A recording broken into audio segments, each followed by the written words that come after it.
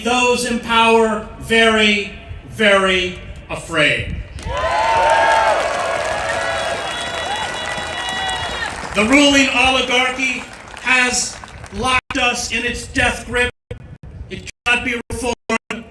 It obscures and falsifies the truth. It is on a maniacal quest to increase its obscene wealth and unchecked power. It forces us to kneel before its false gods. And so, to quote the Queen of Hearts, metaphorically of course, I say, off with their heads.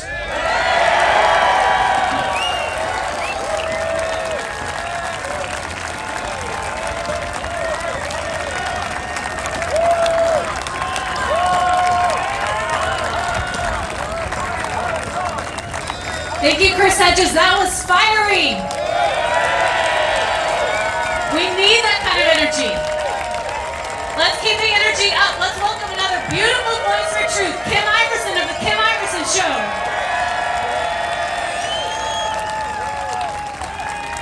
Thank you, Kim.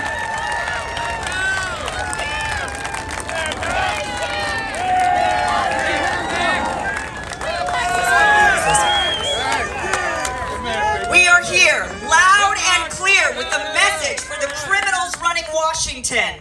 The America we love doesn't march us into world war, debilitating an entire generation's future. The America we love doesn't throw money endlessly at the military-industrial complex while neglecting its citizens' needs. The America we love doesn't make money off of global death and destruction. The America we love doesn't jail publishers and journalists who expose government crimes, abuse, and overreach. The America we love doesn't use her might to intimidate and destroy other nations, ultimately holding back human beings from living a life of dignity. The America we love doesn't put war profits over people. The America we love doesn't hinder peace talks and doesn't vow to fight to the last human being. Do you hear us, Washington? You are not running us into the America we love. You're destroying us. Hear us loud and clear. No more war. No more war. No more war. No more war. No more war. No NATO, no war. No NATO, no war. No NATO, no war. No NATO, no war. Free Julian Assange. Free Julian Assange. Free Julian Assange. Free Julian Assange. Thank you.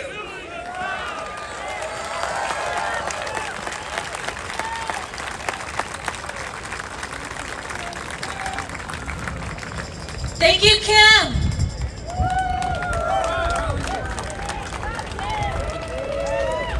We want to welcome up here next another incredible voice for truth, raging against the war machine. Let's welcome Garland Nixon, political analyst and radio talk show host. Thank you for being here. Thank you, thank you. Now that we've got all of the smart people out of the way, it's my turn. Hello to Ray Epps. I think I see him right over there. Great. Nice to see you. I want to start by saying this. You know, I've been interviewed a bunch of times today, and I kept getting asked the same question. Why are you here? What are you doing here? Why? What's the reason? My reason is this. I think it's time to tell these pipeline blowing up, mylar balloon shooting down bastards that we've had enough. I don't think it's complicated. You know, I think it's time to say, look, you have every reason in the world for us to fight amongst ourselves so we can't see what you're doing. A perfect example, I'm a lefty. No doubt, no shame in my game, I'm way over there to the left. But, when I grew up, my dad was a longshoreman. He put on a hard hat and he went out in the cold. Then on the weekends, he was a mechanic. He'd lay under cars and work under cars and do things like that. Then I started a job. I became a police officer.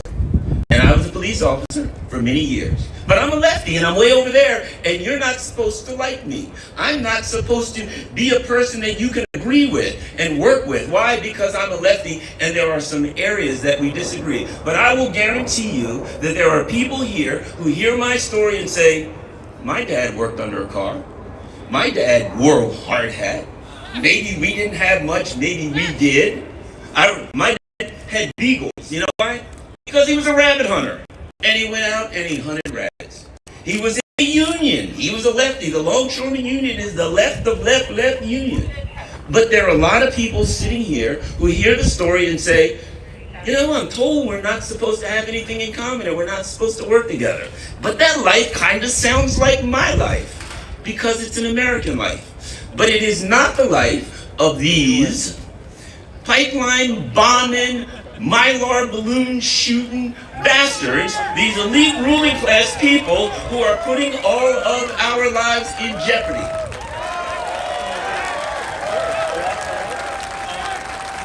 We are the ones who have more in common with each other than we do with them.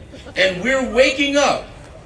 And the mainstream media didn't cover this. This is what? Alternative media. People are migrating to alternative media because they've had enough. They're tired of being lied to constantly. They're tired of being looked down upon by these elitists.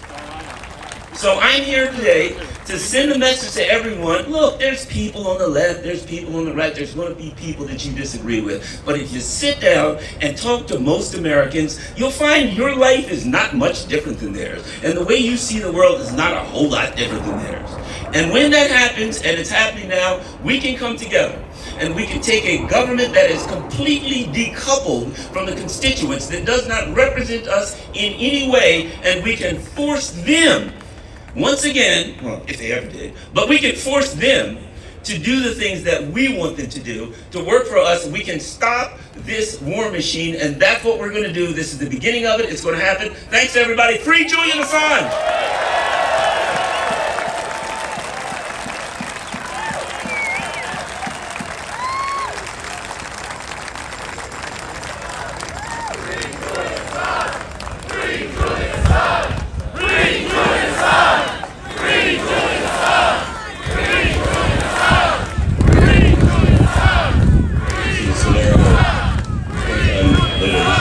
In Ukraine, NATO land beings, and war between Russia and the United States begins. Retaliation for a U.S. cruise missile strike against Russian forces, Russia fires a missile and sinks a U.S. guided missile cruiser in the Black Sea.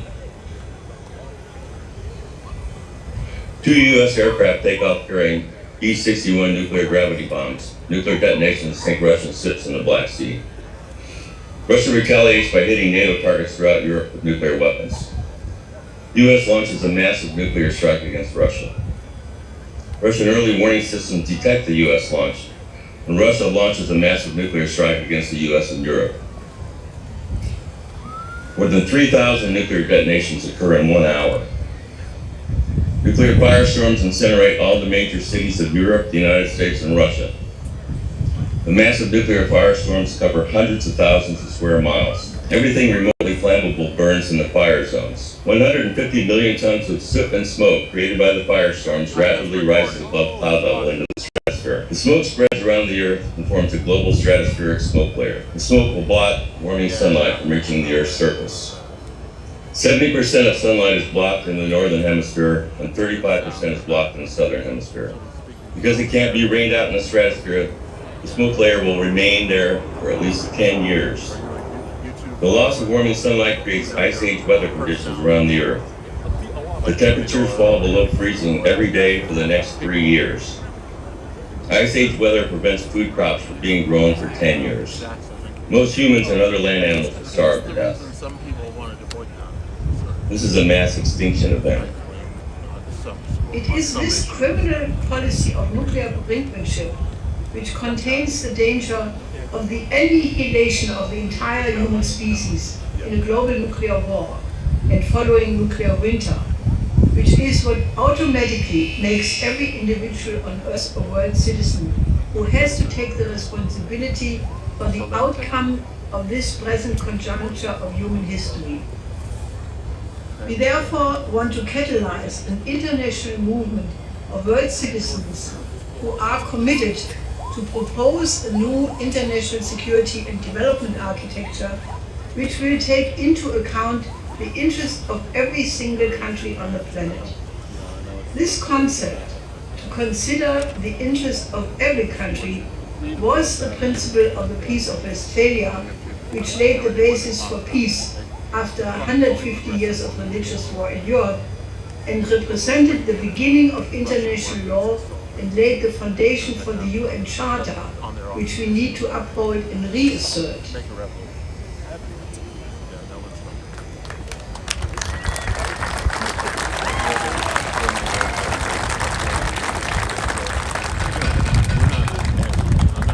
All right, let's welcome our next speaker. We have got a 13-year veteran of the global war on terror with us today. Yikes. And do we have any other veterans in the audience? You guys are a greatly underutilized demographic. We should be having veterans front and center in speaking out against these horrendous wars. So let's welcome Dan McKnight to the stage, a veteran of the global war on terror and chairman of Bring Our Troops Home. Thanks for being here, Dan. Thank you so much, Angela. My name is Dan McKnight. I'm the chairman of a veterans organization called Bring Our Troops Home. And we advocate for Congress to reclaim their authority and never let a single president, man, woman, Republican, or Democrat ever take our country into war again. Congress must be the only body, the representatives of the people, to properly debate and declare war. If war is necessary, let the representatives of the people do it. You know, I hate coming to Washington, D.C. I hate it. It's where our once humble government, limited government republic came to die. It didn't die because the people voted for it to die, or because the age-old ideas are now valueless. It was murdered. It was murdered by a concept that Americans don't understand. It was murdered by an establishment that only serves their own self-interests. I ask you, when was the last time something good and decent came out of Washington, D.C.? This is where it was decided, based on lies, to take our country into war in Iraq and in Afghanistan and Syria and Yemen and Kosovo and Korea and Vietnam. And if we don't do something soon, in Ukraine. This is where it was decided that the Fourth Amendment just simply didn't matter and our government could spy on us without a warrant. This is where it was decided to imprison and torture journalists like Julian Assange and pressure media platforms to ban anyone who dissents with the war party's narrative. It's my contention that only problems start in Washington, D.C. There are no solutions in this town. So why are we here? Why are we here? We're here because they don't listen. We're here to let our voices be heard. I was honored to be invited to speak at this event, and I'm astonished by the amount of logistics, the people that are here, and all the support, the lineup of speakers, and I'm blessed to share the stage with each and every one of them. Every person here is passionate about ending our endless and undeclared wars. But today, I want to present you with parallel action. In addition to the marches and the rallies and the signs and the DC-focused activism, I don't know if any of that actually grows our movement. We have to take a lever of power back to where we have the most effect. My organization, Bring Our Troops Home, is the vanguard of the Defend the Guard legislation. Defend the Guard is a state-based legislation that would prohibit the state's National Guard from being deployed into active combat duty overseas, absent a declaration of war from Congress.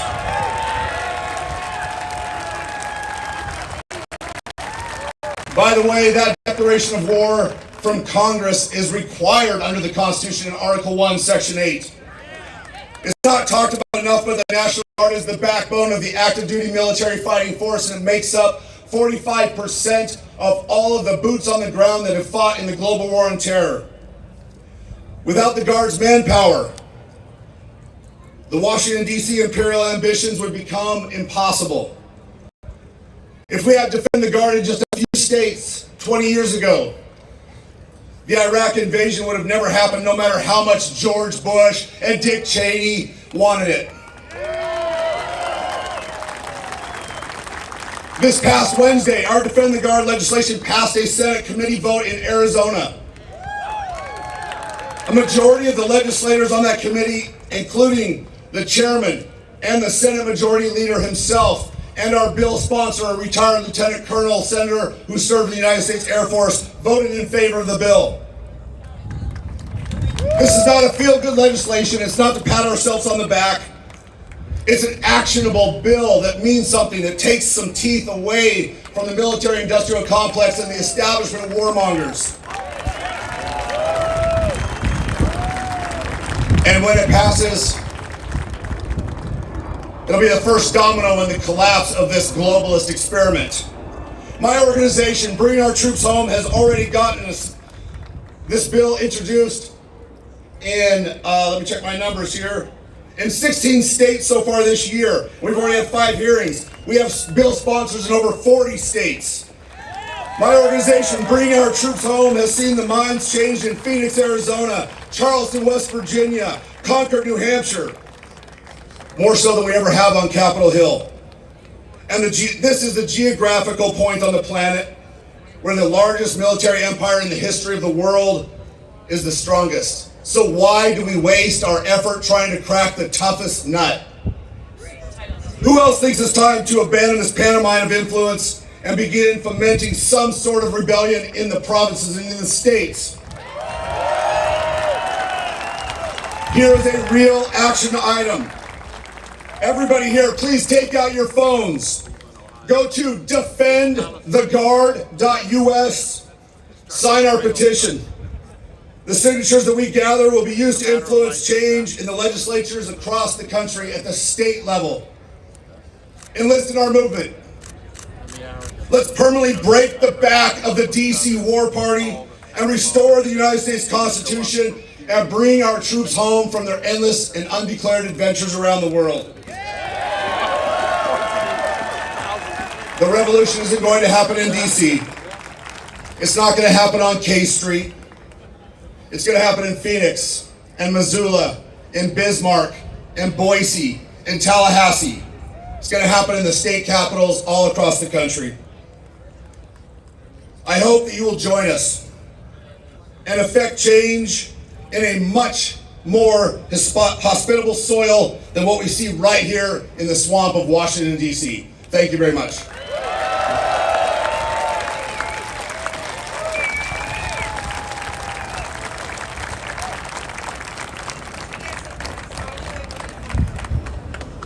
All right, next up, we have a speaker who just ran against Chuck Schumer, our favorite, in New York. This is Diane Sayre with the Schiller Institute, and she's here to rage against the war machine.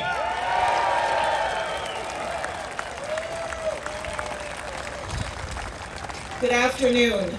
I want to especially thank Nick and Angela for pulling all of us together.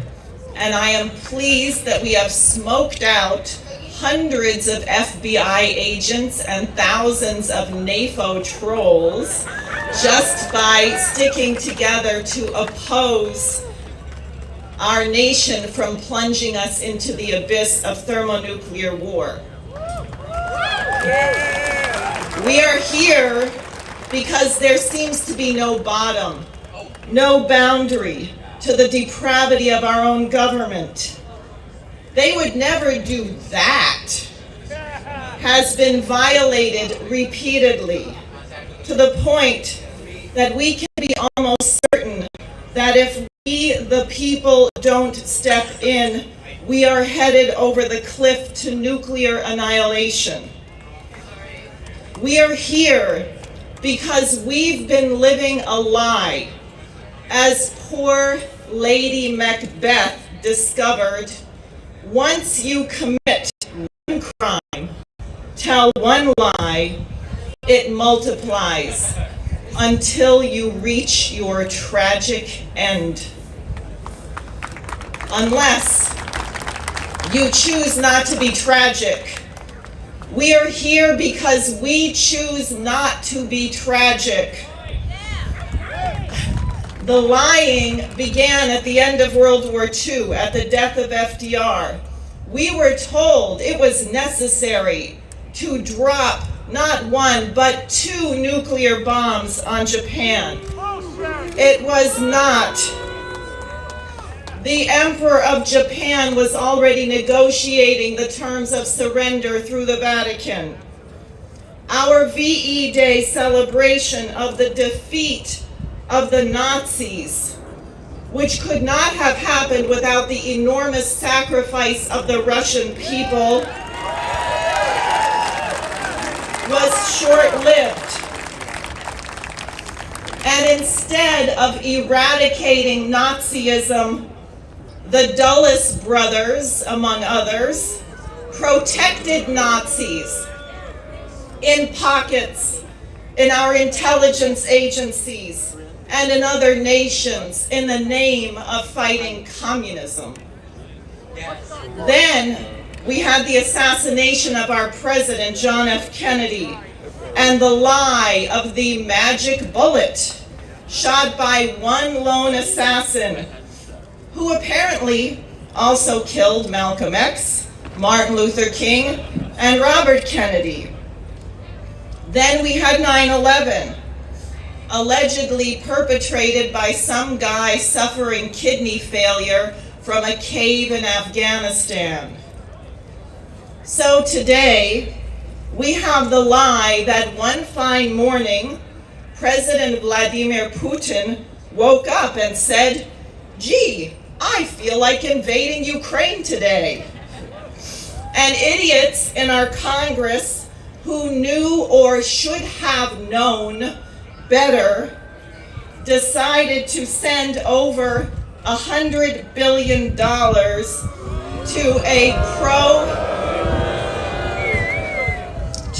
pro-Banderist regime in Kiev, which we created, to wage a proxy war against a nuclear superpower. And now we have the lies about the menacing Chinese balloons. This will not end unless we stop it by standing for the truth. And the truth is that mankind deserves better. There is a movement afoot, a revival of the non-aligned spirit, where nations are uniting, as in the BRICS, the SCO, the Eurasian Economic Union, in a new order based on mutual respect and a commitment to eradicate the common causes of the enemies of mankind, such as poverty, disease, and hunger, without sacrificing sovereignty.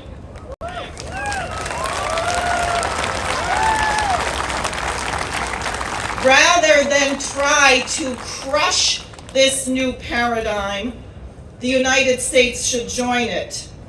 Millions are suffering in our own nation because of our foolish insistence on being the global hegemon. The Pope has offered the Vatican for peace talks without preconditions. President Lula of Brazil has proposed founding a bloc of nations to create a peace organization. I, along with Helga Zepp-LaRouche, who you heard, support these calls for negotiations. It doesn't matter if you like or dislike the initiators.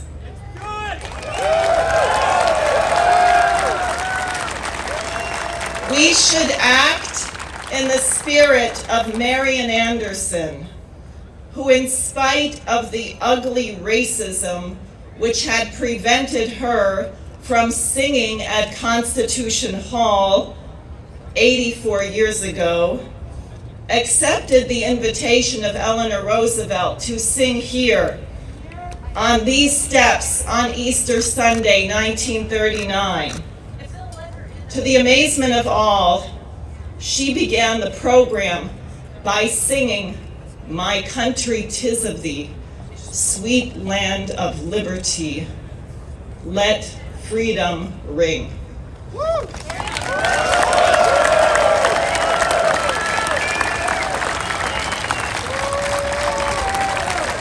Well, that was awesome. How was that? Make some noise. Great job. Guys, I'm Jeff Douglas. I'm with the Mises Caucus. Please take some time, stop over our booth, check out what we have going on. I'm here to introduce our next speaker.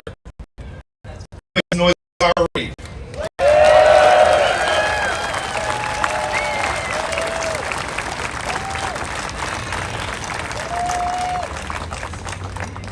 Hello, everyone.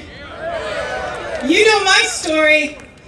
Joe Biden didn't ask for my consent. His administration is not asking for the American citizens' consent to enter into this proxy war against Russia via Ukraine. Over $100 billion in weapons and aid, and it's going where? We don't know. It's a money laundering scheme. There needs to be a congressional investigation into Joe Biden for what he's doing for all of us. I will be there for you. I will tell my story at that congressional investigation, and I will go under oath.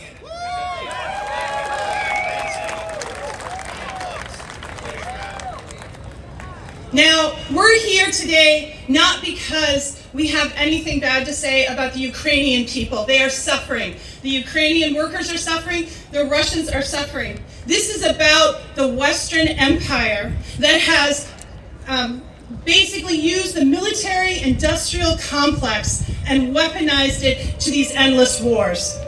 Julian Assange has given up his freedom to give us that information. When he told us about the 2014, when he published the information about the 2014 coup that was Western-backed, that led to this moment in history that we are now.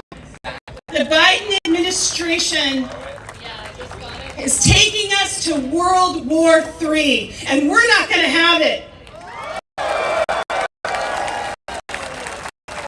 You know, there's a Shakespeare saying, "As flies to wanton boys are we to the gods. They kill us for their sport." The elites are not going to kill us. There are more of us than them. We are going to stop this war and stop the endless funding to Ukraine. I see the Russian flags out there. Hello, Russia. You are not our enemy. Russia is not our enemy. China is not our enemy. The military-industrial complex has hijacked the Democratic and Republican Party. And it didn't take much money to do it, did it? So we have to take it back. And we have to demand from these politicians. Because remember, they work for us. We don't work for them.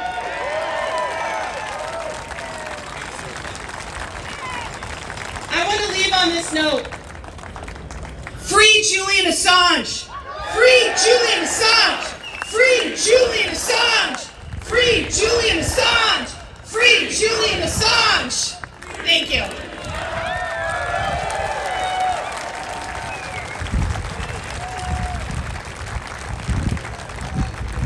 Thank you, Tara! Woo! All right, next up, we got a very special guy. This is Jackson Hinkle of The Dive, and he's here to tell you why we need to stop this war. Jackson Hinkle! How's it going, Washington, D.C.? How we doing? Look at all of you. You're beautiful. You're beautiful. We got leftists, we got communists, right-wingers, conservatives, paleo-conservatives, libertarians, Greens, People Party. We got everyone here today, and you look great. So listen, I know there's a little controversy about me speaking, but the truth is that we are here today because we oppose war and we want peace. It's as simple as that, okay?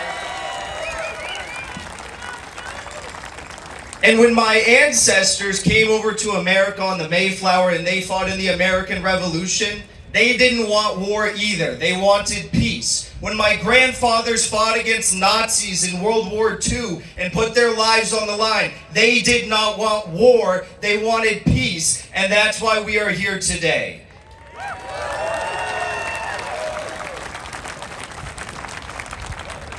And war is not easy to talk about. Most of us have never experienced it.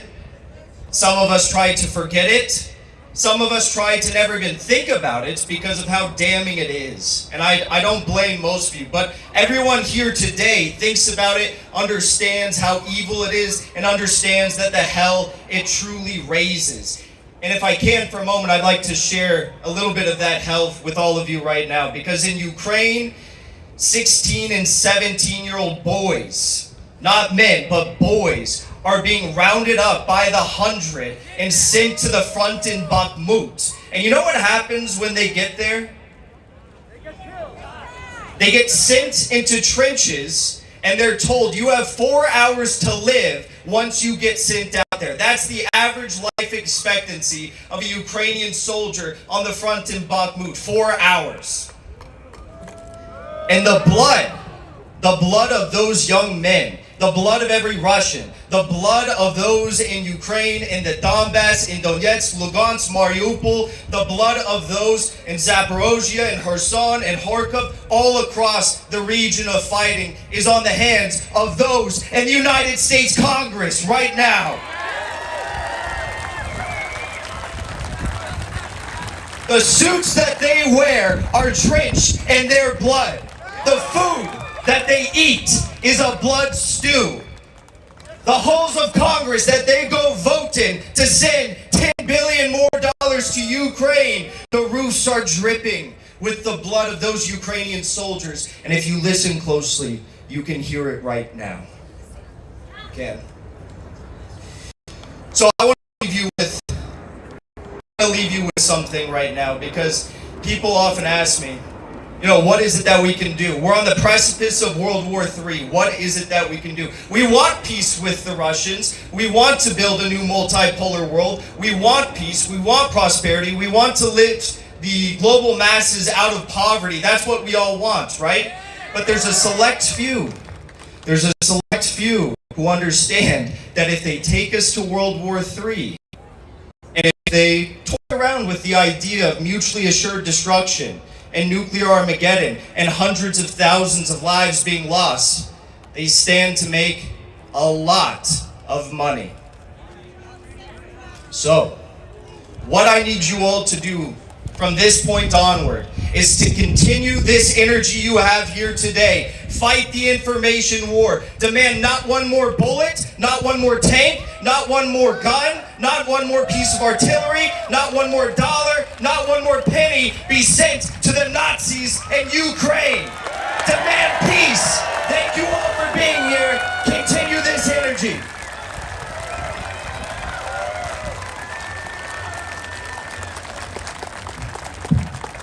Congress taking action, approving a $13 billion deal to help Ukraine. School districts across our area tell us they're seeing significant increases in children that are homeless. I'm announcing another $800 million to further augment Ukraine. A revealing look at homelessness among the middle class. US have announced new military assistance for Ukraine. They promised an extra $713 million. We experienced as a county a 22% increase in homelessness. The Senate overwhelmingly passing a new $40 billion Ukraine aid bill. We are learning the homeless problem we are seeing in Knoxville is growing at an alarming rate. The U.S. is sending an additional $700 million in military aid. We're in dire straits. We don't know where we're going to go. We have no savings. The U.S. is sending an additional $1 billion in weapons and aid to Ukraine. The CEO of the Coalition for the Homeless of Central Florida tells me this is a scary trend. Pentagon announcing today it's sending a new $450 million military package to Ukraine. Tonight we are going in depth on the issue of homelessness, of course, a growing problem here in Colorado. The U.S. sending an additional $400 million in military aid. Rising housing costs and inflation are leading to more people living on the street. The United States is sending another $1 billion in military aid. 69,000. That's how many people are homeless across LA County. A new aid package is going to be announced tomorrow, including an additional $3 billion to train and equip Ukrainian Population had a jump of 67%. The White House now asking Congress for more than $13 billion in additional military aid. More than 2,500 students within the district don't have a place to call home. Yeah, Katie, and that's 1,000 more from last year. Well, the Biden administration preparing to send another $600 million military package to Ukraine. There's a stark warning from city officials tonight as they're seeing a record number of families out on the streets. $275 million to meet Ukraine's critical security and defense needs. One LA County city is close now to declaring a state of emergency over homelessness. The White House is also asking for $37.7 billion to fund the war in Ukraine. Housing prices are up 17% from the previous year, and you can see the fallout of that just right behind me here.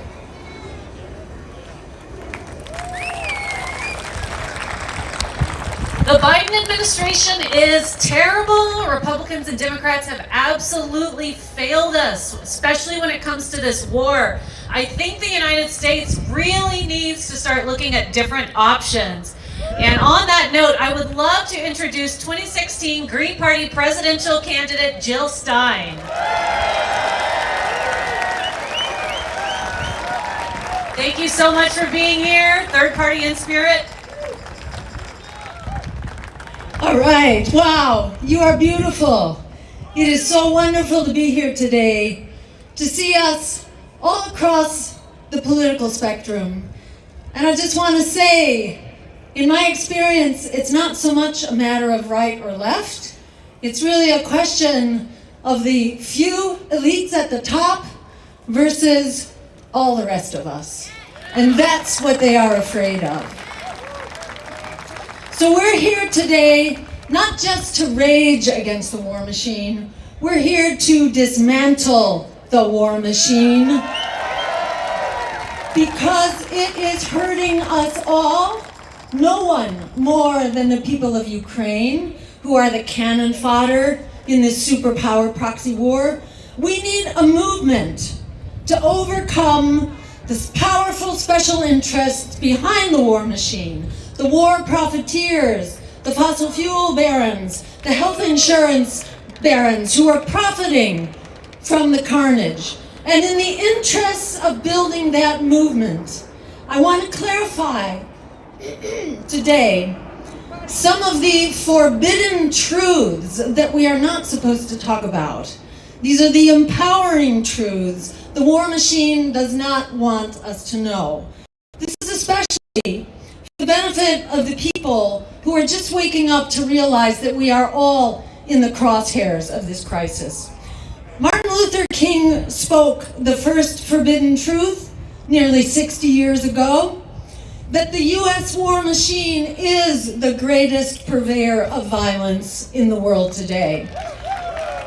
And it is much bigger now, and it's impoverishing and endangering us all. It squanders 2/3 of our discretionary budget. It puts at grave risk virtually every dimension of our security, nuclear, economic, food, climate, energy, everything. Left to its own devices, the war machine, with its proxy NATO, will destroy life on the planet. It is in the process of doing that right now. The dimensions of the war machine, you may know, are quite totally off the charts. The U.S. has some 800 foreign bases, while Russia has about 30. Our so-called war on terror continues in a mind-boggling 85 countries. Do we hear about that? Not one bit. Our wars are going on in 85 countries. Our 840 billion, and that, by the way, is from the Cost of War project at the Boston University, not exactly a hotbed of radicalism. These are the basic truths that we are not supposed to know. Our $840 billion military budget is equivalent to the next 9 military budgets combined, and the $100 billion we are spending to support war in Ukraine, that alone is greater than the entire annual Russian military budget. We've conducted over 250 military interventions in the past 20 years alone and killed a staggering 6 million people in just a portion of the so-called U.S. war on terror. This murderous military spending consumes resources desperately needed here at home by 70,000 people who die each year for lack of health insurance, for 500,000 homeless people on any given night out on the street, for 33 million mired in student debt, 100 million in medical debt, 22 million impoverished children, and on and on. U.S. imperial aims are clearly stated in our official military policy known as full spectrum dominance, an all-purpose declaration of war for all time against all economic and military competitors, friend or foe, which leads to the second forbidden truth, namely that the U.S. empire has been provoking war with Russia for decades.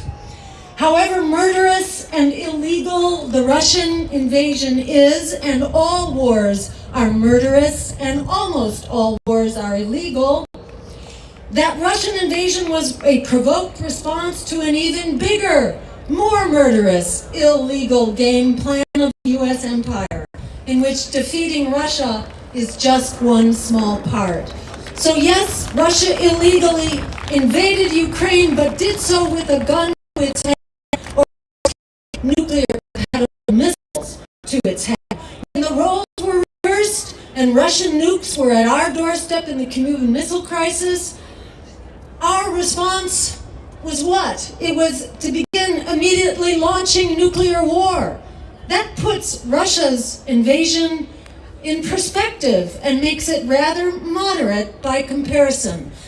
Khrushchev and Kennedy had the good sense to back off and negotiate. We need to follow their example now.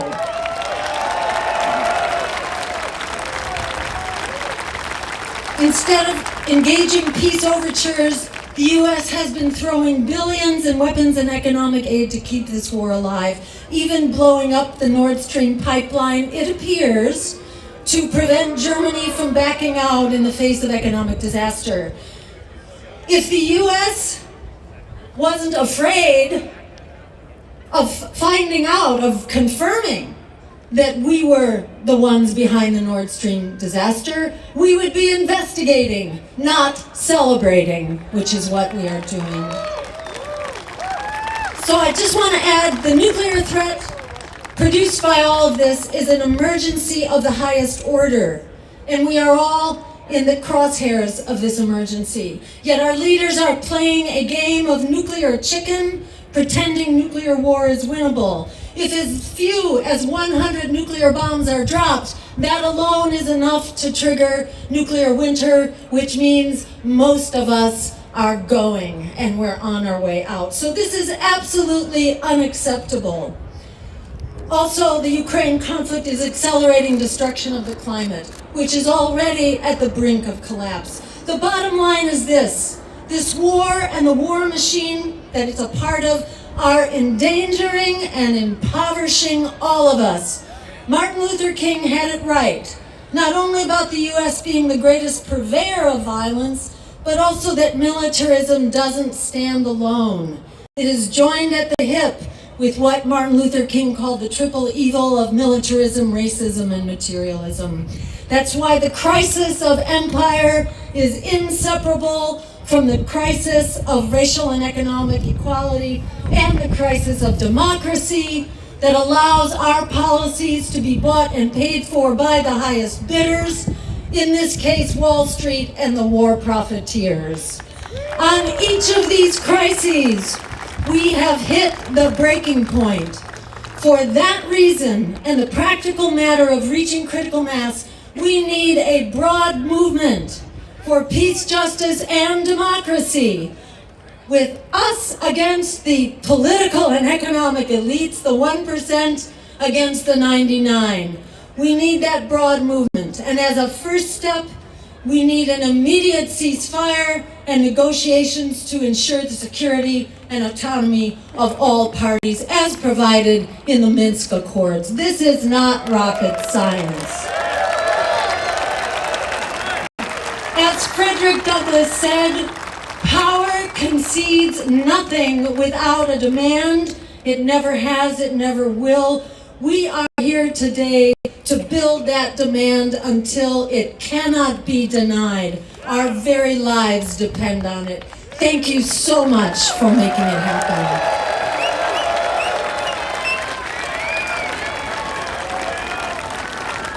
Thank you, Jill. How's everyone doing? Does this feel good to be here in DC raging against the war machine? We got a lot more great people you're going to hear from. Next is Gerald Celente. He is the publisher of the Trends Journal and the founder of Occupy Peace. Gerald Celente.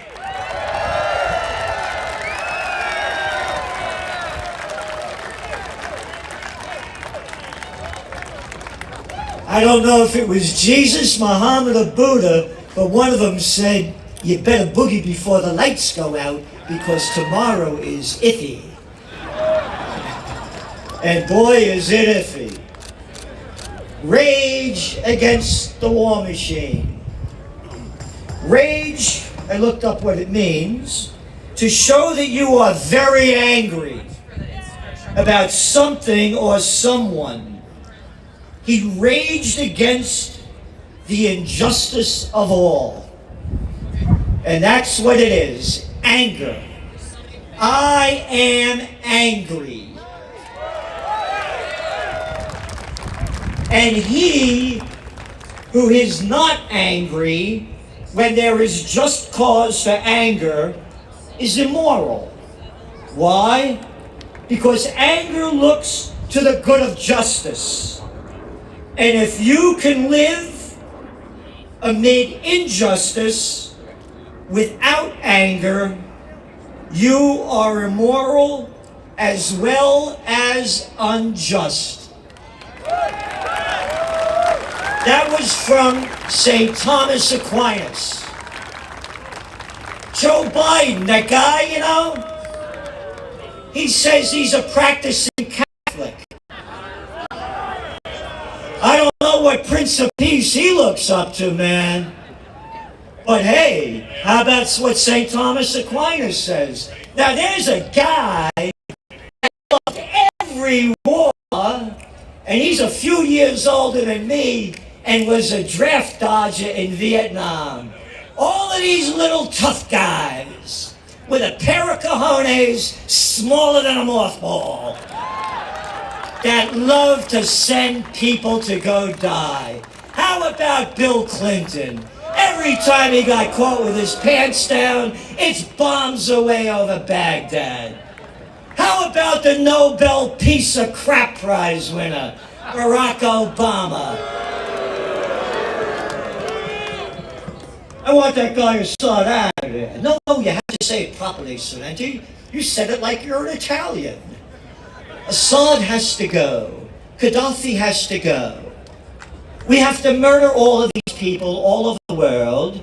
And I'm going to bring the troop surge in, and I'll win a Nobel Peace Prize. But you have to do it properly. You have to keep saying folks, folks, folks. And that's all he did was focus.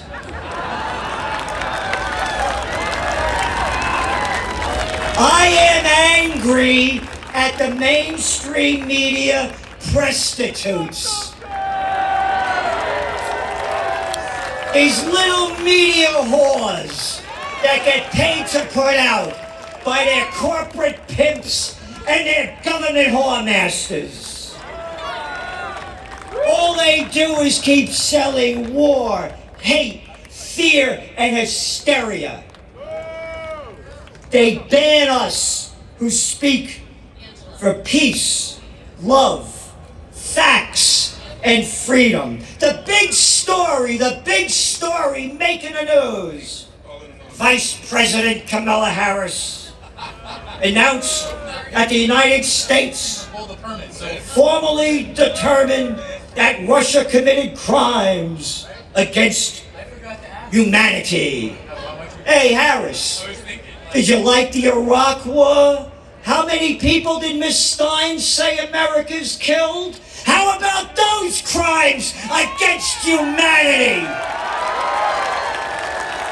And where's the Cartoon News Network, CNN, showing everything the crap spewing out of Kamala's mouth, but never showed every day of Americans slaughtering people all over Iraq. They never show the Americans' 20-year war in Afghanistan, slaughtering people every day. But every day they have the Ukraine war. Every day they're media pimps. I am angry. Yep, because anger looks toward the good of justice, and the Congressional Crime Syndicate running and ruining America by their constant warmongering deeds is immoral. They call where we are Washington. Guess what? Washington must be turning in his grave to see the little freaks that they call Congress, that they call Washington. This is President Washington, a guy that crossed the Delaware, that really fought, not like you little guys playing president, not like you little boys and girls playing Congress. Can you imagine Mitch McConnell fighting? Little Lindsey Graham fighting? Little Adam Schiff fighting? George Washington warns us, his farewell address, no foreign entanglements.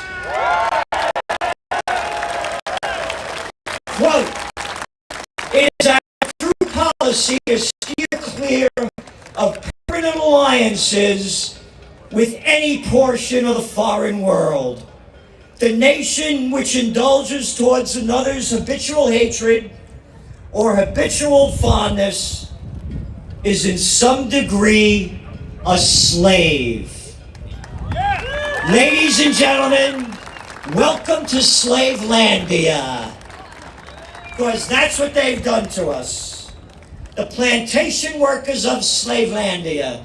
Jill Stein and others gave all the facts about how the war machine is robbing us of our money. And look at the lights of what's happening in this country. I launched Occupy Peace nearly a decade ago. And I've had a number of peace rallies. Our platform is honor the Founding Fathers, close up all of those bases overseas, and bring the troops home. Secure the homeland with our troops.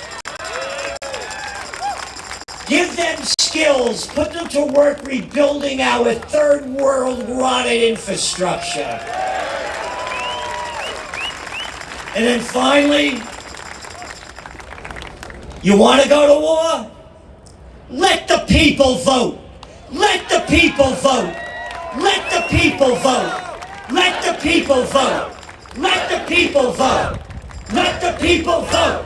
Not these little clowns, these little gutless boys and girls that love to get us killed as they keep taking money in their pockets from the defense industry. Morons and imbeciles call it campaign contributions. Adults call it bribes and payoffs. Thank you all for being here. Thank you for what you're doing. United we stand, divided we die. And thank you all for putting this on. Thank you.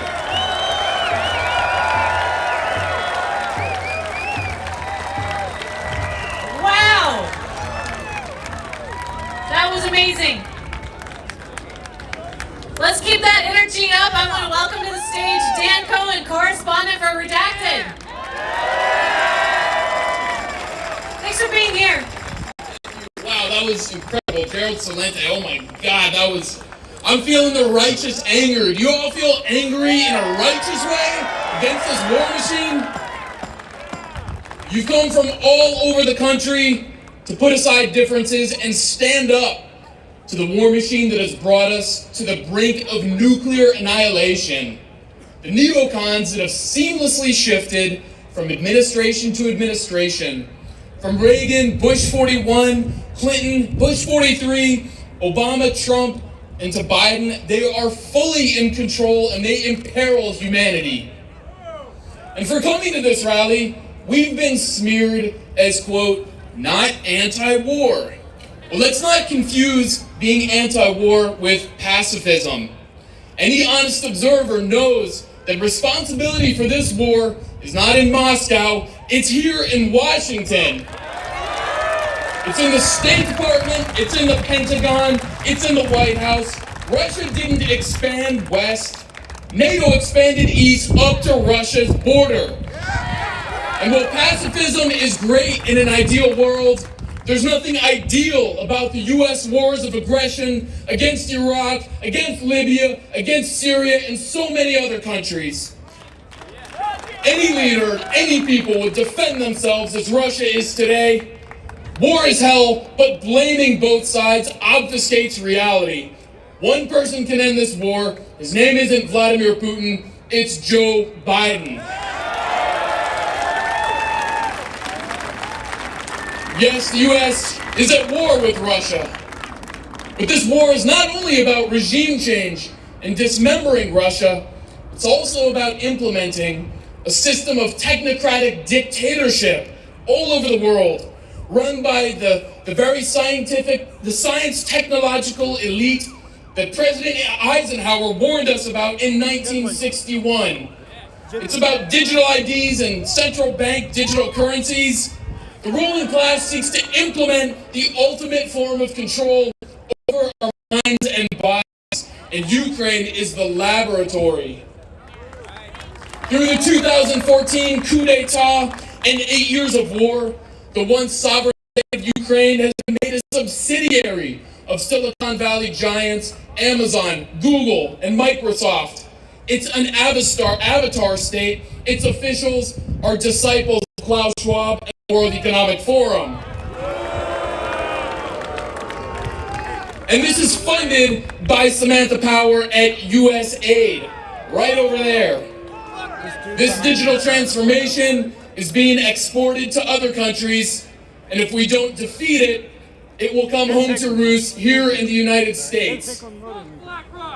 People who participate in rallies like this can be cut off from your bank accounts, disallowed into society. So this is the threat we face domestically, this new form of technocratic fascism. But this permanent war against Russia isn't enough. We're being prepared for war against China too. The same government that's telling us to not worry about chemical spills in East Palestine, Ohio, or that nuclear war is just a natural part of our lives, is telling us that balloons in the sky are the real threat. And it's not just the great powers of Russia and China that the U.S. is seeking to destroy. We're being prepared for war on Haiti. As we've seen with every other U.S. war of aggression, the propaganda apparatus needs a figure to demonize. Saddam in Iraq, Gaddafi in Libya, Assad in Syria, Putin in Russia, Xi in China, and in Haiti, it's a leader named Jimmy Cherizier. His nickname is Barbecue. The mainstream media would tell you that this man is a mass murderer, he's a gang leader, he's a killer, and I'm here to tell you the media is lying. These lies are paving the way for war. Today, Canada is doing the U.S.'s dirty work. Justin Trudeau sent a warplane to surveil Haiti, to disrupt gangs, and now it's deploying naval forces to patrol Haitian waters. Thank you, yes, Canadians, brave Canadians speaking out. Canadian military contractors are operating troll farms, impersonating Haitians to make it appear that they want to be invaded. Lastly, we have to oppose all aspects of the military-industrial complex. Not just the #1 Pentagon contractor, Lockheed Martin, or the #2, Boeing, but #5, Pfizer. #9, Moderna. We have to recognize that the biopharma complex is inseparable from the military-industrial complex.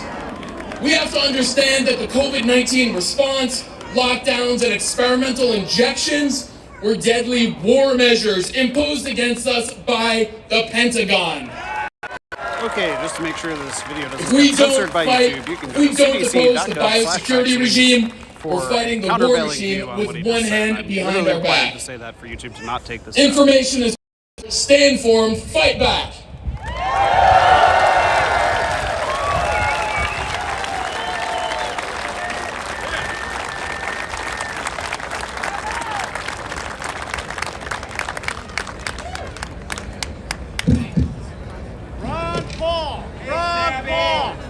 Next up, we have someone special.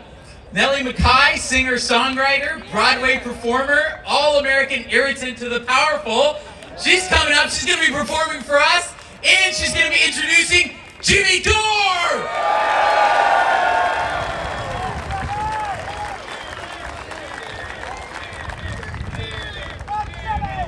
Come on, all of you big strong men. Uncle Sam needs your help again. He got himself in a terrible jam years ago in Afghanistan. So put down your books and pick up a gun. We're gonna have a whole lot of fun. And it's 1, 2, 3. What are we fighting for?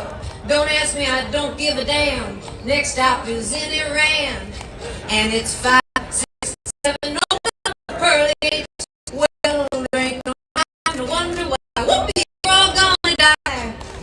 Come on, generals, let's move fast. Your big chance has come at last. Gotta go get those towel heads. The only good Arab is the one that's dead. And you know that peace can only be won when we blow 'em all the kingdom come. And it's 1, 2, 3. What are we fighting for? Don't ask me, I don't give a damn. Next stop is in Iran. And it's 5, 6, 7. Open up the pearly gates. Well, there ain't no time to wonder why. Whoopee, we're all gonna die.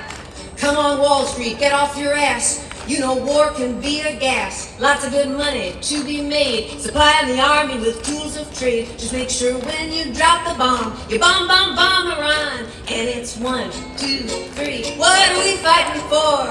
Don't ask me, I don't give a damn. Next stop is in Iran. And it's 5, 6, 7. Open up the pearly gates. Well, there ain't no time to wonder why. Whoopee, we're all gonna die. Come on, mothers, let's go attack. Pack your kids off to Iraq. Come on, fathers, don't hesitate. Send your sons off before it's too late. Be the first one on your block to have your boy come home in a box. And it's 1, 2, 3. What are we fighting for? Don't ask me, I don't give a damn. The next stop is in Iran. And it's 5, 6, 7. Open up the pearly gates. Well, there ain't no time to wonder why. Whoopee, we're all gonna die. Woo! Ladies and gentlemen, please welcome your friend and mine, for now, Jimmy Dore!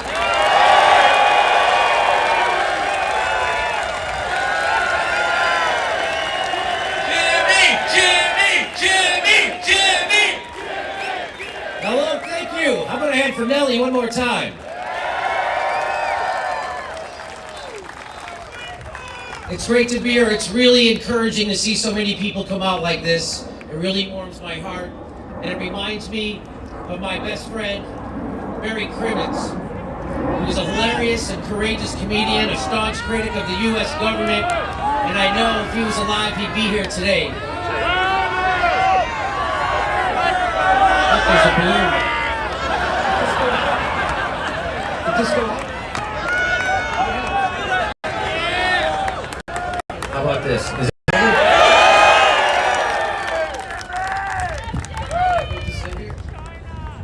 oh, well, where's me? You love you, Jimmy! Alright, so I'll hold this. So I've been thinking of my friend Barry Crimmins. He was hilarious and great comedian. He was a staunch critic of the U.S. government, who I know if he was alive would want to be here today. And people would always ask him, hey, if you don't like America, why don't you move to another country? And he would say, because then I'd become a victim of our foreign policy.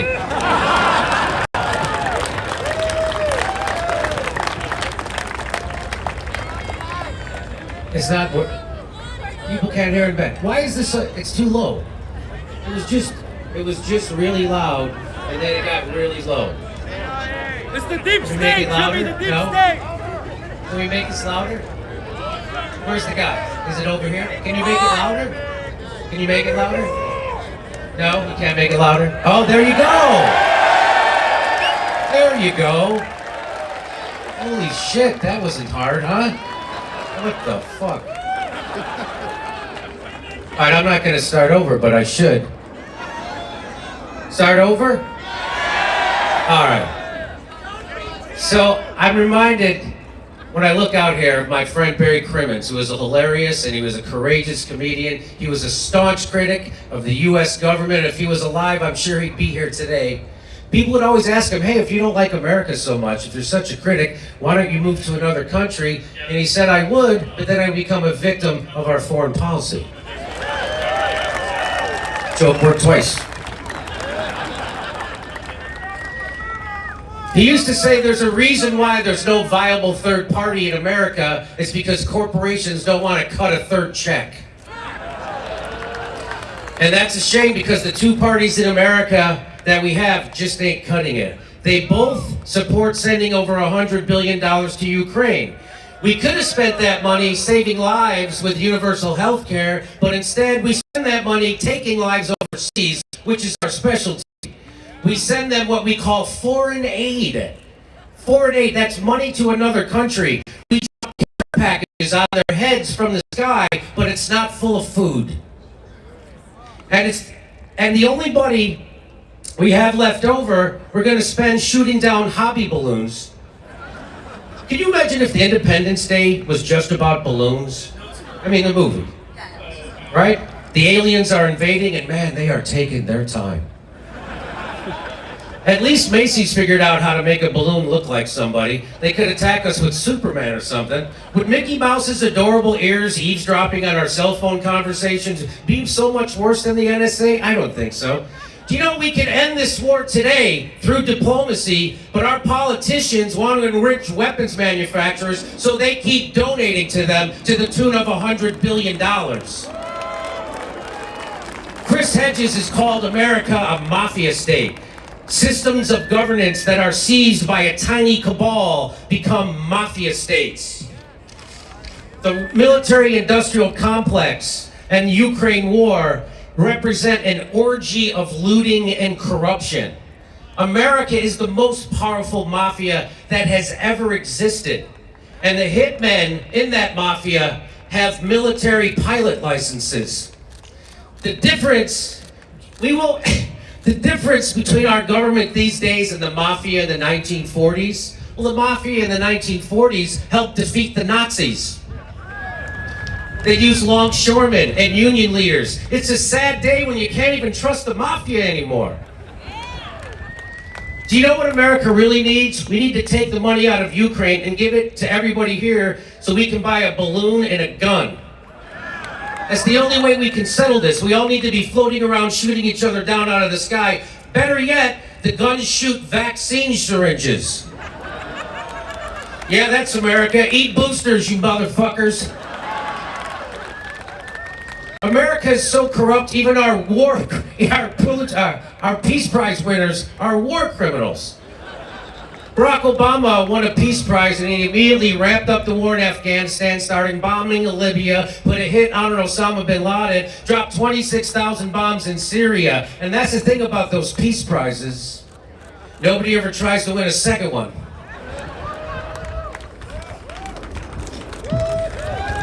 I have a list of things we could have bought with that $100 billion instead of sending it to Ukraine for killing people.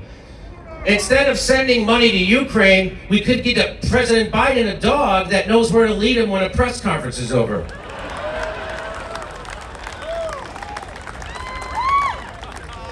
We sent enough money to Ukraine to buy everybody a tank of gas.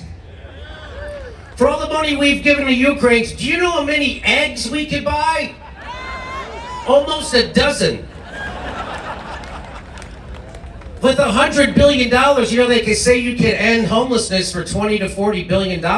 We could have ended homelessness, then restart homelessness, then say we were only kidding, and then end it again.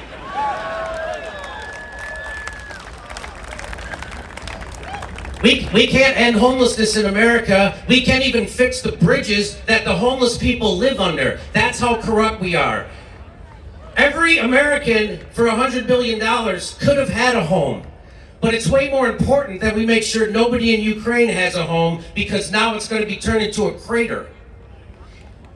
We could give every homeless person in America $160,000. Or, if we want to help Americans but still show our support for Ukraine, we could buy every homeless person in the United States 7,000 Ukraine flag fleece blankets. We could have used that $100 billion. $100 billion would have provided universal health care to all the people in Algeria, Botswana, Morocco, Rwanda, the Philippines, Sri Lanka, Thailand, Romania, Croatia, Mexico, and Peru. Oh wait, those countries already have universal health care. My bad. For the $100 billion, we could buy 2 FTX labs. For $100 billion, we could buy every person on Earth a blue check mark on Twitter. Because shouldn't we all have an equal opportunity to be insufferable assholes? For $100 billion, we could get Chick-fil-A to stay open on Sundays and perform gay weddings. For $100 billion, we could buy an entire separate Russian invasion of Ukraine and have enough left over to pay Hunter Biden's monthly salary for the rest of his life. For $100 billion, we could break the Bank of England 3 times. We could buy every man, woman, and child in America an opportunity to pick something really nice from the Goop catalog. I know I didn't get that joke either. For $100 billion, we could have the entire cast of Shark Tank dropped into an actual Shark Tank. We could pay for 90 Alex Jones lawsuits. We could buy a shit ton of balloons to spy on China and still have enough money left over for complete regulatory capture. Isn't that special? We could have gotten like 5 experimental drugs approved. For $100 billion, we can remake the Marvel Avengers movie with the entire original cast, but as a porno. We could do that 90 times over. We could have spent that money on transportation, high-speed rail, but it was more important to fund the people who duct tape somebody to a lamppost with their pants pulled down. We could cure cancer, but Big Pharma wouldn't be happy with that because they prefer sick people instead of healthy ones.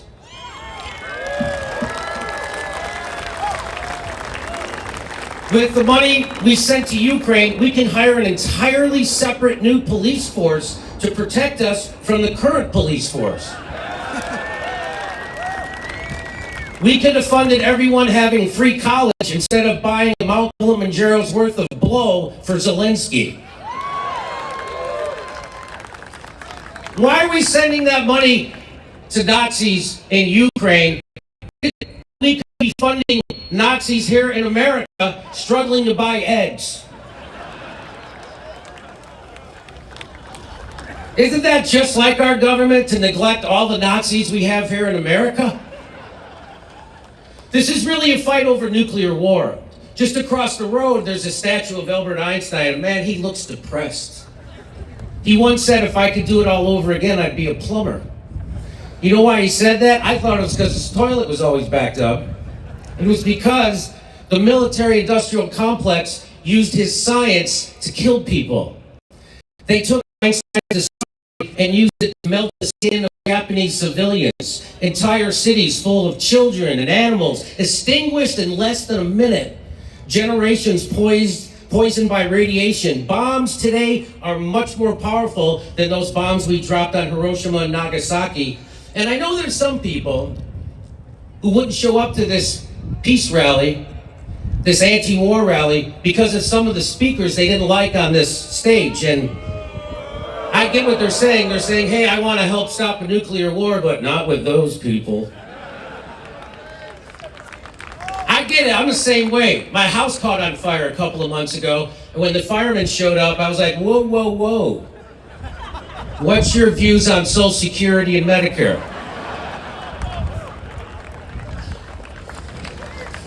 I mean, I get this is a scary situation. My house is on fire. But first, I need to get your stance on LGBTQ and gender-affirming surgery. I know my house is burning down, but are you vaxxed? I need to see proof of at least one booster. I need to know what your position is on gender-affirming surgery. What age should it start and what's your cutoff? And they're standing there looking at me like I'm fucking crazy. I guess you don't get to put out my fire then, and my house is gonna burn down. I hope you're happy. So when people give me a litmus test and they ask me what kind of lefty am I always say I'm a Sandy Koufax lefty. Okay.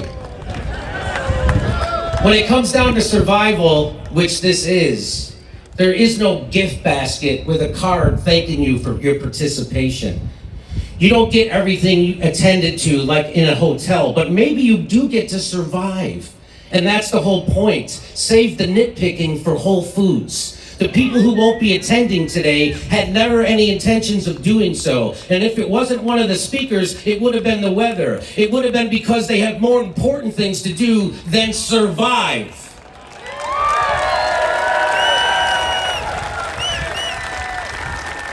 They'll be home watching CNN not cover this all day. The people who don't want to attend this rally because they don't like a speaker reminds me of what W.C. Fields said, that he won't drink water because fish fuck in it. You have to work with people you disagree with big time, even sometimes people you hate, because we need each other to survive.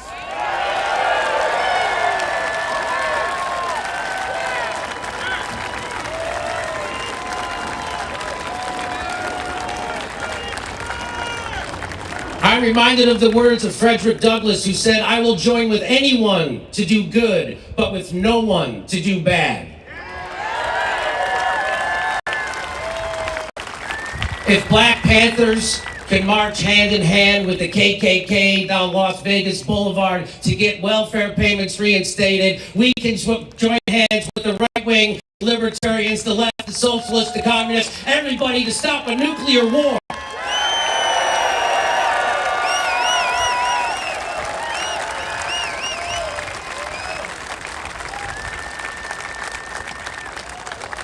And what's happening right here at this rally is what actually scares the hell out of the establishment. Everybody from the left, everybody from the right, everybody from the middle coming together to realize that we have more in common than divides us, and we share a common enemy. That enemy is the military-industrial complex and the oligarchy. The same oligarchy that did a controlled demolition of our economy, and then they want me to hate my neighbor for the pain I'm feeling because of that, because they wouldn't take a vaccine that didn't work the way they said it did in the first fucking place. Well, I'm not gonna hate my neighbor. I'm gonna love my neighbor.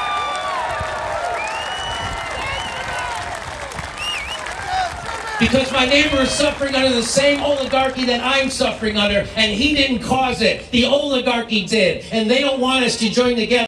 And I have one message for the right and the left. If everybody on the right could just realize that not everybody on the left likes Nancy Pelosi and Chuck Schumer. We just want to end the wars and have health care that doesn't bankrupt us. That would go a long way. And if everybody on the left could just realize that not everybody on the right is a white supremacist Trumper gun nut, they're just fucking gun nuts. I love you, love each other. Come together. I'll see you at the next anti-war rally. Stay together.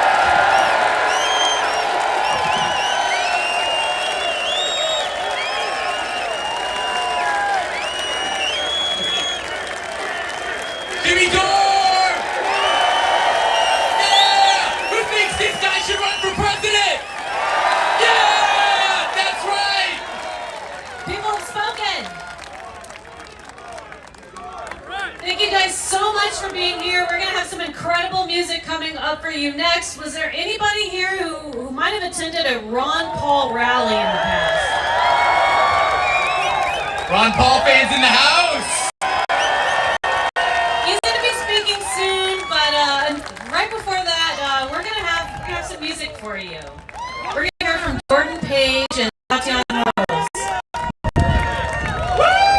Welcome Jordan and Tatiana! They're going to get set up for us right now. Jordan is a liberty lover, a Ron Paul advocate, libertarian singer-songwriter. Tatiana is also a libertarian singer-songwriter and a cryptocurrency enthusiast. Looking forward to it. And her mic is not hot yet, but we'll get that. Ron Paul fans? Are there any Jimmy Dore and Ron Paul fans? Yeah! Oh look, what do you know? Another thing in common. Hey, you guys think that we should just leave it at this? Or you think we should do another one? Even bigger, right? Even bigger! So we got plans coming up. Just as soon as we got plans, we're gonna share them later about what's coming next. Because this is just the beginning. Absolutely.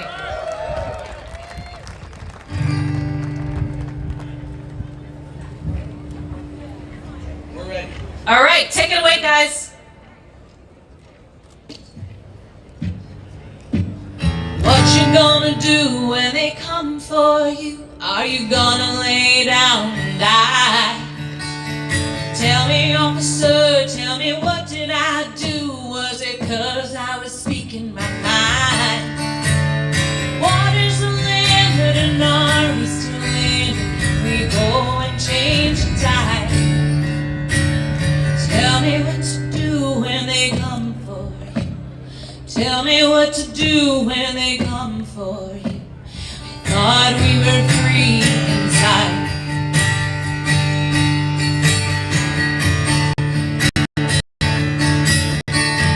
Are you gonna wait? Will you be prepared when they set the world on fire? Did you learn the truth? I know that you're scared, 'cause who would wanna fight for a life?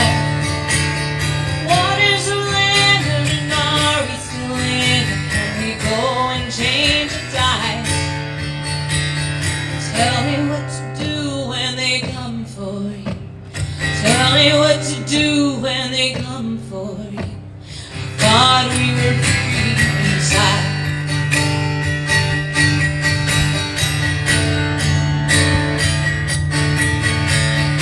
Answer the call, this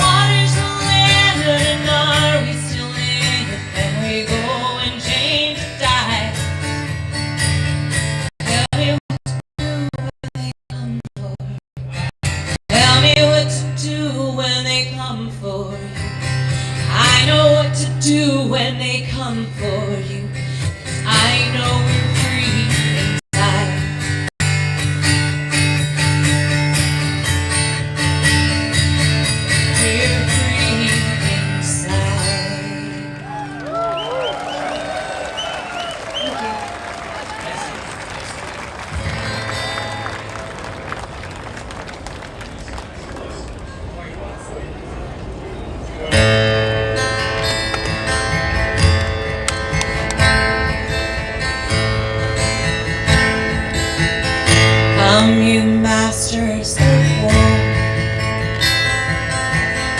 You that build all the guns, you that build the dirt planes, you that build all the bombs, you that hide behind walls, you that hide behind it. I just want you to know I can see through your mask. You that never done nothing but built to destroy. You play with fire like it's your little toy. Put a gun in his hand and you hide from his eyes, and you turn and run farther when the fast bullets fly. Like Judas of old, you lie and deceive. World war can be won. You want me to believe, but I see through your eyes, and I see through your brains, like I see through the water that runs down the drain.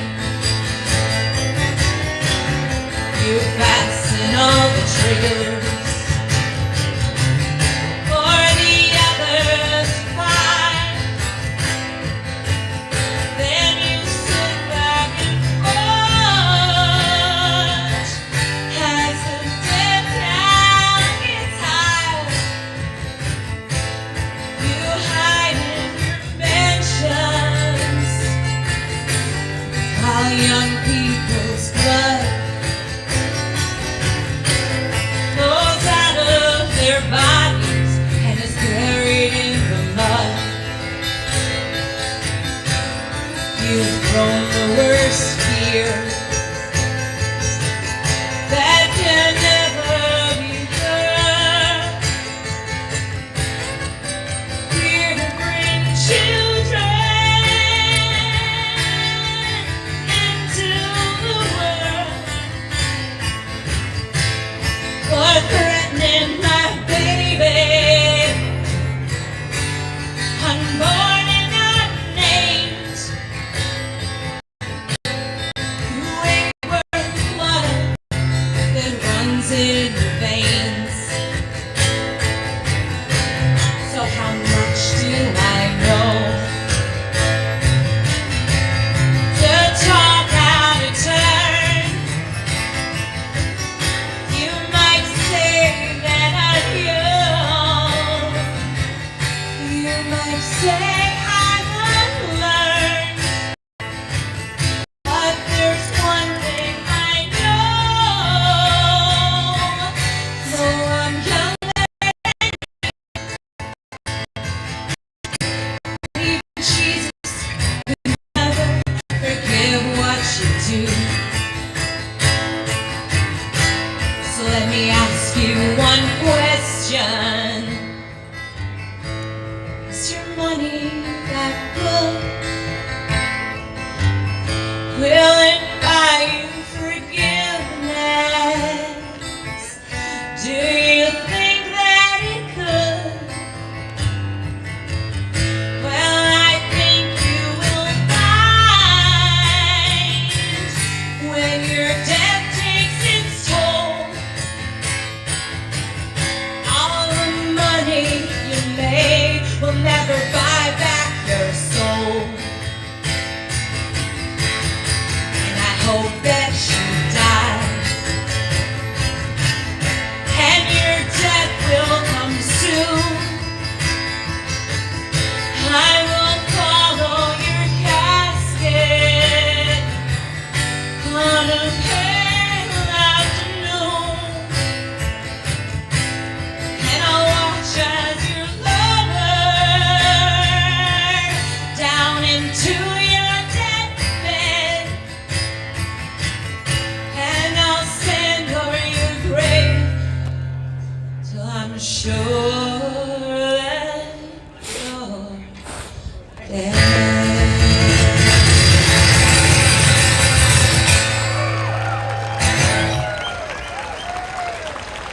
Tatiana Moroz, everybody. TatianaMorozmusic.com. No, just TatianaMorose.com. Oh, TatianaMorose.com. We're so happy to be here with you guys. So happy. I want to thank Angela McCardle and Nick Branna for organizing this and bringing together a ton of people who might not normally even talk to each other, are all organized for this common purpose. It's a beautiful thing. It really is. Thank you guys for having us.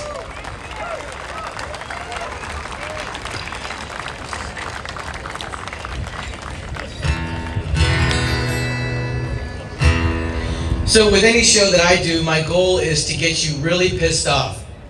And then at the end, make you feel really good. So I got 3 songs to accomplish that. So come with me, here we go.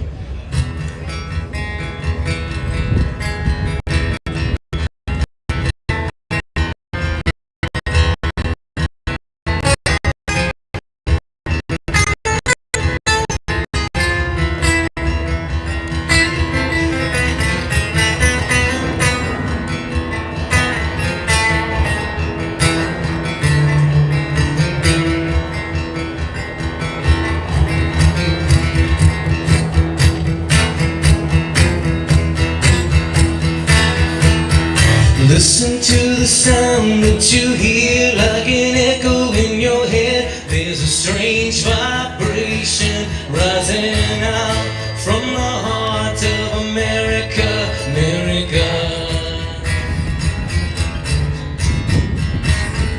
Listen to the sound of the drum calling players to the game of the new world order. Don't be caught unaware when the heads start rolling.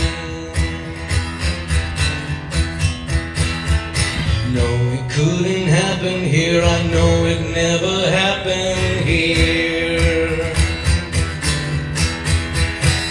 But I will not submit to authority of man. I'm alive, I'm awake. This is more than I can take.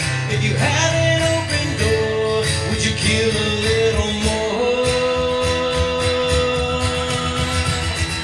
Listen to the cries of the dead falling in Afghanistan. Is there no one out there? I see drones dropping bombs on the sons of Arabia.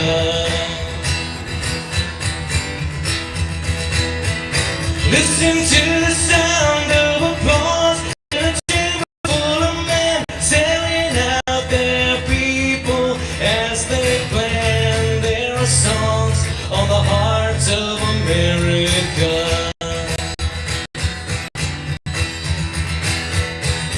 It couldn't happen here, I know it never happened here. And I will not submit to authority of man. I'm alive, I'm awake. This is more than I can take. If you had an open door, would you kill a little more?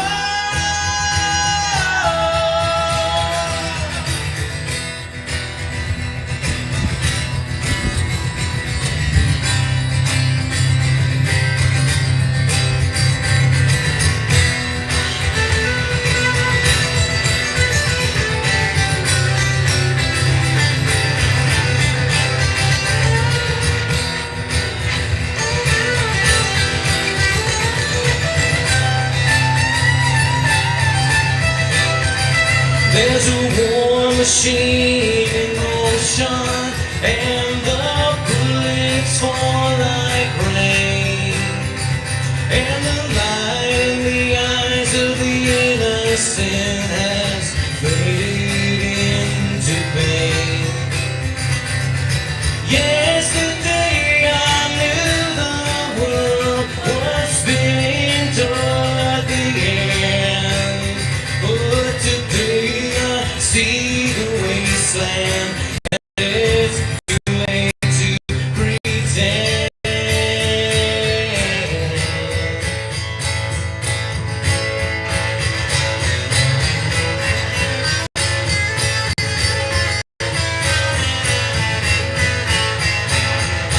Listen to the words of a man with a rifle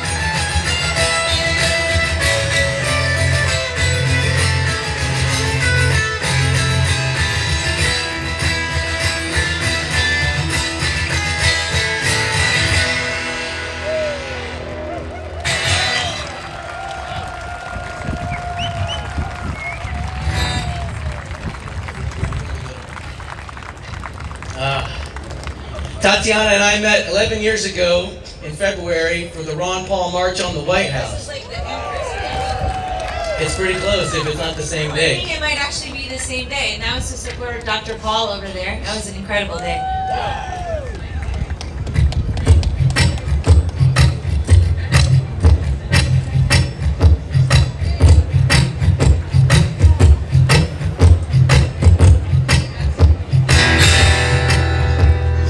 This song is aptly titled "The War Machine." I'd like to dedicate this to Henry Kissinger.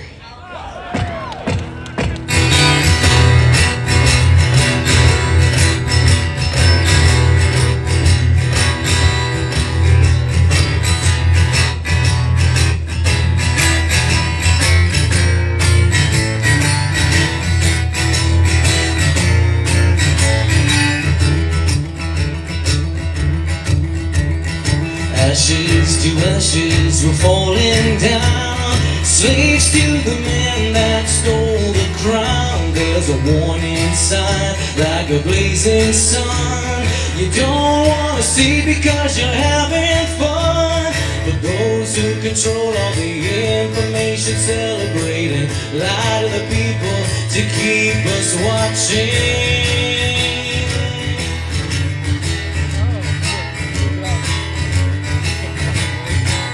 And the walls come crashing down as the war at home reaches your town. You have no choice, it's safe and clean. We all submit to the war machine.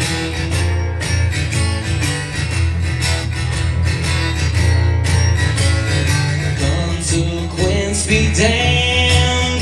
Send a call for a brawl in a foreign land. We slide their advantage through the door, getting rich off the blood of the fighting poor.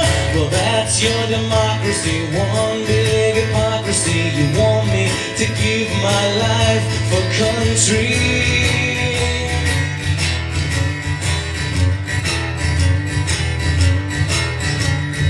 They say sacrifice yourself today, but don't think about getting in their way. Camouflaged in black and green, you want more gear in the war machine.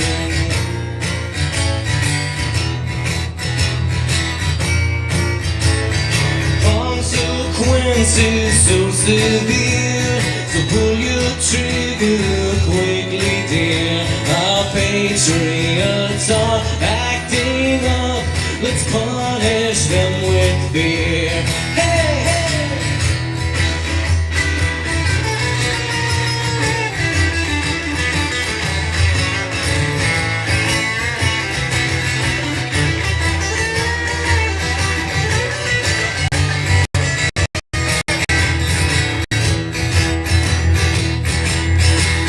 And the walls come crashing down as parades in spades march on your town. They count your votes, they bought the dream, paid in full by the war machine.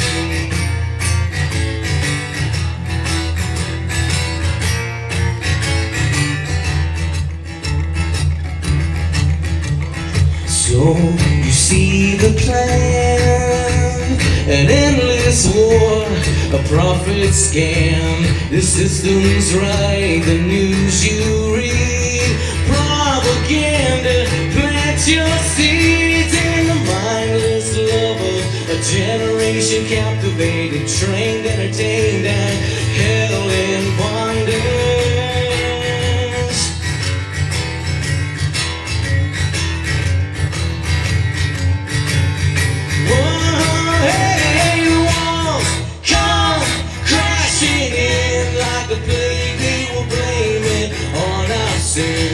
The choice is posed by men unseen.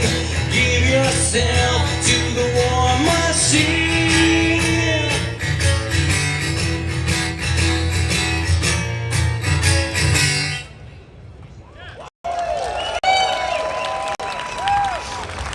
Thank you so much.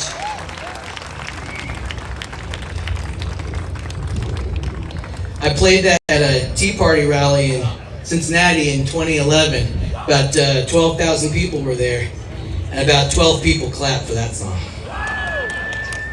I was proud of that, actually. So this last song is it's called Liberty, and for me it was really my part in the whole in the Ron Paul revolution. This was the theme song for me, and I wrote this after being called out that I wasn't writing any songs that asked any questions. That those are the songs that matter, and that's how you change people's minds and hearts. Is you ask them the right question. And so I wrote a song full of questions. And before we do this, I want to give a good shout out to my good friend Richard Grove, who founded Autonomy, who's the host of the Grand Theft World podcast, and he made it possible for me to be here. I live out on the West Coast, and they sponsored me to come out here to be with you guys today. Check out getautonomy.info. Write that website down. It'll change your life. Trade in your state-sponsored indoctrination for a real education. Getautonomy.info. So thanks a lot, Richard.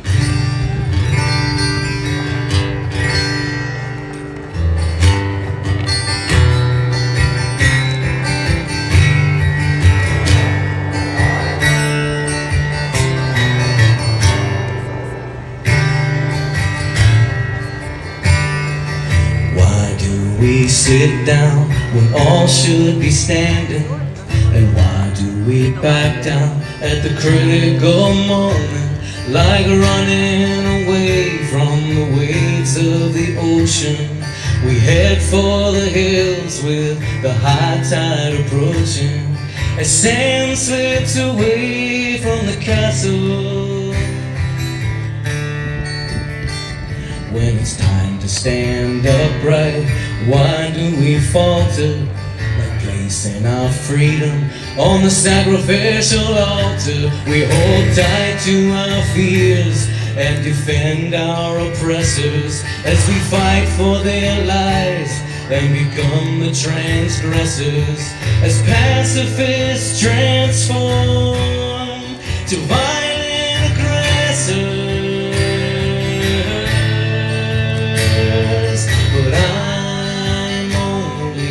Stranger here, and I'm a long, long way from my home.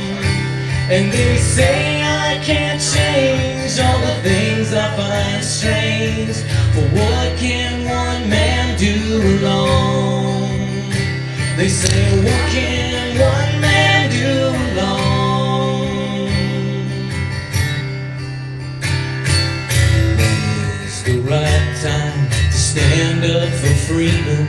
Could it be when you start to fear creating children who'll inherit the pain and the debt of this nation and be slaves to the banks that cause hyperinflation, who are masters of commerce, lies, and bad legislation?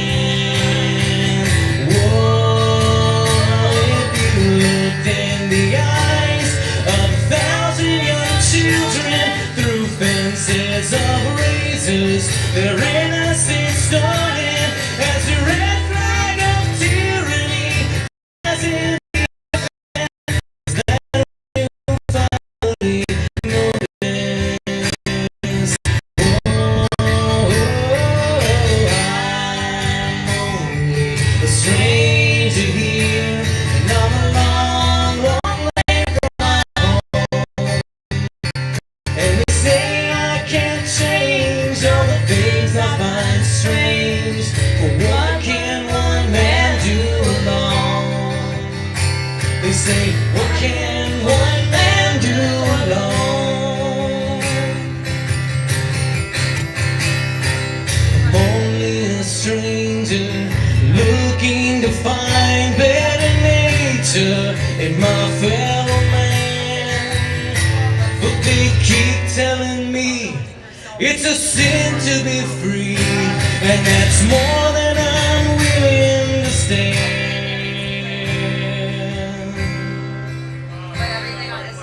Where will you be when the order is given to censor your mind, as free speech is forbidden, as martyrs for peace from the world sent to prison, shut by the sound of a bellowing thunder, and choke on the blood of a dream going under. As arrogant men tear up our Constitution, and from every direction we cry revolution, standing together and without permission, soldiers for truth in the war of attrition, the love of our children is our ammunition.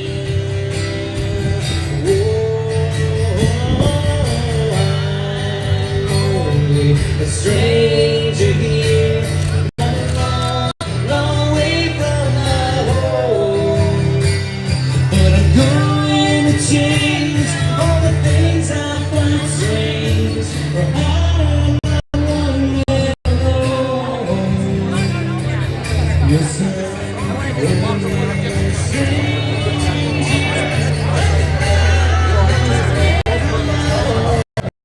As Tatiana and Jordan Page wrap up, I'm just kind of taking a look at the stage where Ron Paul should be taking the stage very soon.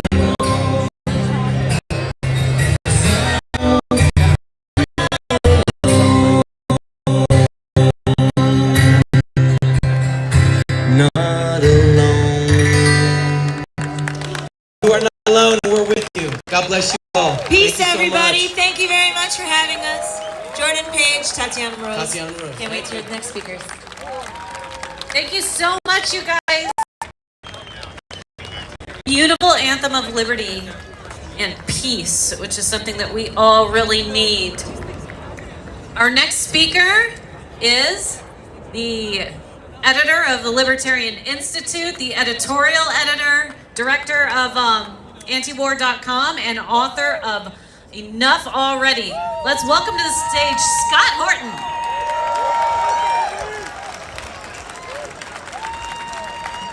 Thank you so much, Scott. Thank you.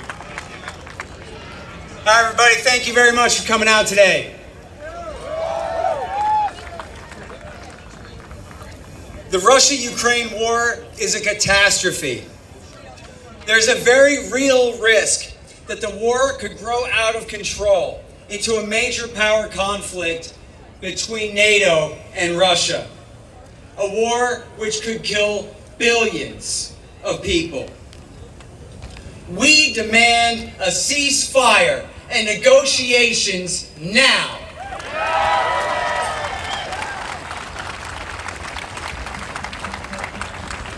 And yes, this war was provoked. That's the title of the book I'm working on now. It's 540 pages so far, and that's the abridged version. Here's the even shorter version.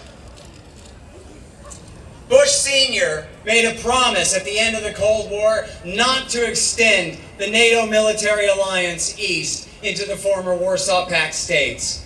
But he was lying. It was a promise that was made to be broken. When Bill Clinton came in, he inflicted a policy called shock therapy on the Russian economy, which absolutely destroyed it and led to the deaths of millions, literally millions of excess deaths in the 1990s. He also rigged the election of 1996 to prevent the people of Russia from throwing out Boris Yeltsin, who had helped the Americans to inflict this policy on them. He also backed bin Laden's Mujahideen in Bosnia, Kosovo, and Chechnya. And he expanded NATO in 1999, bringing in Hungary, Poland, and the Czech Republic. The great Ron Paul, Congressman from Texas, advocated war. This not strengthened NATO, but weakened it by provoking right-wing nationalist ethnic backlash against the new order in Europe.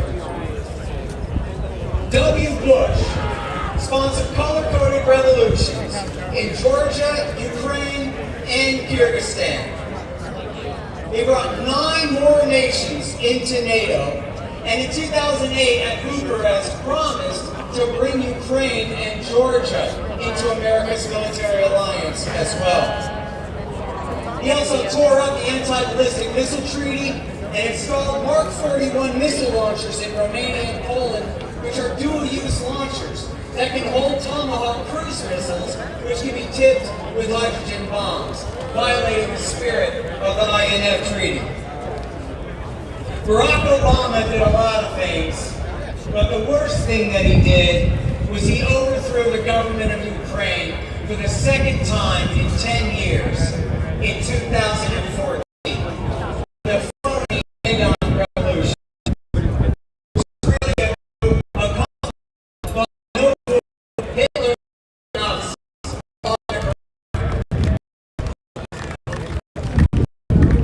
Now, Donald Trump gave dollars worth of arms into Ukraine to prove that it wasn't so.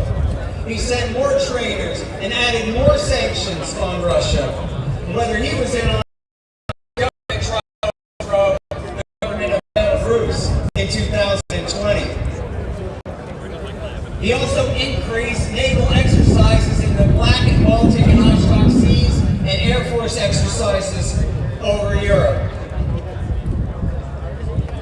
He also, on his way out, Donald Trump tore up Ronald Reagan's great achievement, the Intermediate Nuclear Forces Treaty of 1987, and George Bush Sr.'s great achievement, the Open Skies Treaty of 1992. Joe Biden has been bad on every bit of this the whole time. As a United States Senator, as Vice President, where he oversaw the 2014 coup, and as President of the United States, where he spent his worst year in office, 2021, pouring more arms into Ukraine, reiterating promises to bring them into the NATO alliance, and increasing military interoperability between their military and ours, making them essentially a de facto member of NATO.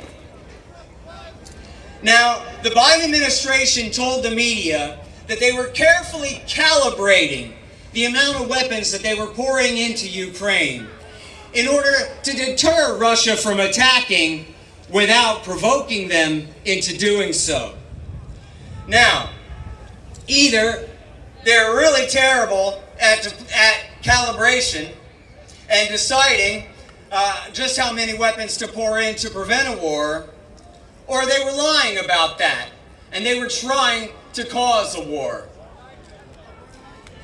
And even though that might sound a little conspiratorial, there's very good reason to think so.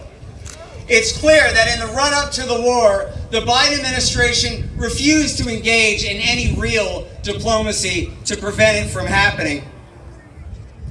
And not only that, interfered with peace talks in March and April of last year, which could have brought an early end to the war.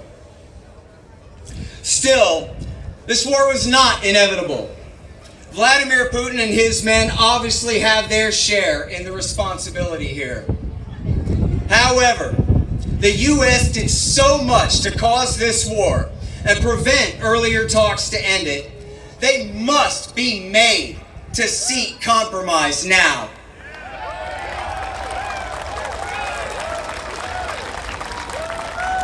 The former chairman of the Joint Chiefs of Staff, Mike Mullen, and the current chairman of the Joint Chiefs of Staff, Mark Milley, have both said that it's time for Ukraine to quit this war while they're behind before they get too much further behind. Officials told the Washington Post 2 months ago that they understand Ukraine cannot win this war. They just want to prolong it a little bit longer before the peace talks. Well, that's just not good enough. They cannot win. They should be talking to end the war now.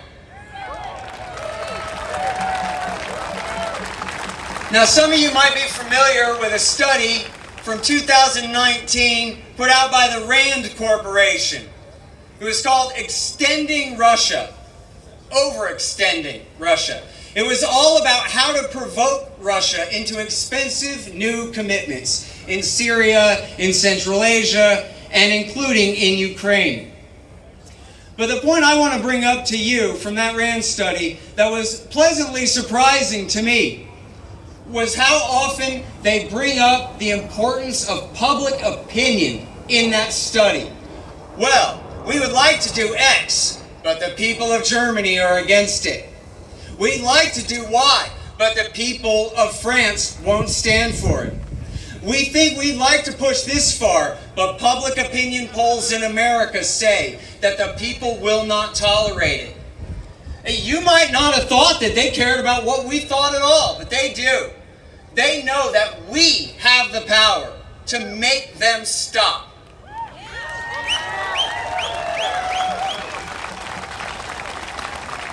So it is up to us, the American people. Our government is risking a nuclear war over a country they're not even willing, so far, to deploy ground troops to. It's madness. We, the people, demand talks. Negotiate now. End this war. Thank you. Scott Horton!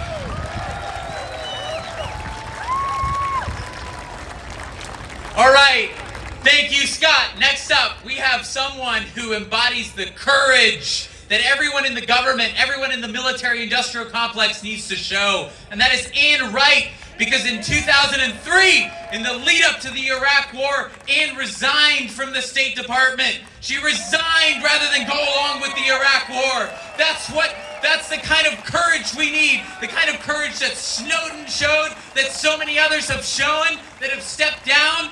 Ann, it's a pleasure to have you with us. Thank you.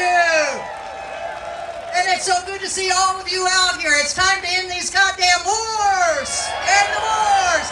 And it's also time to free Julian Assange. Free Julian. And on April 11th, right here in Washington, D.C. is going to be another great event to free Julian Assange. So if you live here, be looking out for the announcement of where it's going to be. If you don't live here, we'll get to you somehow. Anyway, my name's Ann Wright. I'm a retired Army colonel, 29 years. No, stay right up here. 29 years. Julian would be proud of us. His family's proud of us to making sure that we remember him as a truth teller on all sorts of issues. And one of them was the Iraq War that I resigned over almost 20 years ago next month. I was one of 3 diplomats that resigned in opposition to the war in Iraq. And if I had another resignation to give, I'd give it on this one. Everybody ought to be resigning on these wars. I mean, it's just to think that all these nations say it's our national security, therefore we have to invade and kill other people. It's just plain wrong. It's plain wrong. And if you look at other things that are going on, I live in Hawaii, and that's halfway to China, and guess what's going on there? The provocations that the U.S. government is doing on China, we need to be protesting that. Let's prevent that war. We were unable to prevent this war that's going on in Ukraine. So we got a lot of work to do. There are lots of countries that are saying we don't want to have this war going on because we know what can happen. It can be a war that starts over the whole world. I mean, the use of nuclear weapons, it's already been talked about. When the elephants are stomping around, it's the little people that get hurt, and it's all us little people all over the world that get hurt unless we can get this thing stopped. So the reason we're here is saying that there need to be negotiations. I mean, there needs to be talk. There needs to be dialogue. It sounds kind of simple. It's kind of like school, isn't it? You know, when the bullies start pestering people, you have to sit them down and let's talk this thing out. So what can you do to help this happen? Well, if you're going to be in town on Tuesday, you can join us at the U.S. Congress to go after our Congress people that are just as big a warmongers as every one of these administrations, presidential administrations. It doesn't matter whether it's a Republican or Democrat administration, they're all for war. They're all for the merchants of death that give them money to keep their campaigns going. So if you're in town at 9:30 on Tuesday, join us over at the Rayburn Building. and we will go to the offices of a lot of Congress people. So please join us there, and at the end of this, I will just say, no more war! No more war! No more war! No more war! Thank you very much. Woo.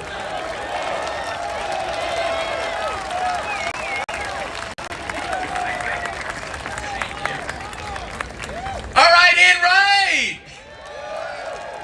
Next up, we've got someone who I'm sure most of you know, and that is host of the Combo Couch, Pasta Jardula. Pasta, it's yours. Take it away, man.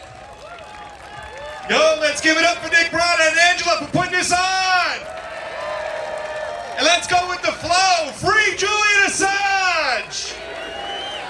Say it again, free Julian Assange. All right, before we get started, I need everybody to take their phone out really quickly and mark yourself safe from a Chinese spy balloon. Can you do that real quick? Go ahead there. So, who knows about General Smedley Butler out here? Right? I can't believe nobody's even mentioned him today. War is a racket. He gave a speech almost 90 years ago, and General Smedley Butler was a senior Marine Corps officer who fought both the Mexican Revolutionary War and World War I. At the time of his death, Butler was the most decorated Marine in U.S. history.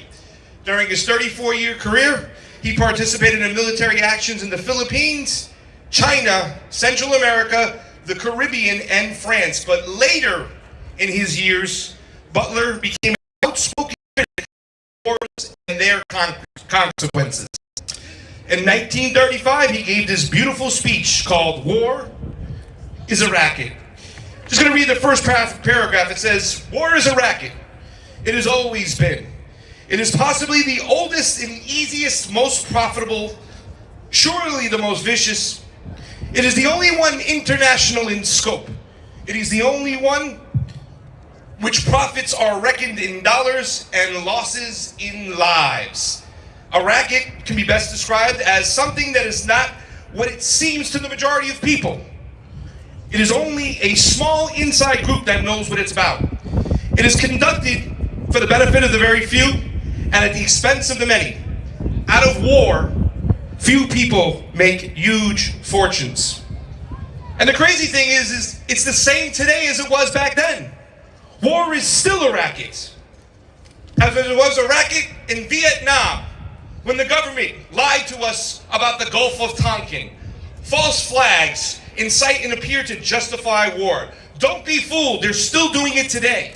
But companies like Dow Chemical made millions producing dangerous gases used to suffocate and kill the women and children of Vietnam, destroy their agriculture and their civilization. Has anybody ever heard of napalm? Dow Chemical. And did I mention that all wars are bankers' wars? Let me hear you say it. All wars are bankers' wars. And war is still a racket. As it was in Nicaragua when the CIA conducted a civil war by selling crack cocaine in the United States. They killed black people at home and brown people in Latin America. The prison industrial complex exploded. It's increased almost 700% since the 1970s with mandatory minimums. Tell me, is war still a racket?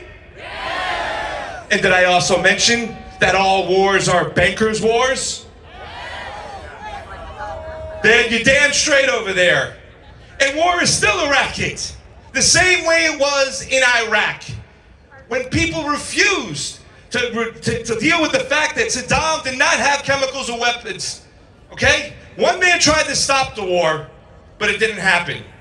So I say, all wars are still bankers' wars, are they not? You're damn straight. Now the first thing we have to do is realize that we have no friends here in Washington. For we have a Congress that is more like professional wrestling. The Democrats. And no, let me say this much. They're not the lesser of two evils. These parties appear to be oppositions, but they're really not. And what are the Democrats? They are the let's send weapons to Ukraine Democrats. the let's invade Haiti Democrats, the let's sanction the hell out of Syria Democrats, the, oh, I like this one, the we came, we saw, he died Democrats. They're also, the CIA and the FBI are now the good guy Democrats. Basically, they are the Trump derangement syndrome Democrats. In other words, they're just the synthetic left. And the Republicans, are they really any better? Really? I mean, let's not forget that this Ukraine war wouldn't have started if it wasn't for Lindsey Graham and Mitch McConnell going to Ukraine in 2016 and then talking to Nazis to go invade the Donbass. Mitch McConnell was just seeing Zelensky last year in a delegation with the Republicans. Let's not forget, they're also the Afghan war and the Iraq war Republicans. Let's sanction the hell out of the Nicaraguans, Venezuela, and Cuba because they're socialist Republicans. The let's take on China because of a balloon Republicans. They are, in essence, this, we still remember who you are Republicans. And yes, Matt Gaetz is now floating a bill out there to end the Ukraine war, and that's great. You want to end war, so be it. I'm all for it. Frankly, I think you're a little bit too late because almost 250,000 people are dead. But let me just say this to the Republicans out there right now. Don't think for 1 second, we're going to let you defund the war in Kiev against Moscow and then take that money over to Taiwan and start another proxy war with Beijing. It's not going to happen. Did I mention that all wars are bankers' wars?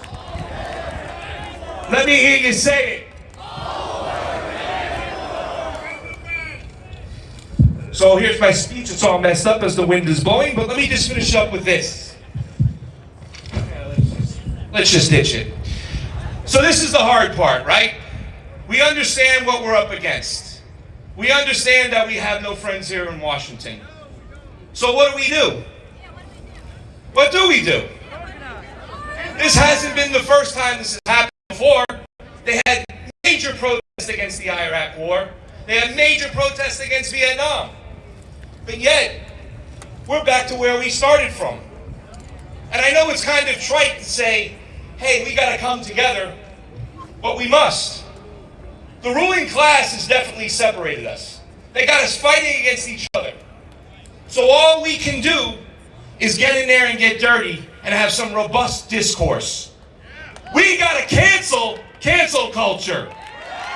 We got to forget about our isms and talk. We can't play red team, blue team anymore, because if we do, we'll surely die. So I just want to say thank you for giving me the opportunity to speak here today. Remember that all wars are bankers' wars, and let's do the work. Let's come together, let's love, let's fight back, and let's rage against the war machine. Thank you all so much. Thank you so much. Thank you for that energy and that strong message. Up next, we have investigative journalist Wyatt Reed. Thanks so much for being here with us. Thank you. Thank you so much. What an incredible crowd. You know, it's a beautiful thing to see so many people from so many different walks of life unite today to come out and say it's time for Washington to stop prolonging this war in Ukraine. And it's such an honor to speak alongside so many incredible anti-war figures. People like Dennis Kucinich, Ron Paul, people who've been, yeah, let's hear it for them. These are people who've been working to bring an end to endless war since before I was born. And today we're here to make sure our kids don't have to do the same thing tomorrow. The thing about war is that in America, sometimes it can seem so abstract to us, like it could never hit home here. But it can, and it does. You know, I grew up in Southwest Virginia, down the river from the Radford Arsenal, where all the propellants used in American rockets and artillery shells are produced. And every month they burn the explosive waste and they dump that sludge into the New River. So when I grew up, we just got used to the fish in the river with tumors that were bigger than their heads. We got used to our dad's buddies dying in unexplained explosions. We got used to our friends getting thyroid cancer in their late 20s. And it wasn't until I saw this war in Ukraine up close, and I was on the receiving end of these American shells, that we are killing our own people at home to produce, that it came full circle for me.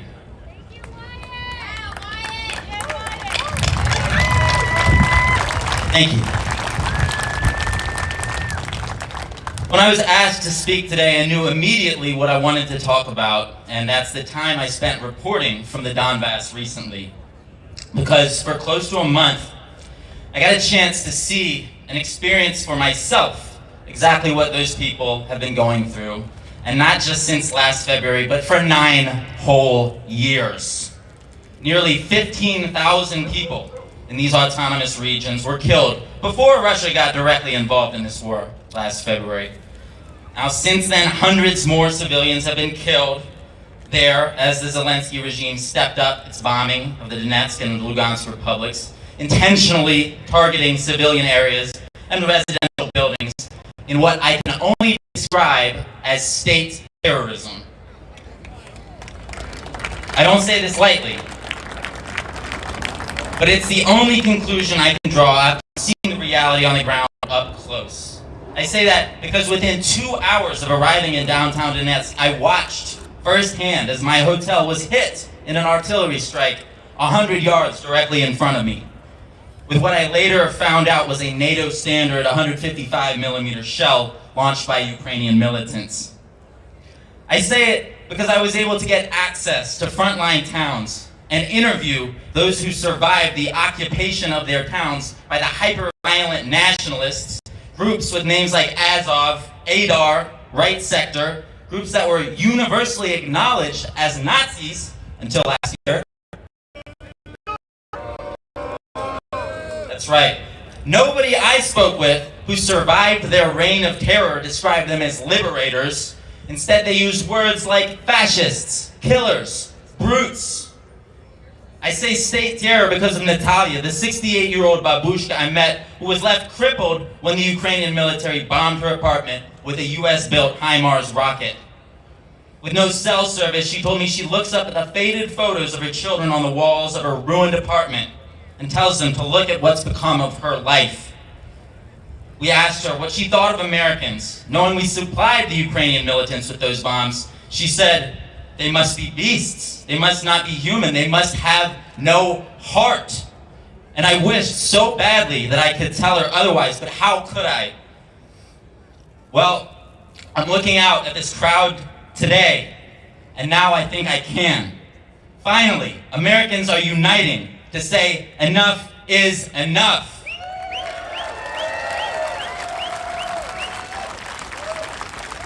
If you think lives like Natalia's matter too, if you think it's time to put an end to Ukrainian boys and men getting slaughtered after being conscripted at gunpoint, if you think it's time to stop sacrificing hundreds of thousands of lives to try to overthrow the Russian government and send a message to China that it's time to stop the endless escalations towards all-out nuclear war, then it's time to stand up. It's time to stand with the people of the Donbass.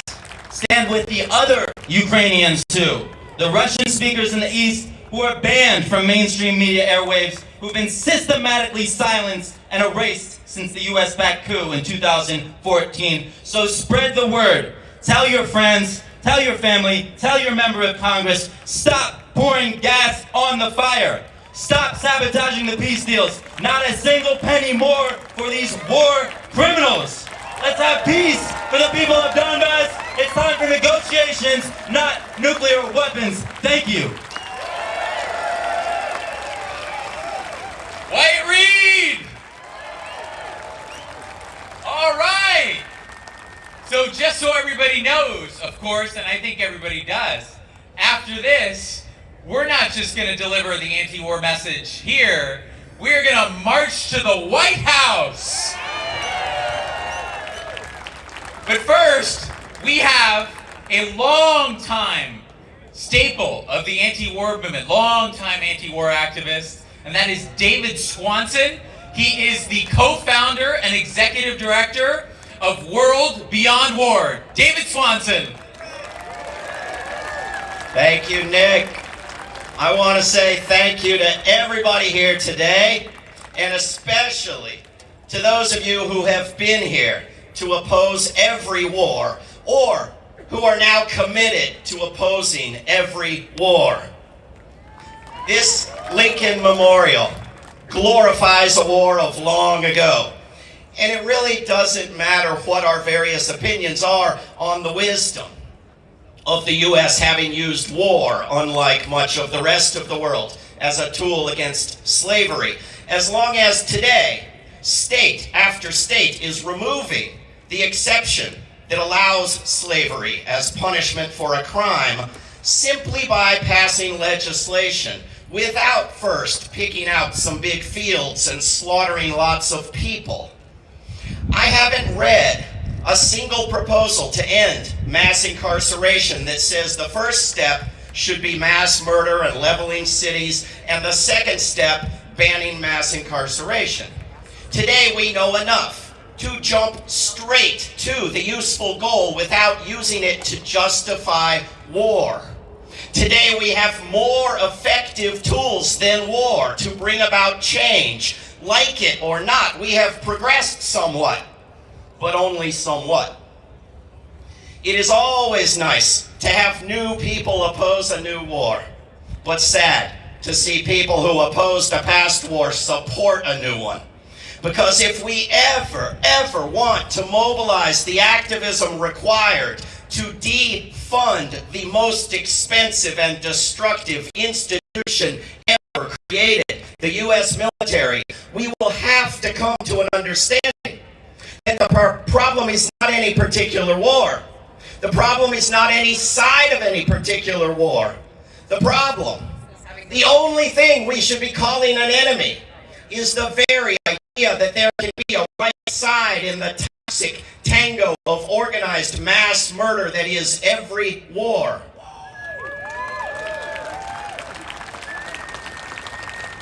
I'm not here to demand that the U.S. stop arming Ukraine in order to aid me or those near me. The money, buying the weapons to ship to Ukraine and to prepare for yet more wars, is making Ukraine worse off, not better, while risking nuclear apocalypse for us all, and could instead, if spent wisely, be a major benefit not just to this country, but to the world. The U.S. government is blocking peace in Ukraine and telling you that it is only Ukraine demanding that the war go on, but you're not falling for that, are you? The massive rallies of 40 years ago against nuclear weapons disappeared, along with most of the weapons. But enough weapons remained to end life on Earth, and the risk of that is rising. And the only way out of it, is the abolition of war and of nuclear weapons. I know that supporters of war believe against all evidence, but in line with everything this culture tells them, that war is a wise tool for defense, a belief on which limits are not easily imposed. Everyone is supposed to be welcome to believe whatever they want. But just as with climate denial of the superior power of nonviolence is a belief that will end all other beliefs by ending all life. Our luck cannot hold out. If the nuclear weapons do not get us, the environmental destruction exacerbated by war and the lack of global cooperation impeded by war will. Meanwhile, war fuels bigotry, justifies secrecy, proliferates violence and weaponry, and corrodes our culture, conflating disagreement with murderous enmity. War thinking makes even looking at the facts of nonviolent activism seem like some sort of shameful betrayal. But our choice remains, as when Dr. King said it, between nonviolence and non-existence. Any world we can hope for our children and grandchildren, is a world beyond war. A world perfectly possible if we choose it, in which governments behave with the minimal decency we expect of preschoolers. A world in which we don't litter this new Roman Forum with marble celebrations and phallic eyesores glorifying the greatest orgies of mass murder, but in which we model and praise generosity, humility, understanding, and self-sacrifice without violence. A world we will only get if we place ourselves in the way of business as usual in this town. I leave you with these goals: Russia out of Ukraine, NATO out of existence, the war machine abolished, peace on our planet.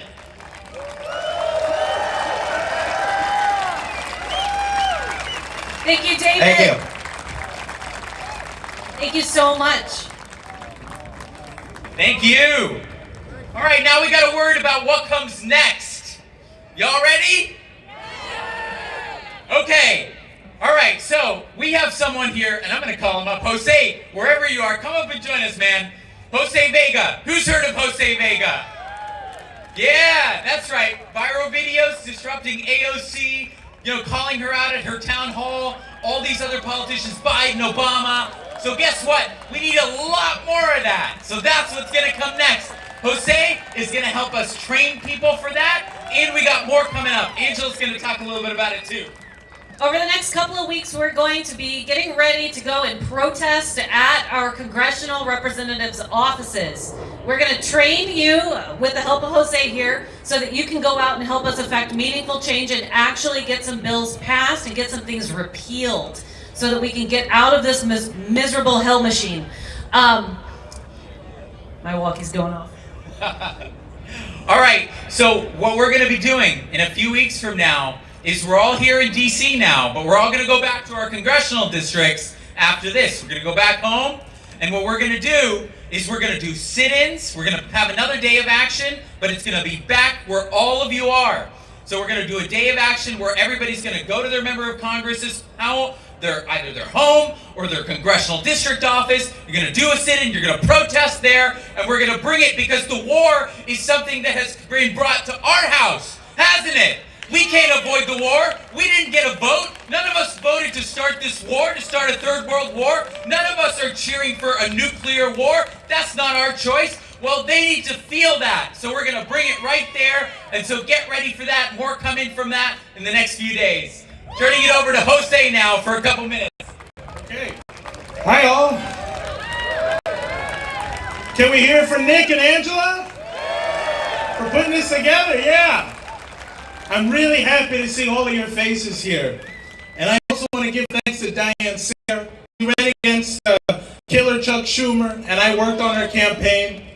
And people always ask me, like, how do you just start doing that? How do you just stand up and start going after politicians? Well, the truth is I'm an American citizen, and I know what that means. There's an old saying that goes, know where you stand, and then stand there. And where are we standing today? 100 years ago, this Lincoln Memorial was constructed, and inside there's a sentence from the Lincoln's Gettysburg Address, which says that we highly resolve that government of the people, by the people, and for the people shall not perish from the earth. But how do you actually do that? My answer is we have to be that free government that we intend to preserve, to improve, or to create. We, not our elected representatives, are the fourth branch of government.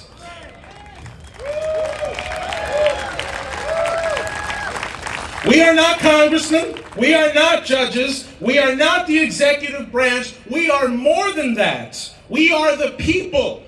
We are not a political party. We are the people. And we have the responsibility not to be divided in the face of injustice. What we do in America affects the whole world. So why are we, the people, doing nothing to stop our unjust wars? The bankers of Wall Street, City of London, the bankrollers, and the war profiteers hate you, us, as much as they hate Vladimir Putin or Xi Jinping, and maybe more. Judge them by their deeds. And if you don't believe me, look at our cities. They are destroyed. And it's even worse now. You know, I'm from the Bronx in New York City, and we used to say it's burning. But look what's happening in Ohio. It's burning down too. Will you, the people, rise up to stop it? And so to close, I would like to say that we have to listen to other nations and reject the idea that war is a form of diplomacy. Martin Luther King, who spoke here and is with us here on the Mall, made the point that there is such a thing as being too late. It is not yet too late, but only if we unite above party, ideology, and personality. We have to establish principles for a new strategic and development architecture that treats all nations equally. And only when we remember that we are the people, that we have the responsibility to reverse injustice, foreign and domestic, will we create something better, a more perfect union. If we do our job, we will be the government that we and the whole world wants to see. So let's get to it.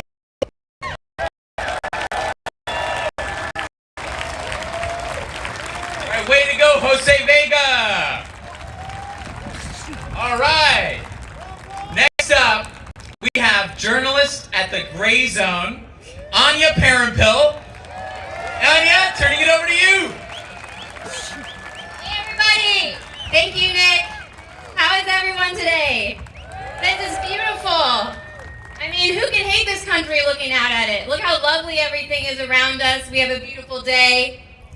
If only all this were used for good instead of evil, right here in the heart of the empire. Look at it. Did anyone come here to DC in order to get here? Did they cross state lines? Great. I love to see that because the whole point of this is to overcome barriers, not just ideological barriers or physical barriers as well, to come together and say that we're tired of this war, as many of the speakers have mentioned before me. So I'm honored to be here. I want to, as others have emphasized, how inspiring it is to see former presidential candidates, 4 of them, Dr. Jill Stein, Tulsi Gabbard, Ron Paul, and Dennis Kucinich. They each have their own flavor, but they all decided to show up today because they recognize that even though they each come from something different, we don't always have the opportunity to come together and show what this country is actually about, which is what I see in front of me today. I'm also disappointed that there are some people who couldn't share the stage with me today. Is Scott Ritter in the audience? I want to give it up to Scott Ritter. He unfortunately couldn't speak today, but I just want to point out that more than anybody on this stage, Scott is actually someone who knows what it feels like to risk and lose everything, and he did it in order to stand up to the greatest humanitarian catastrophe so far this century, the Iraq War. So thank you, Scott. Unfortunately, even though she's back here with us, you know her and love her. I do too. Medea Benjamin, a legend of the anti-war movement. She couldn't be on stage speaking, and I don't hold that against Medea because I understand what she's up against. But what I do reject are the individuals and the groups who, instead of asking to be a part of this or working with us, having a conversation, they invested all their time into attacking us, smearing us in the most cynical way. And the reality is, building an anti-war movement is not about building anybody's personal vanity political project. It's not about building even necessarily individual parties. It's putting all of that together over the one umbrella of ending the war. We don't get We don't have the luxury in the grassroots when we're fighting for something to say that we want to play clubhouse politics and that we want to sit in the same houses, talk to the same people that we've been talking to for, in some cases, decades, other cases, years. And everybody thinks the same, everybody looks the same. That's not fun, that's not growth, that's definitely not building a movement. So I actually think it's great that people can come together and discuss the areas where they disagree. And, you know, we can debate whether or not teenage girls should have to share locker rooms or compete in athletics against biological males another time. Because the reality is, if the people who run this country right now continue down this path, those other questions aren't even going to matter. They're not going to matter. We all know the stakes of this war. And our job in the grassroots is to understand the stakes of the war and communicate to the people the stakes of the war and the cost of the war. And I mean all the U.S. people, regardless of what they believe in on other issues. We are all affected by this, not just in terms of the taxpayer dollar cost. I mean, we should be communicating to people that the price of gas at the pump, the price of the food they're buying right now is all tied to this war. You think sanctioning Russia's oil means that Russia's not going to make money off their oil? No, it just means we're sanctioning ourselves, not able to buy that oil, and then suddenly the price of oil goes up. I wonder why that is.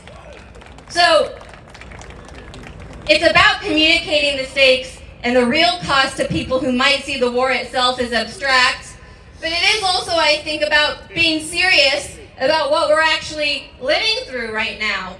I hear a lot of people talk about the lead up to World War III, and that's what we're experiencing right now. Hello. I would actually argue that we're already living through World War III, because the world war that we are going to experience, that we are experiencing in our generation, is not of the same nature as the world wars past. There's not trenches. The nature of the war is different. The battle is different. It's a hybrid war. They have economic sanctions that they levy as part of this war. They wage a media war through your mind now, not just on the television, but through social media as well. And there's a proxy war. There's a covert aspect, which is what we're seeing play out in Ukraine. Don't think for a minute that it's a war between Ukraine and Russia. It's a war between the United States and Russia. And our leaders openly say it. You've heard them all. The biggest cheerleaders of sending more war to the front line in Ukraine always make this really odd point. They say, no, it actually is a good investment because we can give them the money and they'll fight the war and we don't have to. Haven't you heard that? You've heard them say it over and over again. I heard Hillary Clinton say it. I hear Lindsey Graham make it. And the people who say that, they are so demented because they are openly stating that their whole vision for the war is dependent on their ability to send every last Ukrainian father, son, brother, friend onto the front line. They are happy to fight to the death of the last Ukrainian. The United States is. And so standing here and organizing something like this is actually the real way to stand up for Ukrainian lives, because the war, they're the ones suffering the most.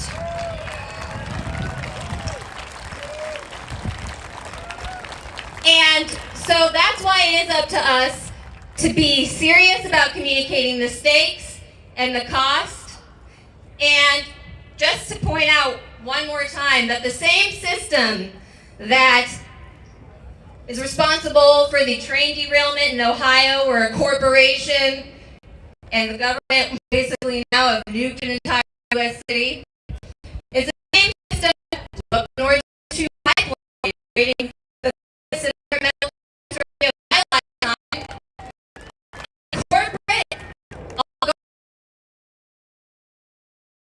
militarist system is evil and it's rotten to the core.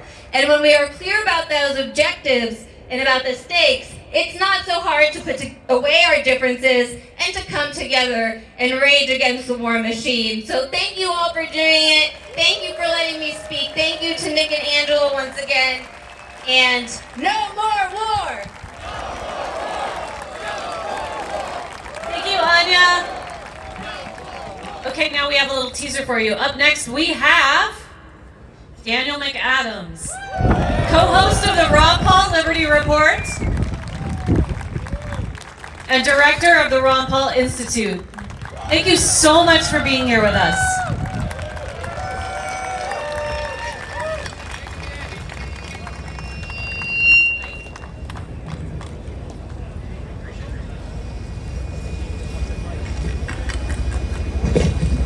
They lie. Say it with me. They lie. 20 years ago this month, Colin Powell went to the United Nations and delivered a pack of lies that got us into one of the worst wars in history. 1 million people died because of the lies told by Colin Powell and the neocons. White House, Capitol, State Department, Pentagon, CIA. This is the axis of evil war lies. Saddam ripped babies from incubators. Gaddafi handing out Viagra. Assad gases on people. Putin losing badly, but about to march into Berlin. All wars are lies. You're anti-war? That's nice. That's great. But everyone's anti-war. Victoria Nuland is anti-war. Lindsey Graham is anti-war. The ghost of John McCain is anti-war. I once met a missile maker. He was anti-war because his missiles were accurate and they reduced collateral damage. It's not enough to be anti-war, as nice as that is. You must be anti-war propaganda, because war propaganda greases the wheels of the war machine. We must fight the lies leading to war. We must refuse to take part in the war preparation for battlefield. We must follow a rule I call the Rockwell Rule, named after the great libertarian anti-war writer Lew Rockwell. Refuse to demonize any leader or any foreign government the CIA wants to be demonized. Refuse to do their work for them. They don't care that you don't support war. They want to get you to say it. So-and-so is a monster. Say it. Because when you say it, you help the war machine move a little closer. And then they'll say, see, even the progressives think that so-and-so is a monster. Even the libertarians say so-and-so is a monster. Yeah, they don't want to go to war. But see, they agree with us. Now we're proactive. We want to do something about it. They're layabouts. They don't want to do anything about it. So when you participate in the demonization that the CIA wants you to participate in, the warmongers want you to participate in, you help the war machine move along. The only antidote to their lies is truth. So pray for peace and speak the truth.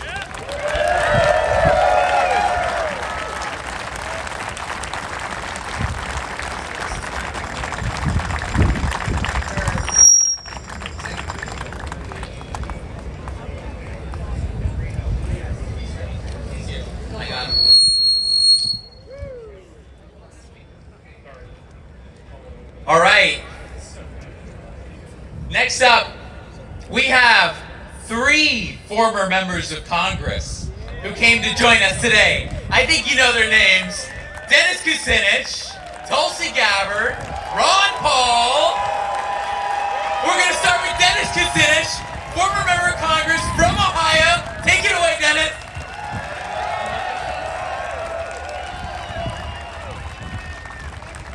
Thank you, Nick. It's a pleasure to join Ron Paul and Tulsi Gabbard and all the other speakers and all of you at this important event. Brothers and sisters, We gather here this afternoon before this national shrine dedicated to an apostle of healing with the recognition that we are at an epoch of American history, no less fraught than that which was faced by Abraham Lincoln, but with the knowledge that our nation has survived times of division by invoking the power of spirit, the light of truth, and in the words of the prophet Isaiah, through making justice the measuring line.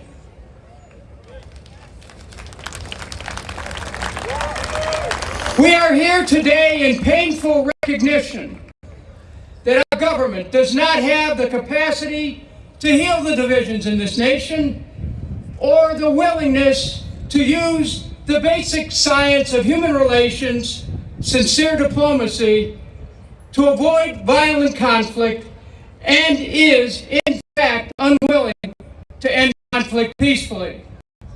Its greatest talent is to craft misinformation and disinformation, to subvert the media and misuse it as an instrument to incite fear and hatred among our people, exciting partisan divisions at home through crass politics, and stirring ancient hatreds abroad through lies, deceit, false flag operations, and provocations which profane the very essence of democracy.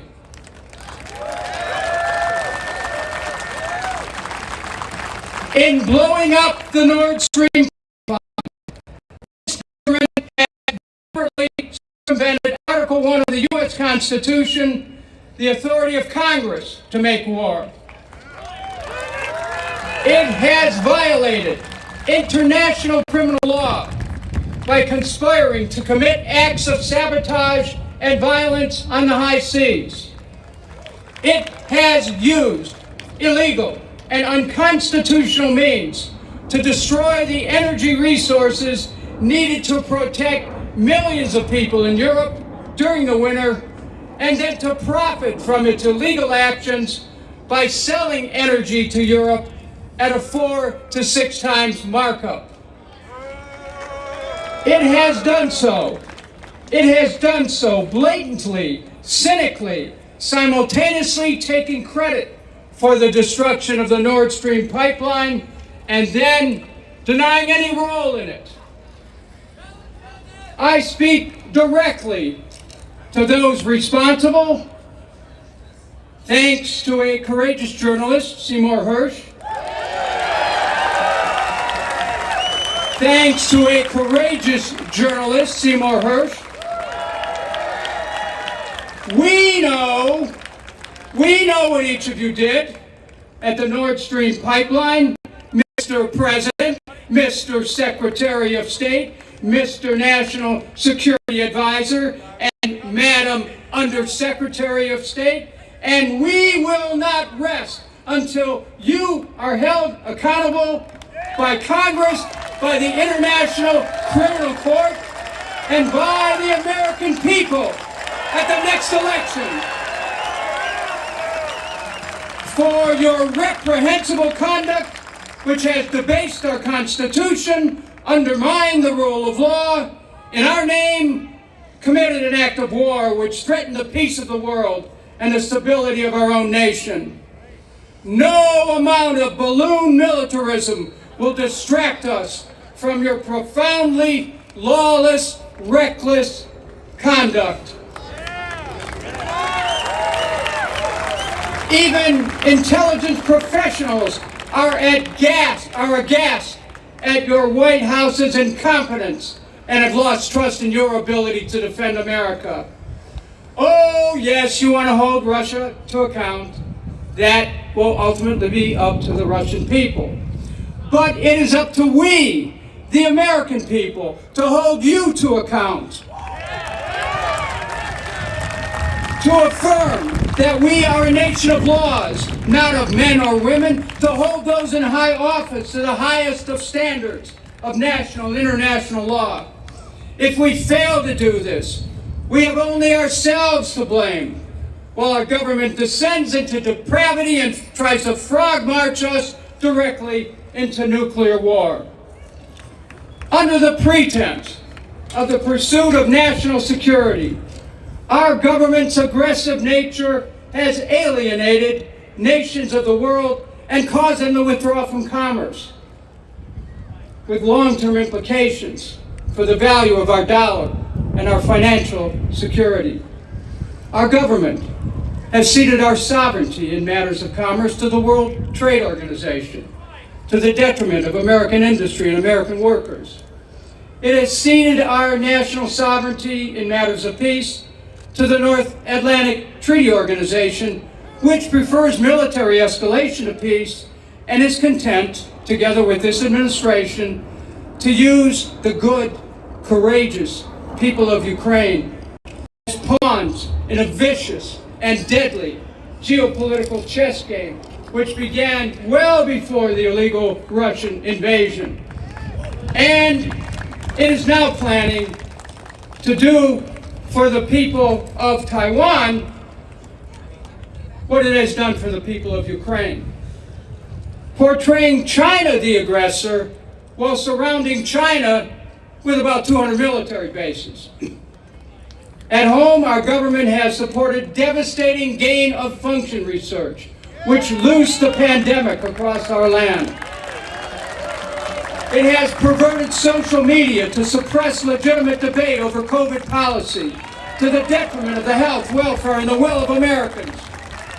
And it has enabled the federal government law enforcement to be weaponized against political opponents, and has injected itself into social media organizations to impose political and ideological censorship in a manner characteristic of totalitarian rulers, attacking the patriotism of those Americans who dare ask questions.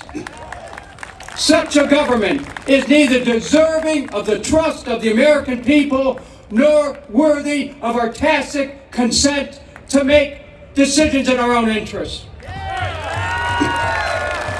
This passage from the Declaration of Independence is compelling. Quote, that when any form of government becomes destructive to these ends, it is the right of the people to alter or abolish it, and to institute new government, laying its foundation on such principles and organizing its powers in such form as to them shall seem most likely to affect their safety and happiness. We must change this government before it destroys our nation. We must change the way we are governed, insisting upon a government dedicated to peace.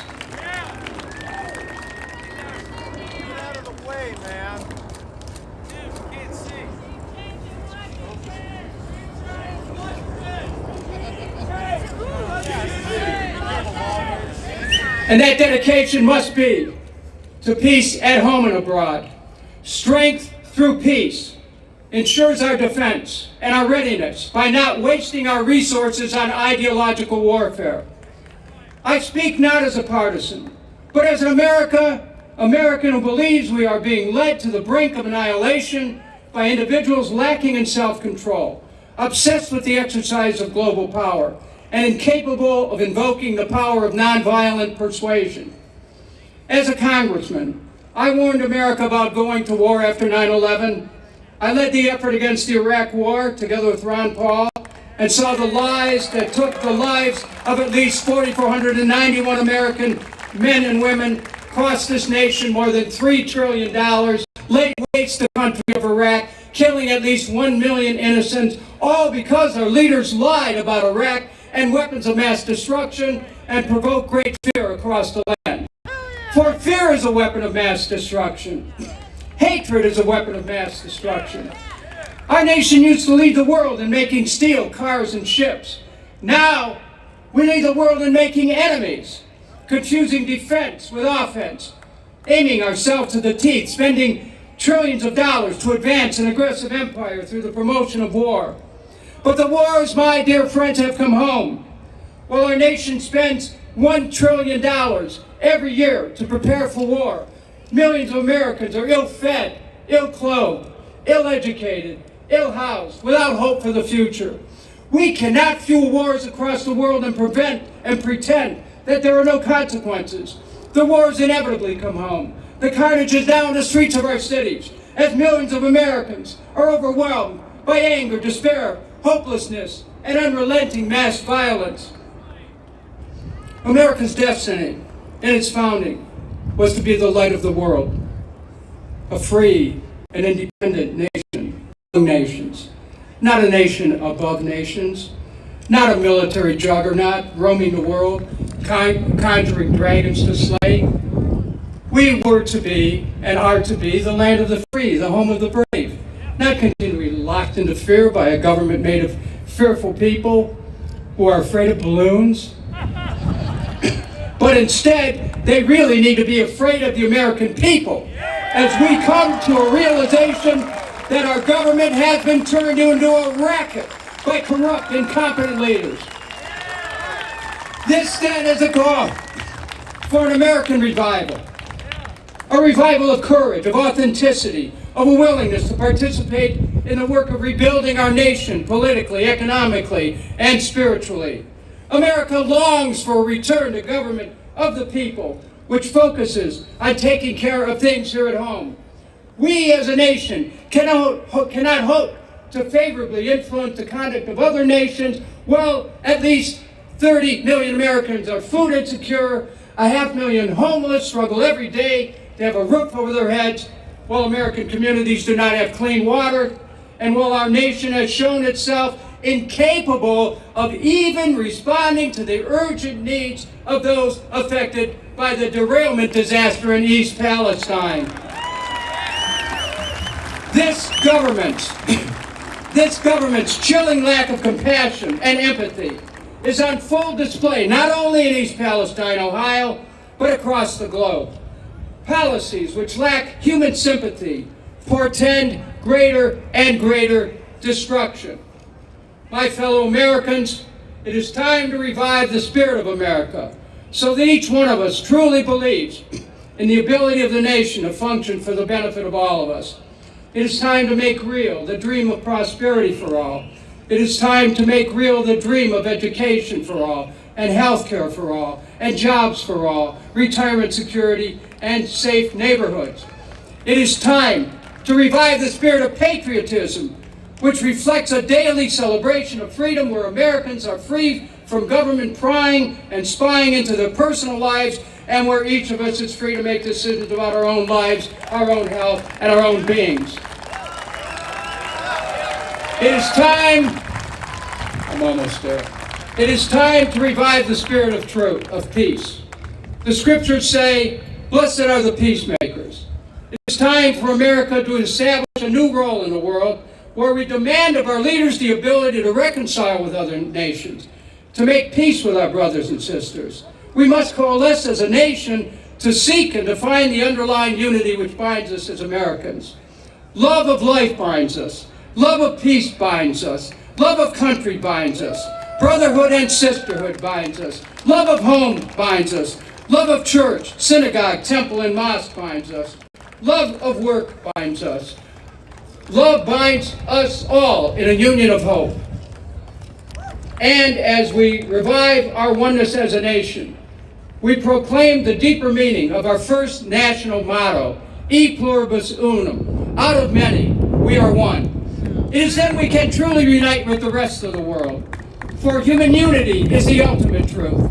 We are interconnected and interdependent with people everywhere. And as nations strive for self-sufficiency, so too they must strive for cooperation. It is human unity which will save our planet from destruction and enable us to achieve a heaven on earth.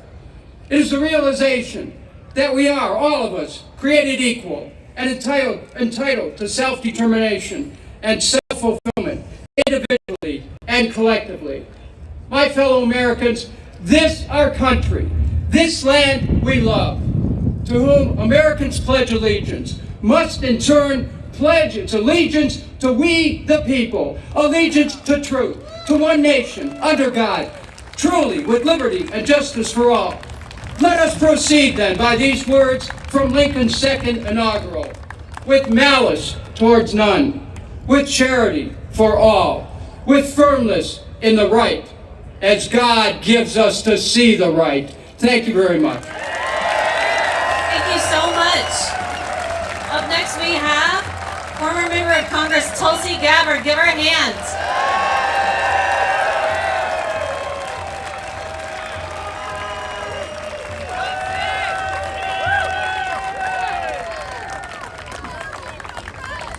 Aloha. Early one morning on a Saturday, on a beautiful day like today, in January of 2018, over 1 million people all across the state of Hawaii woke to their cell phones buzzing and ringing, radio alerts blaring, with a message that read, "Ballistic missile threat inbound to Hawaii. Seek immediate shelter. This is not a drill." I and so many others, I happened to be here that morning. I started calling my friends and calling my family, concerned for them and where they were. But just as you here might imagine, if we all got that alert at this moment, so too did people all across Hawaii start to ask themselves the question, where is their shelter? Where do I go? Where do I take my children to be safe, knowing that there is an inbound missile to Hawaii with a nuclear warhead and we have just minutes to live? We had college students at the University of Hawaii sprinting across campus trying to figure out where they could possibly go to get shelter. A father who lowered his little girl down a manhole, thinking that may be the only place she may be safe, and telling her goodbye, "I might not see you again." I heard after from a father who had one kid in town on the island of Oahu and another child on the other side of the island, and himself in the middle trying to decide which of his children he might spend the last of his minutes with. An impossible decision for any parent to make. Countless others shared their stories, their panic, cowering in the bathtub with their kids, trying to understand. They're telling us to seek immediate shelter. Where do we go? And experiencing that harsh reality. That was as true for us there in Hawaii in 2018 as it is for us here today. There is no shelter. Our leaders failed us then, and they continue to fail us now. Those people who work in our nation's capital eagerly continue to escalate tensions, eagerly wage new Cold Wars, understanding that if there's a nuclear attack, yes, they will be okay in their bunkers, where they literally have plans to be able to continue to wage wars from their bunkers without any consideration for the rest of us and the destruction and incineration that their wars will cause. This was ultimately the thing that caused me to run for president in 2020, because I saw where our leaders were taking us. I saw the dangers of where this new Cold War and nuclear arms race would eventually lead. Whether intentional or accidental, there is only one destination for such wars, and that is a nuclear holocaust. I made it clear then that this is a central issue of our time, the most important issue facing us in the 21st century, and that there was a clear choice in that election. We're either going to work towards peace, de-escalate tensions, move away from this new Cold War, or we will continue to race rapidly towards the nuclear brink, for a new Cold War with Russia, a new Cold War with China, and therefore racing towards nuclear war. Now, for those of you who remember that election, this issue was not important to the media. They refused to talk about it. They refused to raise the question in debates. There was no other candidate willing to talk about this issue. It was not important to them then, and it's not important to them now. And so here we are, 2 short years later. What I warned about then is now our reality.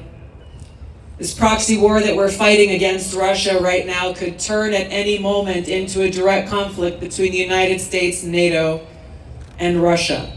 a country that has more nuclear weapons than any other in the world. Now, anyone with a little bit of common sense knows that a Cold War can very quickly turn to a hot war.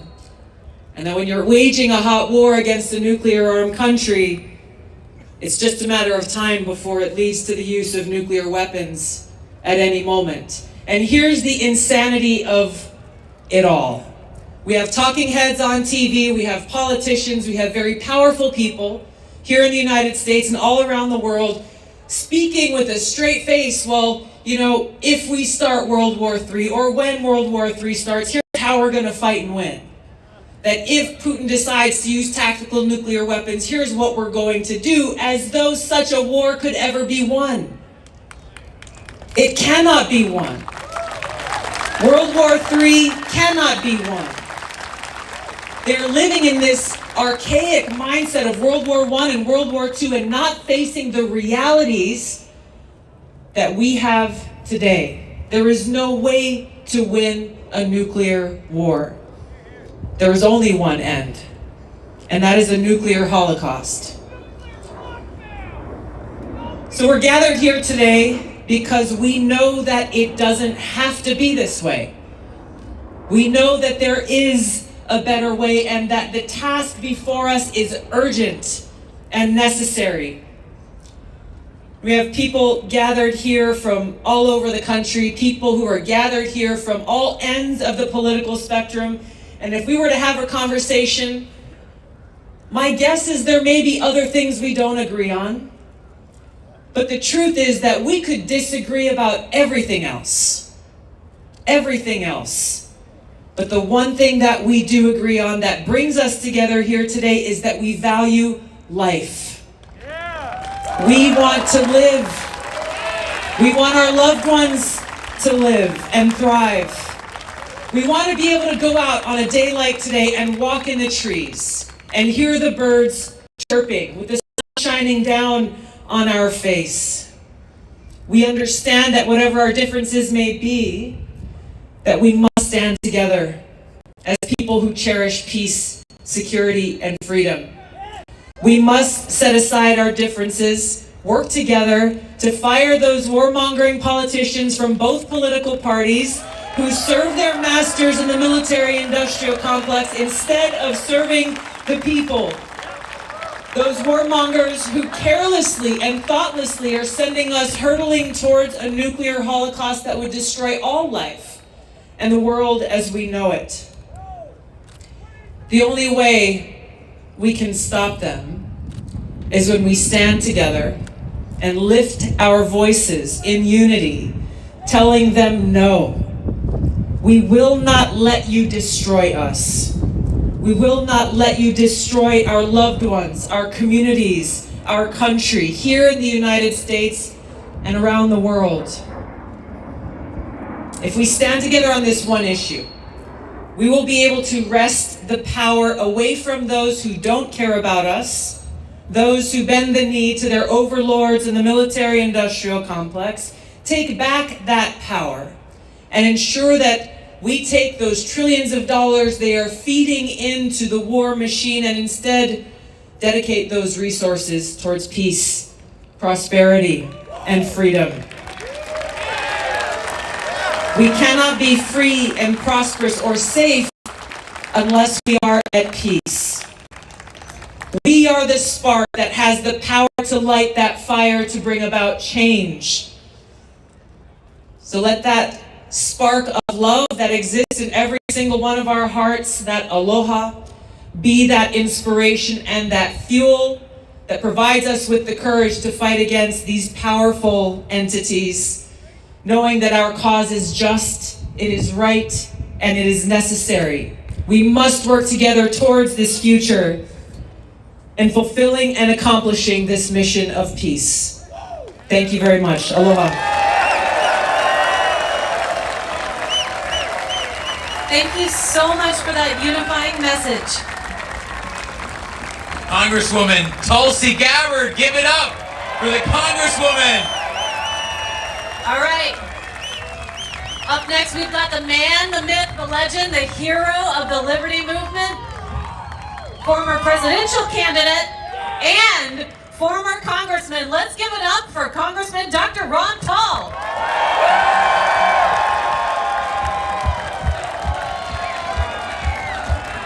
In the Fed.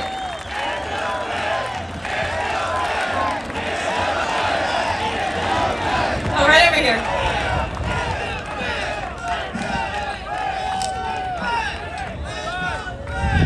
They stole my line.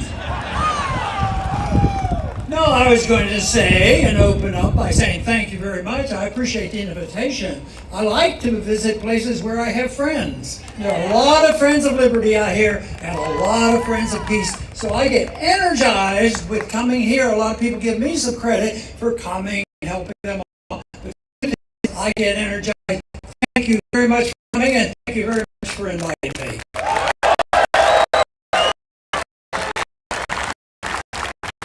You know, I would say that we've heard a lot of speeches and a lot of opinions, and everybody has joined in. I didn't hear anybody saying we need to extend the war. We're not doing well in Ukraine, but we need to take on the Russians. That'll go better. Oh no, we need to go to China, and we're still struggling in Syria. No, nobody's for that. At least I haven't heard them. They didn't get a place. I hope they didn't ever get a place on the platform for that. So this has been, wonderful to come to a place that comes together on this issue. But the one thing is that I've emphasized over the years when speaking in a couple of campaigns is that, it's serious. And we just heard this very serious dissertation about how serious a problem we deal with. But, with that, understanding how serious this is, my admonition is always come together and have fun. And I understand a lot of people have been having fun today, meeting new people and joining. I think that's great.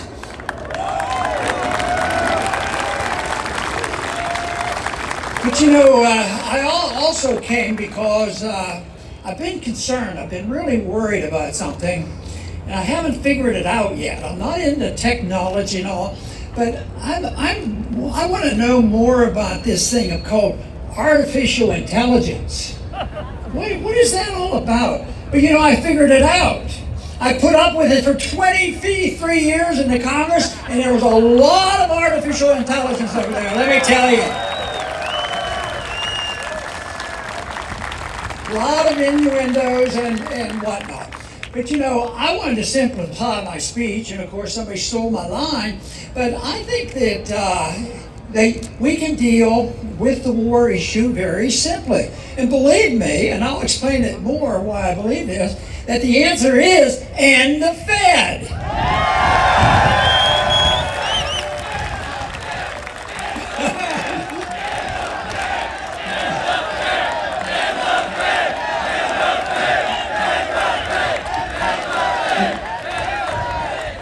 I knew there were friends here.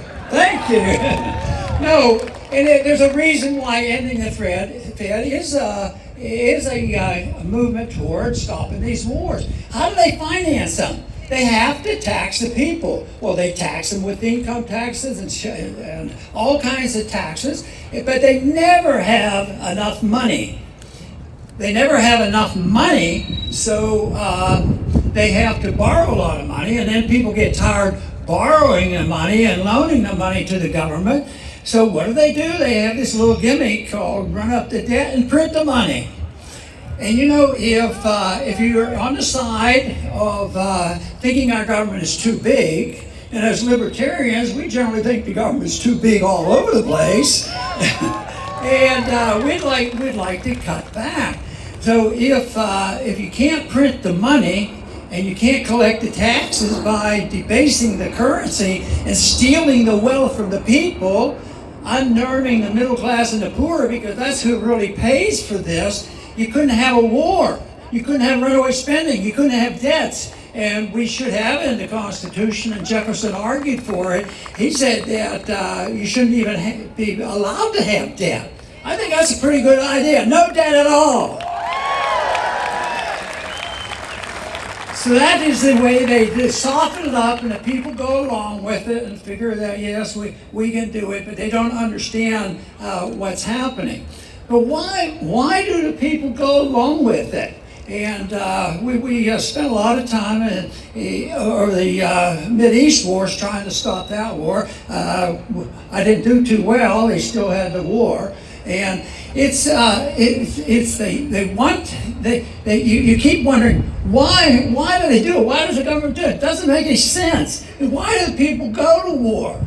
You know, one thing I'd like to suggest is if we ever got around to thinking that we ought to vote on the wars instead of letting an executive order take us to war, we ought to have a vote. If you think you should have a war, have a vote and make sure that the vote is carried out by the people between 18 and 24.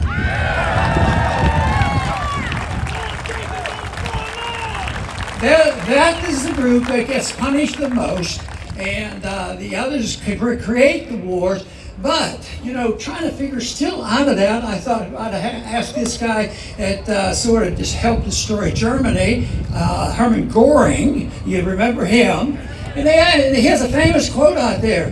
Why do the people do it? And this was after he was convicted at Nuremberg. You know, that he had some interviews. They said, why did the people do it? And he had two things. He says, one, you got to lie to the people. And they have to be big lies. If they're just routine lies, they won't believe it. But if they're so big and so outrageous, they'll say, nobody can believe that's true, and they'd ignore it. But tell big lies and tell them often the people will go along with the war. Yeah, but still, why do the people do it and they march off? And a lot of the wars start off, people were against the war. World War II and certainly the Middle Eastern wars, the people were opposed to it. But and this is Göring, and I'll paraphrase, of course. He says, scare the living daylights out of the people. Tell them they aren't patriotic and they aren't for peace. And embarrass them. He says it works every time in every system of government in every country. Just scare the living daylights out of people. You know, I think that type of analysis applies to our war. Scare the people and patriotism. And I'll bet you there's many people in this audience that have had to be on the receiving end of that type of thing. Oh, you're not for the war, so you're un-American. And they did that once to me in the campaign. And it turned out that they were accusing me of being unpatriotic. I wouldn't support the war. You wouldn't support the troops. But when somebody came up with a statistic, it showed that Ron Paul had the most donations from the military.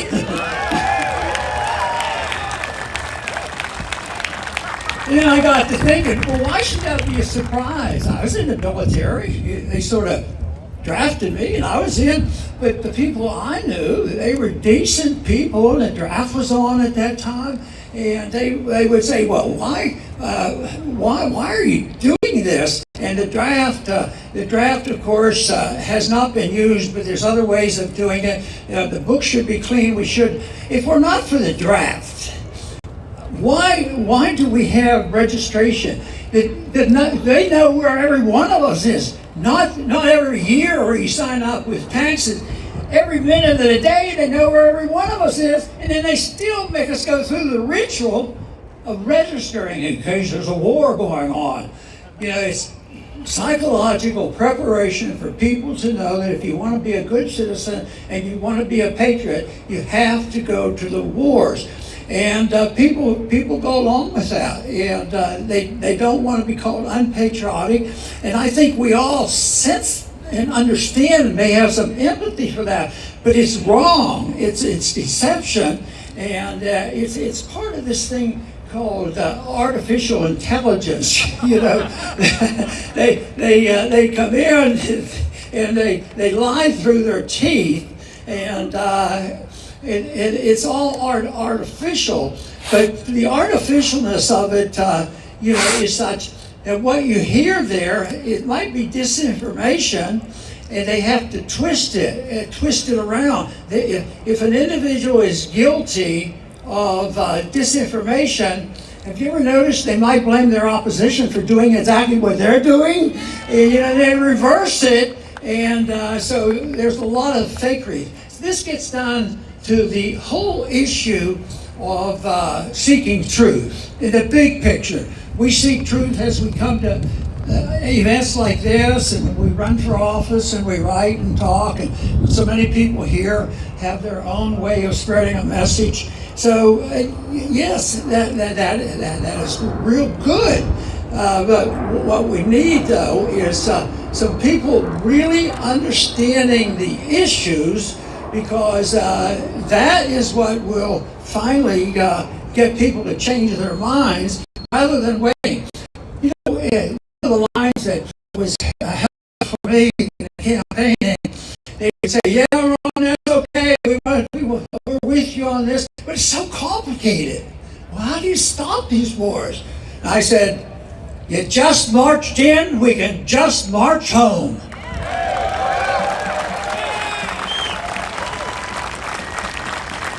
But now I've changed that a little bit. We shorten that. We have to anticipate, just don't send them in at all. You know, there's such a fallacy, and this is part of the propaganda thing, that is so necessary, not for patriotic reasons, but for other reasons. And there's always an excuse.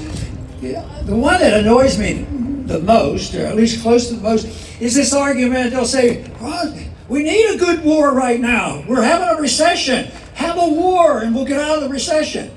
And this is a lingering of a foolhardy idea that the World War II got us out of the Great Depression. That's stupid. It wasn't true at all. The Depression got worse. Besides, we sent hundreds of thousands of people over getting shot at and killed, and they say, "Oh, the war's good. That'll get us out of our depression." So there's all kinds of excuses like that, and they don't mention the many things that have already been mentioned at this conference, that there's ulterior motives and like profits, and we're getting too many of these special groups, like the military-industrial complex. We have the pharmaceutical-industrial complex, the medical-industrial complex, and the whole work. What we need to do is have a people's independence, and they're the ones who should be looked at. And you know, another little rule that I think we should follow is that, and this is one word, I like to narrow down my philosophy. And the other word that I like is voluntarism. Wouldn't that be a wonderful world to live in, that if you apply voluntarism, which is nonviolence, and you have voluntarism, what do it mean? Does that mean you can go to the store and buy what you want? No, voluntarism means that everything is done when it involves two groups or two people voluntarily. Both sides have to agree. Otherwise, you avoid it. You can't force anybody to do anything. And you know what would happen? Peace would break out. So therefore, you have to have the hoodlums up there making it so that it's not voluntary. And then somebody gets to write a lot of regulations, and they get to do all the nonsense they do, and then they bankrupt the country. That's the problem. I think voluntarism is just a great idea. And the other thing is when government comes to knocking on your door, that is the tough thing. And they will tell you one reason why they're doing this, because we're on the side of truth and the side of democracy and all these things. I work on the assumption of the issue of truth, I think, is very, very important. That's what we're seeking here. That's why you're here.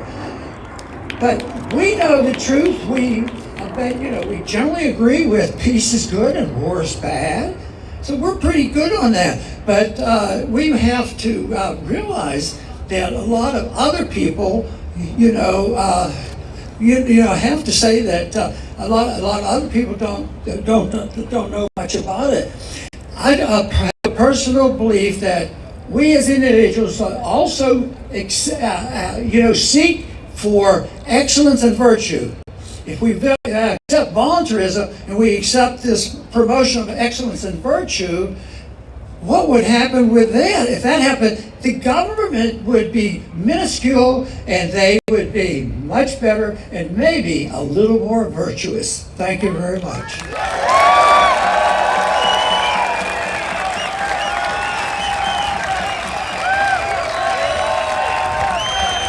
On Paul! Thank you so much, Dr. Paul. Thank you so much. Thank you so much. Our last closing video is a video sent specially to us by Roger Waters, international rock icon, and right after that, we're going to be marching to the White House. We've got Let's roll additional it. speakers at the White House, too. Welcome! I have to shout because I'm in Switzerland. Can you hear me? Okay. When I was a young man, my mother once told me this. Roger, throughout your life you will be faced with many difficult questions and quandaries. My advice to you, when you are, is this. Read, read, read.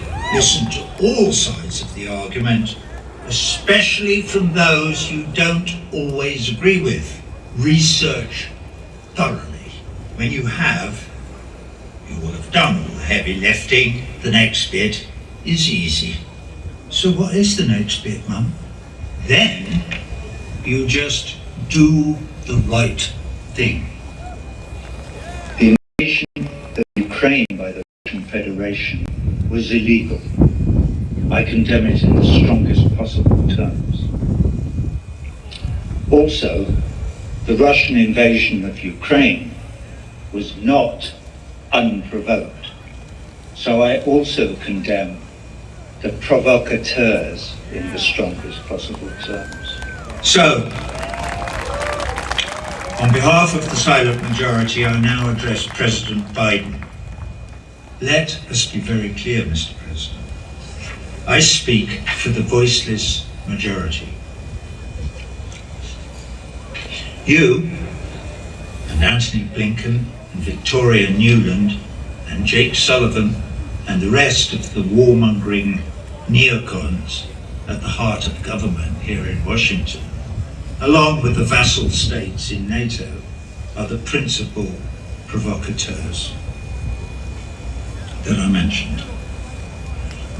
I am not apologizing for Mr. Putin, you understand, but just to glance fleetingly back at the history of the last 30 years or so, you could have done better. You could have followed President Gorbachev's lead in 1989. You could have kept Secretary of State Baker's promise not to advance NATO 1 yard closer to the Russian border than the eastern extremities of a reunited Germany. You could have responded to President Putin's overtures in his famous 10th of February 2007 speech at the Security Conference in Munich, and shepherded us all towards a much, much safer Europe. Or, in 2008, you could have chosen not to expand NATO eastwards. Or, in 2014, you could have refrained from engineering the illegal maiden coup d'etat in Ukraine. Or, in 2019, you could have supported the Minsk Accords. Now we're told by Angela Merkel they were just a ruse to buy time to arm Ukraine for the war that you were engineering. But they were also, the Minsk Accords that is, the platform that President Zelensky ran on during his presidential campaign. Well, you fooled me, President Zelensky. I thought you meant all that stuff about ending the civil war in the Donbass and giving Russia, your neighbor, some security assurances. I thought you were coming to your senses. Not a bit of it. In 2022, February, March and April, you could have told Boris Johnson not to fly to Kiev to scupper the peace negotiations, but you chose not to. And then, in September 2022, according to world-renowned investigative reporter Seymour Hersh, you blew up the Nord Stream 2 pipeline. If that turns out to be true, a blatant act of war and an extreme act of global terrorism, releasing, as it did, 300,000 tons of methane into the atmosphere over the Baltic Sea. First you, Mr. President, boasted openly about your intention and ability to do it, and then recently Victoria Nuland boasts about how pleased she is that it's a, quote, hunk of junk at the bottom of the sea. And Antony Blinken boasts how perfectly its destruction suits the US imperial agenda. And now, to cap it all off, you have your idiot mouthpiece, Nick Price, deny that the USA had anything to do with it. We have heard no statement from you, Mr. President.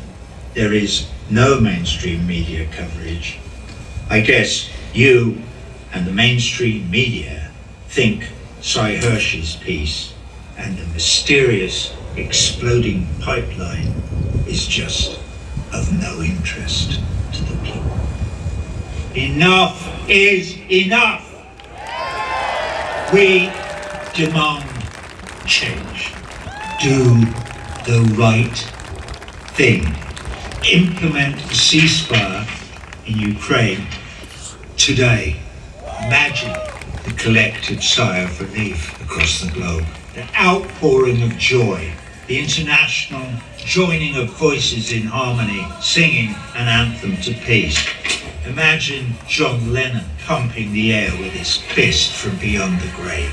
You have finally been heard in the corridors of power. The big dumb bullies in the schoolyard have agreed to stop playing nuclear chicken. Together, all right, this is it, everybody on stage. Give peace a chance. To drop the model of perpetual war as their accepted modus operandum. With the power Come on over, love, guys. we will stop them from squandering our precious resources on their wars. We will be able to feed our children and keep them sheltered from the storm. We may even learn to cooperate with all our brothers and sisters of different ethnicities, religions, and nationalities, and save this, our beautiful planet home, from destruction. Wouldn't that be nice?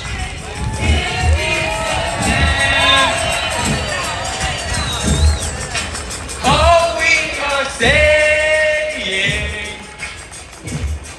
is give peace a chance. All we are saying is give peace a chance.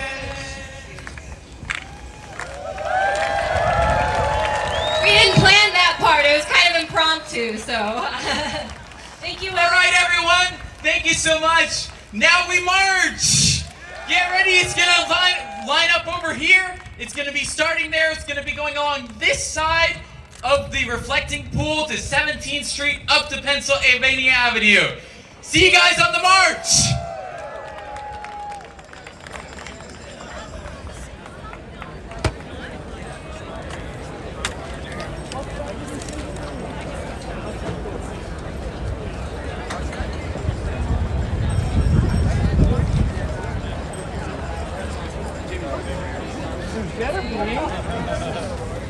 You killed it. No. Oh, you killed it. Love you, Dr. Paul.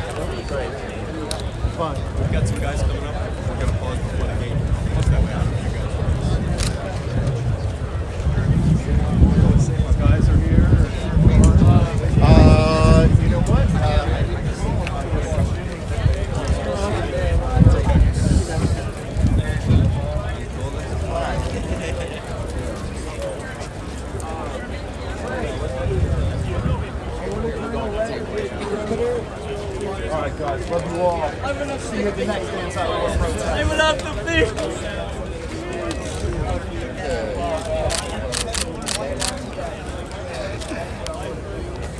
I'm at Hey, how you doing? Could you join us on Tuesday? I might be. For Yeah, logging? yeah. I You saw know your about email it? about that. Yeah. I'll be with you. Just he's gonna get sworn. Yeah. Hi, Osama. Are you there? I don't think okay. picture. We're headed that way. It might take a couple minutes. People want to say hello. Wait. Okay. Right on. See you. Okay. It's there. I'd like to take on autograph, both of these. I know. Oh, hey, you got the ball.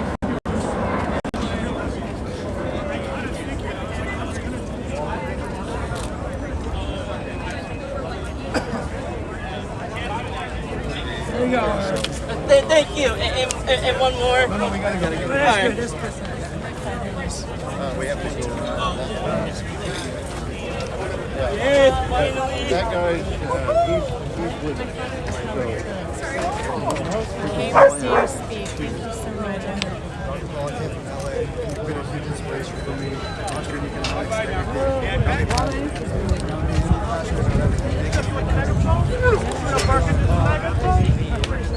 Thanks, Ron, for your work, sir, and that event. Thank you for your share and encouraging the youth. Yes, sir. We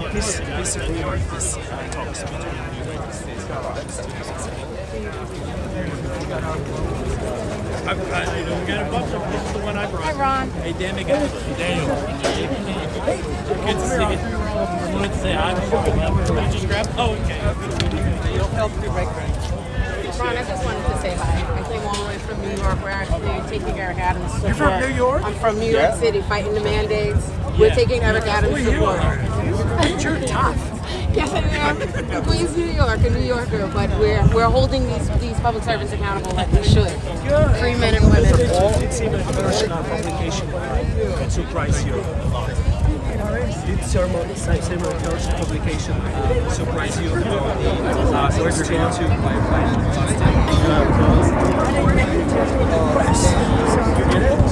surprise you what saving first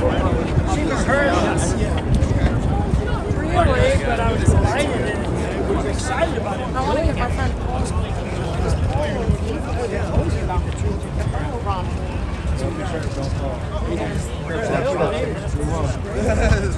Do you believe the United States took it away?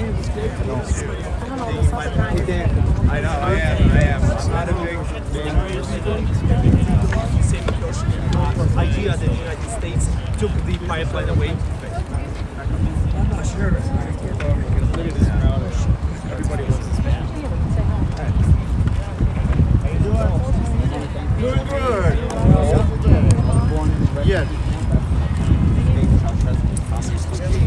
I want to thank you for everything. I was born in Italy in a refugee camp. My parents fled communist regime. And I want to thank you for everything. Thank you. Thank you. Yeah, cool, and the Fed can't, right? Yeah. And the Fed. No finances, they can't do anything. Yeah. Huge fan of you guys. I'm Paul. Thank you. Yeah, I gotta focus. No, you're good. This way. I'm sorry, guys. It's this black car right here. Oh, great. Good work, Kennedy. Wow. Watch of participating today. That's so cool. And we have to go. Good afternoon, Mr. Paul. Not in front. Away? Okay. These people want to participating today.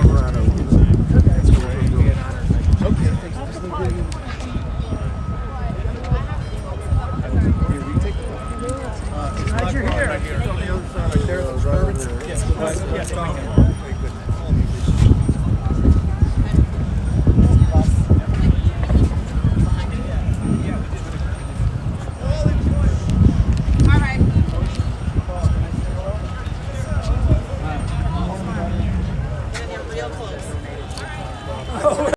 Honor to me, sir. You've been a hero of mine for a very long time. You were a veteran at the time, not in. I was a veteran, yeah. I got out in 05.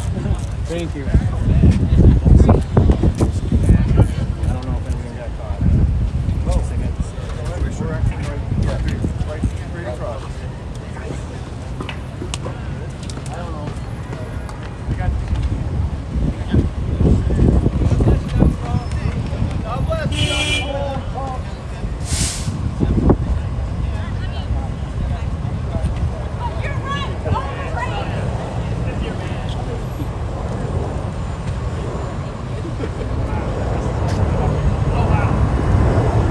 You saw that, right? I was watching.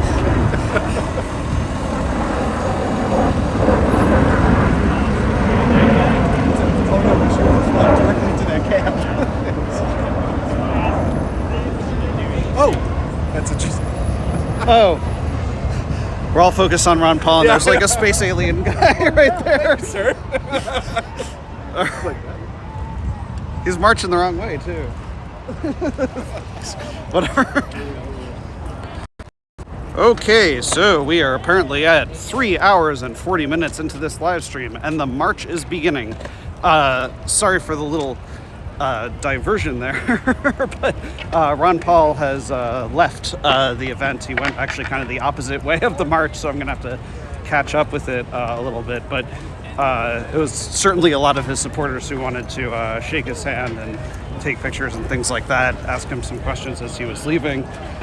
I heard someone in particular ask about the reporting, which has of course been disputed. So I mean, I'm not taking any kind of position on it, but there's reporting claiming that the Nord Stream pipeline had been blown up by the United States. It sounds like Ron Paul, as well as a lot of the other speakers here, agree with that reporting or believe that reporting, and so some of them were asking Congressman Paul specifically about that. So again, I'm going to kind of wrap around here, but my understanding is that this event is going to march. Are you live? I am live. Hey, it's Christopher Goode. What do you want to say? I ran into Matthew Heimbach. He was. I saw him before. I'll have things to write about that. Oh yeah, he's a bad guy. Also, I saw Jimmy Dore use the bathroom, and I got to tell Jackson Hinkle he's a dork. Everybody who's listening, I hope you have a fun time watching this. Ford Fischer, he is in fact a man, and I'm running along with him. Take care. All right, thanks there. Okay, that happened. He did mention something that I guess maybe this would be a good time to mention it, is that Matthew Heimbach, who used to be a leader of the Traditionalist Workers' Party, which was a neo-Nazi group, and then later the National Socialist Movement, also a Nazi group, showed up here with a communist flag. So I sort of confronted him and asking him, like, did you switch? Like, what's the big idea with that? And so I ended up interviewing him for about 10 or 12 minutes. It was right before I actually started live streaming, so I have it recorded, but that's not out there yet. But I do intend to publish it to kind of show what happened there. I'm not sure to what extent his presence, kind of affected, or if people talked to him, or like whatever. But that was certainly kind of an odd, or like an unexpected thing to see. However, I will say that there have been people in DC who have made a big stink sort of about this event, particularly from the left, who were saying that this particular brand of kind of left-right unity, creates fascist entryism. Essentially the idea that that by having the left and the right get together, that you're driving the left toward the right, or So that's a criticism that I've seen online. I haven't actually seen that materialize out here. I haven't really seen any counter protests other than, I guess maybe you could say the guy who just came up to me, Christopher Goode, with those criticisms, probably believes some of those things. But anyway, I've got to change the battery in the main camera, but I'm still live. And here is the crowd in a sec.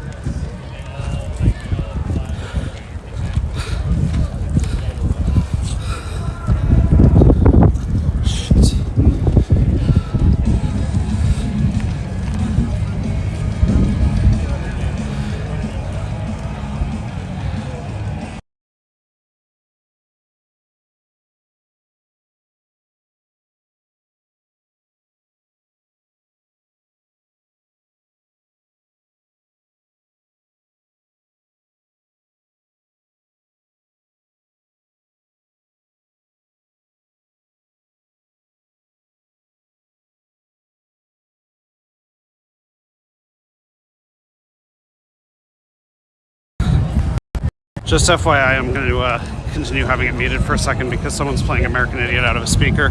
So it's going to screw up the stream if it hears it.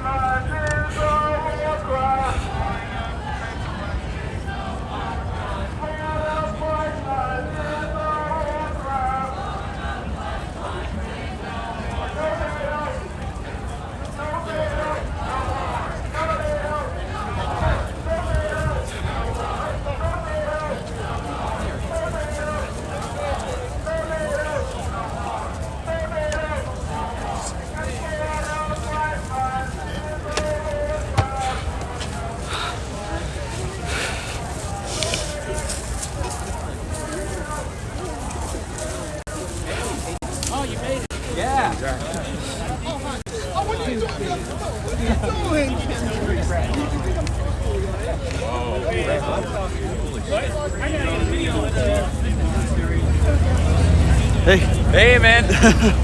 How did you feel about how today went? Great. We had some amazing people come out. I think it's the biggest event since the Iraq War, anti-war events. So fantastic. Thank you. Jimmy, how did you feel about today? I felt great about today. How'd you feel about today? Well, it was certainly interesting video. A Republican, a Democrat, and an independent congressperson That's right. speaking. That's what gives it power.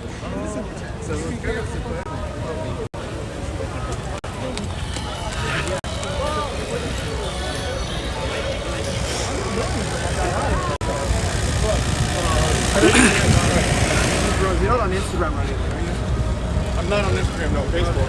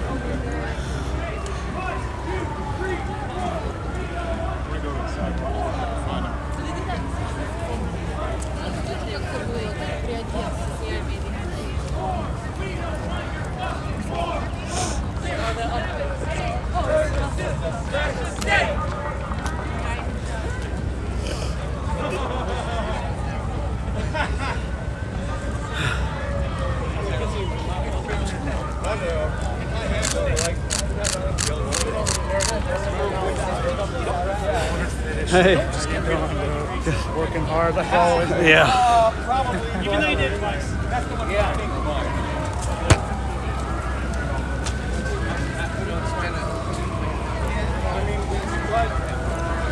We all know great propagandists of our time.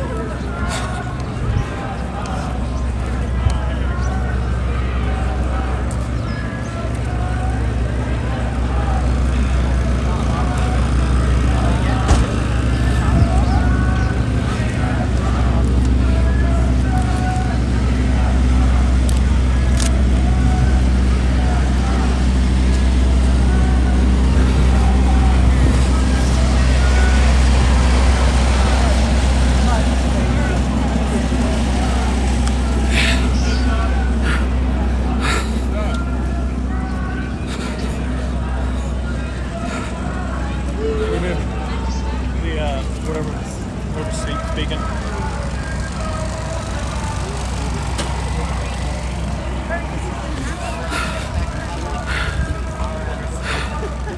So everybody better show up.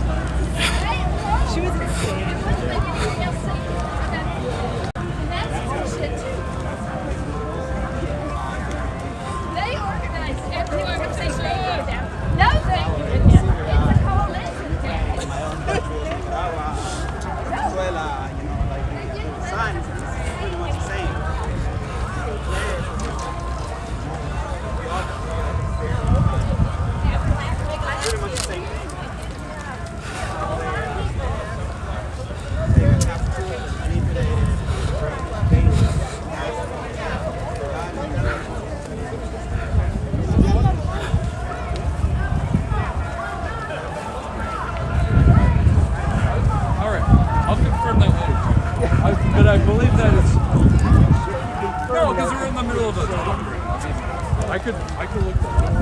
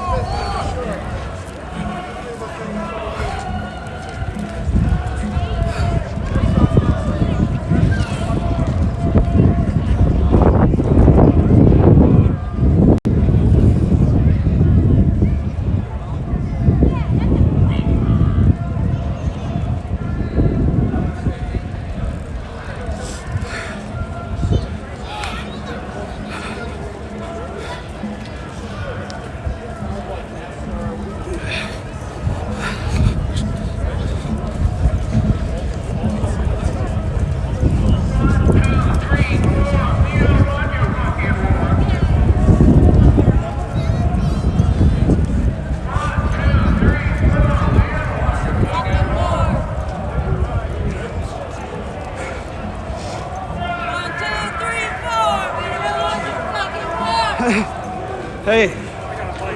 Oh, good for you. Smart idea. Sorry? You're still live? Yep, still live after 4 hours and 1 minute so far. They send more speeches? I heard someone say that. I don't know if that means just like informally whoever can say something or if they really have like a secondary program planned. Because I think everyone they had slated to speak spoke. Yeah, the big guns went. So I don't really know what the I honestly have no idea what their plan is for here, if any. It might just be like whoever wanted to say something and wasn't a speaker gets to. Going to Poland? Sorry? You going to Poland tomorrow? Poland? No. Biden. Oh, I hope God, they have yeah, this. no. I hope they have this on film. No, I'm tired. I haven't even gotten home. I've been away for like a week. I went to Florida and then Arizona, and then I flew back. Yeah, I flew back like overnight last night. So I arrived back in DC. I didn't even go to my house. I just came right here.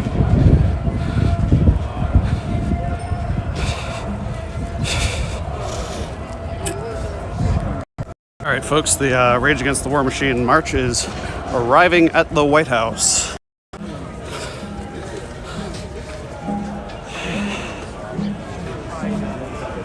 Those 9 whistles and carries My on. son tried to call Michael a couple times, but he gave up and called me tonight.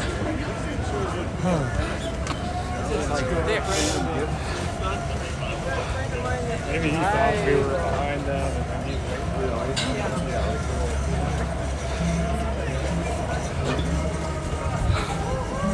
I got a nice picture of him.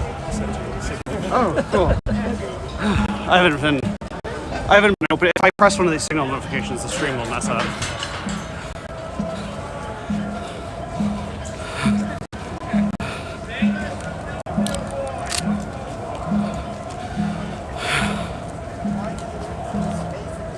Both the ones in the back. Yeah. Where are we as loud as that? The last thing you're going to see is a big white flash.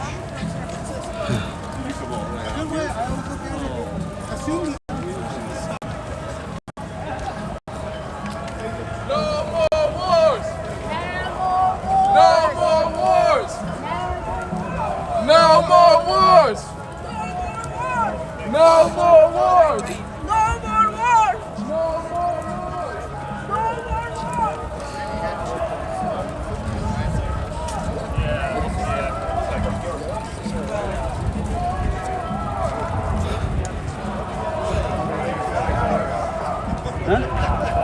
Ukrainian flags. Oh, the guy's on a bike though. There's a bunch of them.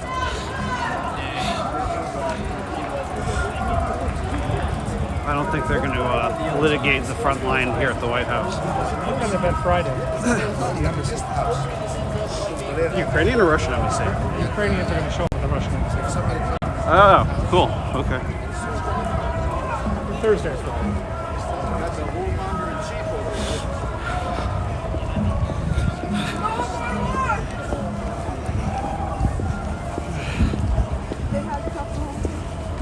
No more wars!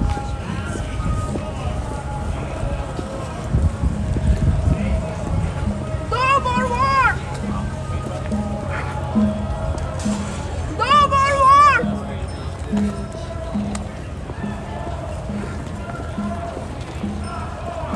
He's not war! Oh, the police might make them move off the sidewalk. Yeah, they don't have a. I don't. They have a permit, I assume. I think they have a permit for this march, but they never give permits for the sidewalk. So they're going to force them off of that, which I'm sure they'd comply with if that happens. I don't think it'll be like a problem, but.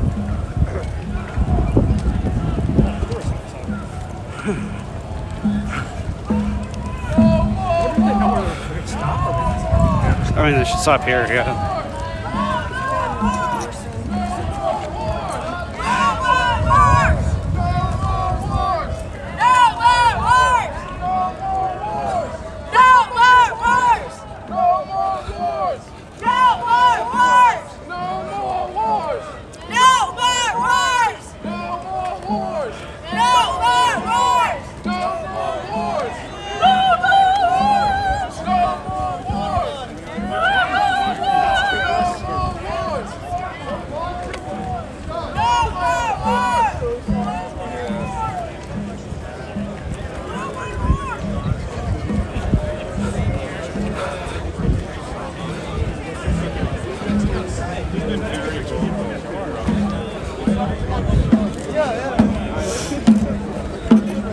Oops, sorry.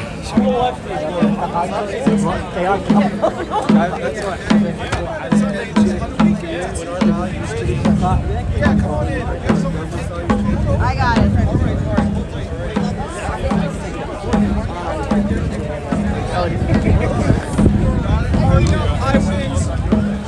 I already broke the heel on this. All right, you good? You think you'll get the message? No, what happened? It's not. You guys keep asking if Joe's going to hear this message. The answer is no. What we're doing is it's cruelty to an old man. Hundreds of billions for war. We got homeless people and rising bridge in this country. You want to send more money to Ukraine? You take that and wipe your ass with it. I don't want to see a stupid Ukraine flag. No war. Negotiate. Diplomacy. There were billions of weapons to murder people. Hundreds of thousands of people are dying in trench war. You take it to Ukraine. You take it. You take it. No, go to the Russians.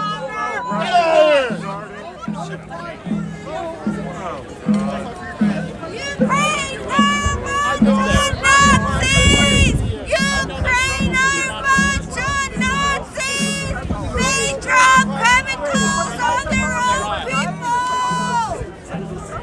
Save these people! How's it feel to support Nazis? How's it feel to support Nazis? Yeah, how's it feel to support Nazis? The country that elected the Jewish president with 70% of the vote. There was an election with 70% of the vote. Don't tell me. We're not against Ukraine. We're not against Ukraine. Go up to the Russian We're against the war. right there, the Russian ambassador is 15 minutes walk away. We're against the Go war. and protest there. We're against the war. Who has the courage to go to protest? We're not against Ukraine. Go to the Russian Russian embassy. Go! Russia against the war. Go! The war. Let's see us go. In front of you, go to the Russian embassy parade. The war's not good for Ukraine. Go! You realize that? Go! Zelensky's a dictator.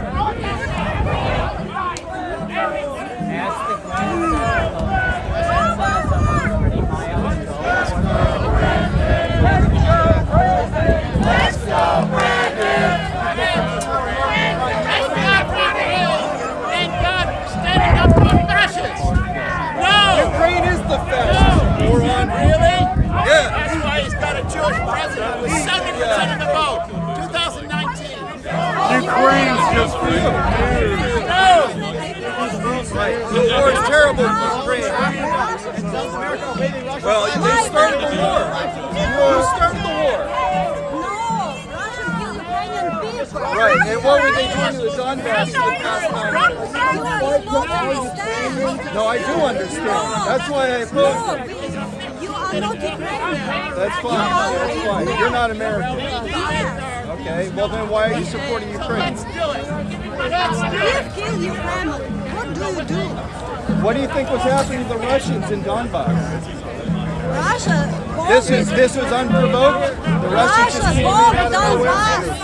Yeah, do out of self-defense. It's an existential crisis for them.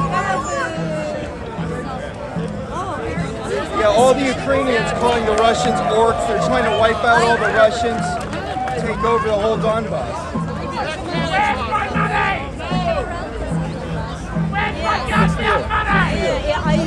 The fact you're telling me you're Ukrainian doesn't give credibility to what you're saying. Okay, we don't know the story. Does anybody over there know the story that's opposing it? I don't want my money on your country. I know. I believe people that are in Ukraine are fighting Russia too. Because you're brainwashed by all these maniacs. Yeah. Since you live in America, what are you doing here?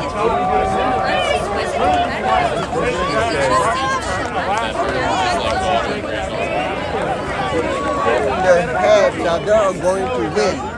So, you know.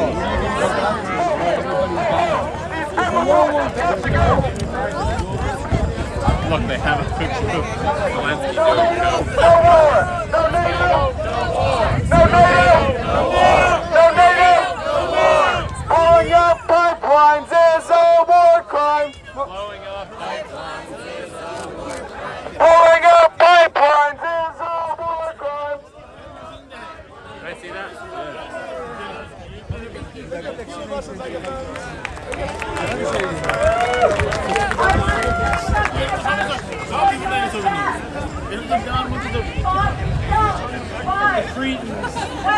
Of the U.S. in the last 9 years. This is about the Slavic people of Russia, Belarus, and Ukraine. They should be united, and instead, Victoria Nuland, Joe Biden has divided them to hate each other and kill each other. This is Slavic blood. I am a half Slavic person. This is about the Slavic people. They want to destroy Poland. They want to destroy all the Slavic countries. This is a Zionist war on the Slavic people. That's all I have to say. All right, who's next? Who's next? Okay, all right, we got an even better mic now. Who's next?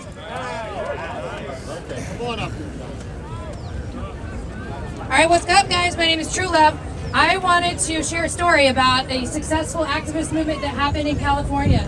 So after Standing Rock and the pipelines that were going through the Native American pipeline, the Native American lands, I was galvanized and I wanted to join a group that was effective. Well, I wanted to join a group so our voices could be heard. So we created a Divest LA movement. It was a coalition of Native Americans, people who were part of the climate justice, people who had had their homes foreclosed upon by Wells Fargo, and we lobbied the LA City Council every week for 8 months and let them know that we were very serious about ending the contracts that we had with Wells Fargo.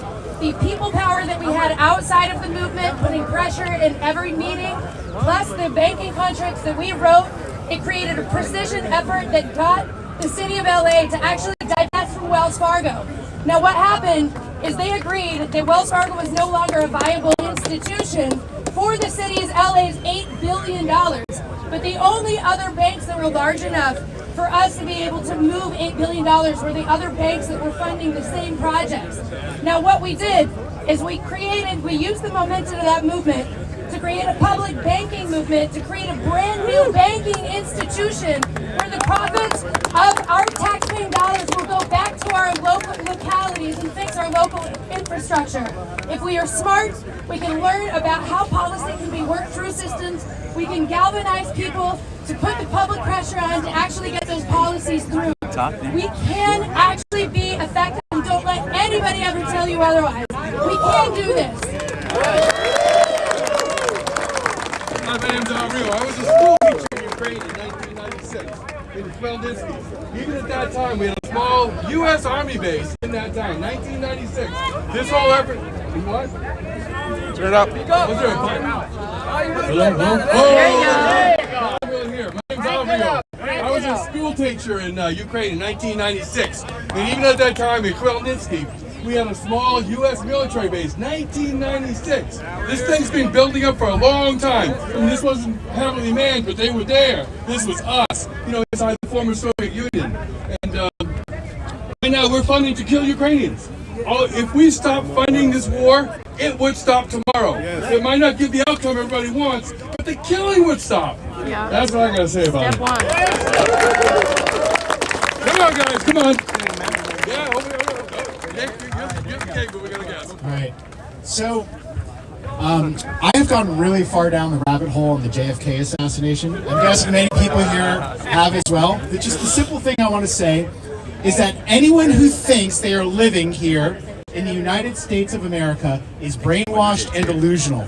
We are living in a different country. It's called the United States of the Central Intelligence Agency. The U.S. CIA was founded on November 22nd, 1963, and every president since then has been a puppet of the CIA with one purpose: empire. Yep.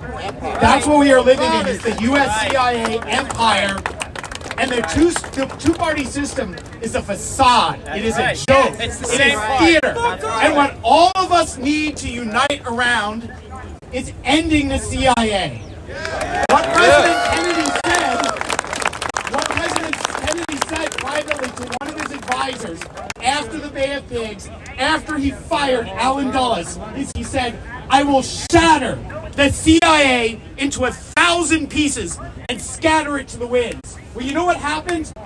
The CIA shattered our last president, John F. Kennedy, into 1,000 pieces and scattered him to the winds.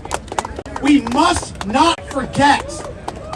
Go to Arlington Cemetery, look at the flame, the eternal flame. That is the flame of democracy, of government by the people, for the people. And we must reclaim our democracy. And the only way to do that is to stop participating in the political theater of blue and red and unite around ending the Central Intelligence Agency. All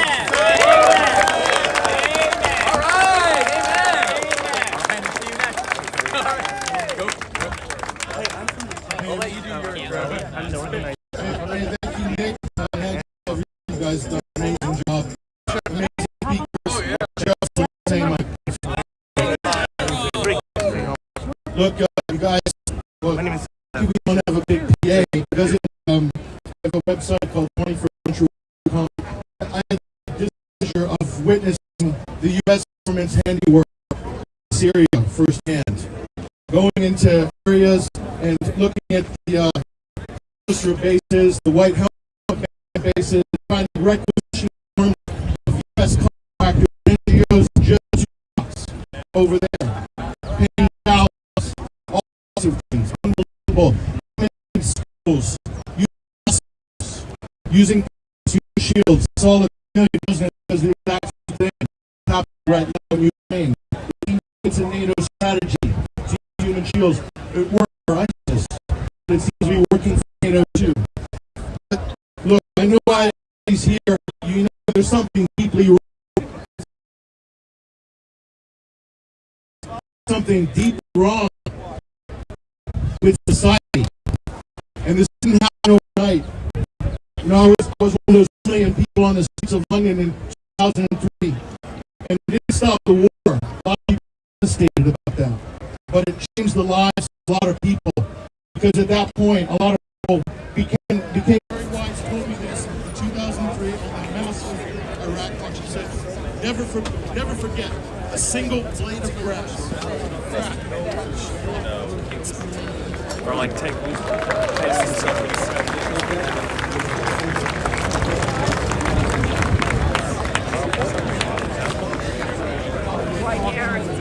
And he was using F-bomb. He was just right out there. my man. I gotta go, but Oh, good to see you, hey, buddy. good to see you. Were you the one that's in Richmond earlier? Yeah, it was at Richmond. The 19th or whatever. Yeah, but you were inside a place where I can't bring my guns in, so it's like, oh, I can't stand. They kind of pushed it further, and the police kind of just let them. Yeah? Yeah. The only place that they couldn't get into was like the very middle square, like the. But the area that has like an explicit like gun-free zone. That's as far as we got too. They walked past that, and the police were like, "It's good weather today." Yeah. They made it further than like last time, year, right? where you went there and then they kicked you out. Right. They were able to stay there. Right. Everyone was all nervous. Like, is anyone going to make a problem? And I felt like the cops felt that way. But it turned out. Yeah, no, congratulations, by the way. Thank you. Yeah. It was never. We got our first libertarian coming out here too, so it's about. I'm excited for you. Yeah. How far along?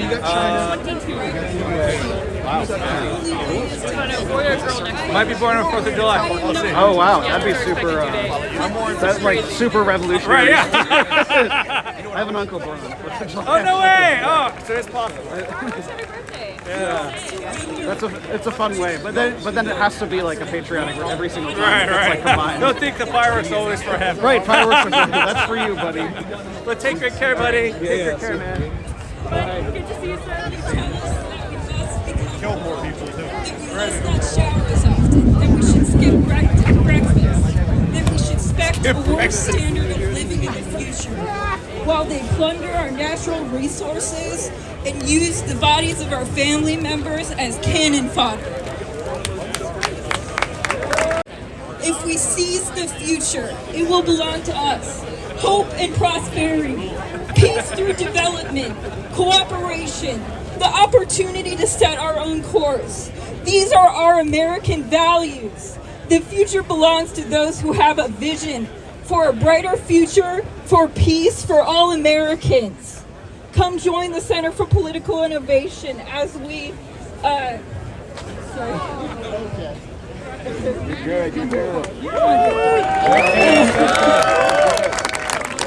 join the Center for Political Innovation at 6 p.m. We're having an event, Preventing World War III. This is what it's about. We won't let them divide us. Thank you.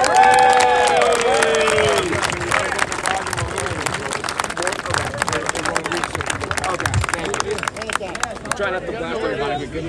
Yeah. Thank you for letting me know. We're hosting this event tonight, Preventing World War III. It's at the Hilton Garden Inn. It's just right over there, 815 14th Street Northwest. We're going to have that event tonight. Come join us. Thank you. All right. Free food, right? Free food for everyone. Right there. I think we got. Yeah, I know how to bring people out. All right. Okay. You get 3 minutes. We have someone else. All right. Next up, we have Utsa. Hi, everyone. God bless you all. I just want to tell you from the bottom of my heart, every single one of you are great. All of you are wonderful. You have courage that just deserves Nobel Peace Prize after Nobel Peace Prize. All of you want to stop nuclear Armageddon. All of you want to stop the end times. All of you are ambassadors of peace. Now I'm going to say something that most of you will not like or agree with. I am from the alt-right, and I understand there are many comrades here who do not like my politics, and that's fine. I am here because I don't want to see the end of another great Western civilization called Russia, which is conservative and does not agree with this hyper woke culture that simply put, recognizes God, recognizes natural law.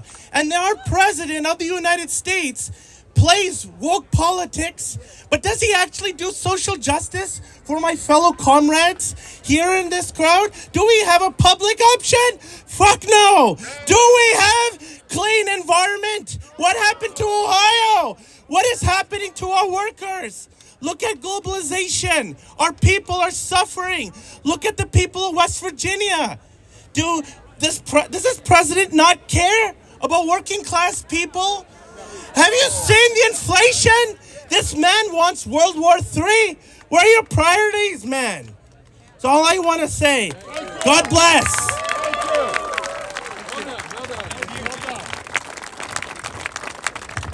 All right, next we have a speaker from the Uhuru movement. And for anybody who doesn't know, they were raided by the FBI on some bogus charges of working with Russia. We have Yegide Orunmila. Thank you so much. Uhuru. Uhuru means freedom. And we say that to greet each other when we see each other and we leave each other. So it's a Swahili word that means freedom. So my name is Yejide Orunmila, and I'm a member of the African People's Socialist Party, which is a leading organization of the Uhuru movement. My responsibility is to lead African National Women's Organization, whose primary goal is to organize African women into revolutionary political life. We say Uhuru when we greet each other. That's right, that is why we are here right now, to challenge U.S. hegemony in the world and demand for freedom. Well, the Uhuru movement is that freedom movement for black folks. We have been building our organizations and institutions in African communities for over 50 years. We have organized African people around the world under the banner of African internationalism. We have built relationships with anybody who supports the African freedom struggle. This includes the Sandinistas of Nicaragua, Iranians, Irish Republic Socialist Party of Ireland, Unión del Barrio, and Mexican Liberation Organization, defending the human and class interests of Mexicans within the borders of the U.S., the New Jewel movement of Grenada, and the anti-globalization movement of Russia. On July 29th, the FBI attacked our movement. They raided our building in St. Petersburg, Florida, that houses our offices and community radio station. They stole documents and damaged our property. Also in St. Petersburg, they deceived our director of agitation and propaganda, leading her out of her home only to detain her and take her cell phone. At the same time, in St. Louis, Missouri, where our headquarters is, they raided the homes of our chairman, Omali Yeshitela, and the deputy chairwoman, Onazine Yeshitela. They used flashbang grenades and drones. They handcuffed and detained our leaders while they ransacked their homes, taking more things. Across town, at the same time, they raided the homes and offices of the Uhuru Solidarity Movement, a white organization we created to organize white people for reparations and true solidarity with the African liberation struggle. They did this because of an indictment they created, which they say proves we are Russian agents. They provided so-called evidence that they say proved the programs that we created and the electoral races we've entered using the slogans reparations to African community and unity through reparations are because the Russians told us to do it. How ridiculous. Fuck the FBI! Fuck the FBI. Do you know what country we live in? Do you know what country we live in? Do you know the legacy of violence and oppression doled out to African people who have only wanted to be free in this country since it was first established? The Uhuru movement wants to be free. The colonizers, the people who run this country, believe that this is a threat. That is why they created this ridiculous indictment and have the audacity to say that the reason we build is because of Russians and not because we are responding to the U.S. colonial oppression that we face since the settler colony was founded. We are in the fight to defend our movement against impending indictments, but more than that, we are in a struggle to defend our fight for freedom. We have created the Hands Off Uhuru, Hands Off Africa campaign that has won international support for our struggle and exposes the FBI legacy of subversion. particularly as it applies to African freedom struggle. And I want to be clear, so we're all on the same page. Freedom for us is not to make America better for us. Freedom is a total destruction of this colonial mode of production led by U.S. imperialism. We organize to destroy the colonizer because by doing so, we destroy the designation of being colonized. We organize to free Africa and African people from being the objects of history so that we become the subjects of history. We organize to unite Africa under one socialist government that is hell-bent on self-determination at all costs. We recognize that this organizing, when we win, will shift the entire economic landscape of the world. We are winning. We will not back down. We call on anyone who believes in self-determination and a people's right to freedom to join our campaign because we need lawyers, we are raising money to fight off the FBI, and we need your skills and expertise to beat back the beast. Can you stand with us? If so, Uhuru, great. Then we call on you to go to handsoffuhuru.org and long live the African Revolution.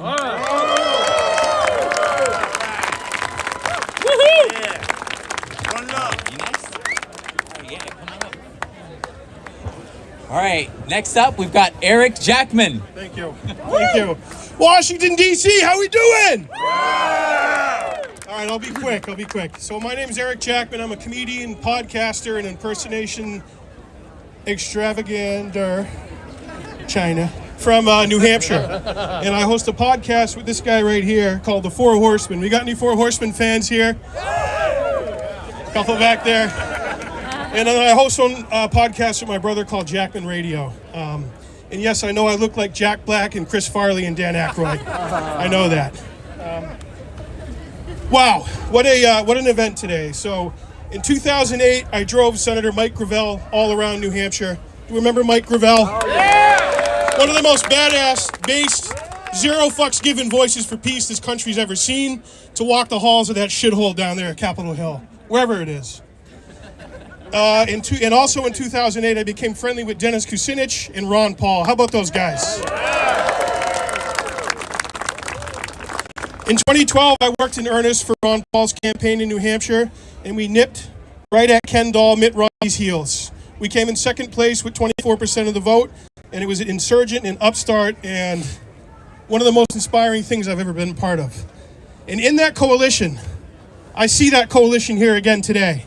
I see people who have socialist leanings, libertarian leanings, independent leanings, Green Party, and no political leanings. The one common thread among everybody in that coalition, we are sick and tired of fucking war. Yep. We're done. We've had enough of their wars. We've had enough of their lies, their propaganda, their bullshit. And that's what today is all about. And I was disappointed that a certain former independent governor from Minnesota wasn't here today. Jesse Ventura. Do we like Jesse Ventura? I was thinking about coming to Rage Against the War Machine today. I was going to frog into the Lincoln Memorial in a C-130, but my back hurt, so I couldn't make it today. But I just want to close with this. With people who are asleep on this issue, who are not paying attention to it, there's an opening with them. And it starts with conversations with your neighbors, social media. Hey, it's so nice. We're all out here off of Twitter and we're in the streets today.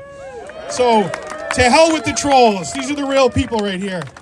You can find an opening with MAGA people, with apolitical people. There's a way to find an opening and just have this conversation with them. So I love all of you and I'm very inspired by this energy. And bless you all. Joe Biden, you better hear us. We're done. No more war. Thank you, everybody.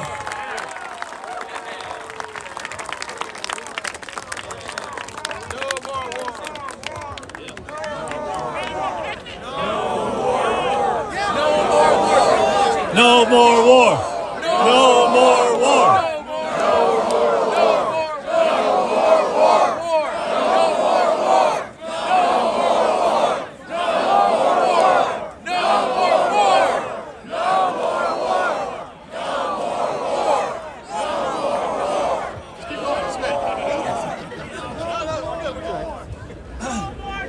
I am Clint Russell. I am a libertarian. I wrote 2 different versions of my speech today, and then I got here and I was like, wait, I'm gonna be standing in a circle of all these savages and I'm gonna read something? Like, can't do it. This is one of the most beautiful things I've ever been a part of.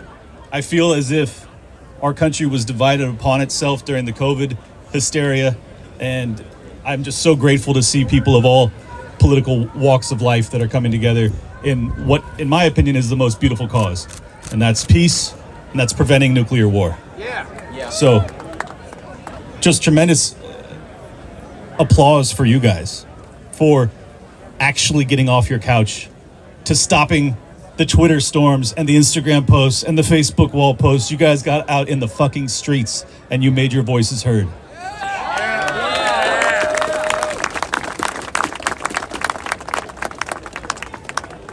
We have been dealing with psychological operation after psychological operation, both to divide us, but then also to give us an external enemy by which we can focus our rage. I am angry, but I come here in love. I come here for the highest of causes, which is peace. I know that's why I can look at you and have all of the differences in the world when it comes to economics and still see you as a brother or a sister in this moment.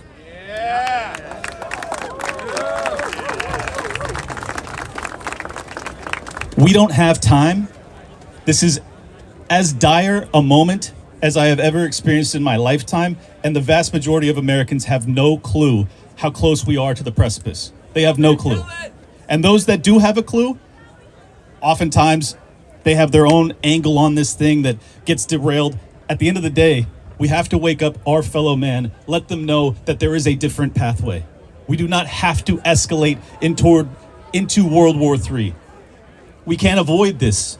De-escalation is incredibly possible. In fact, if it weren't for this son of a bitch, we probably would have already done so. To make it extremely explicit, no more war, no more bombers, no more bombs, no more billions, and no more bullets. We're done. Give peace a chance. Thank you.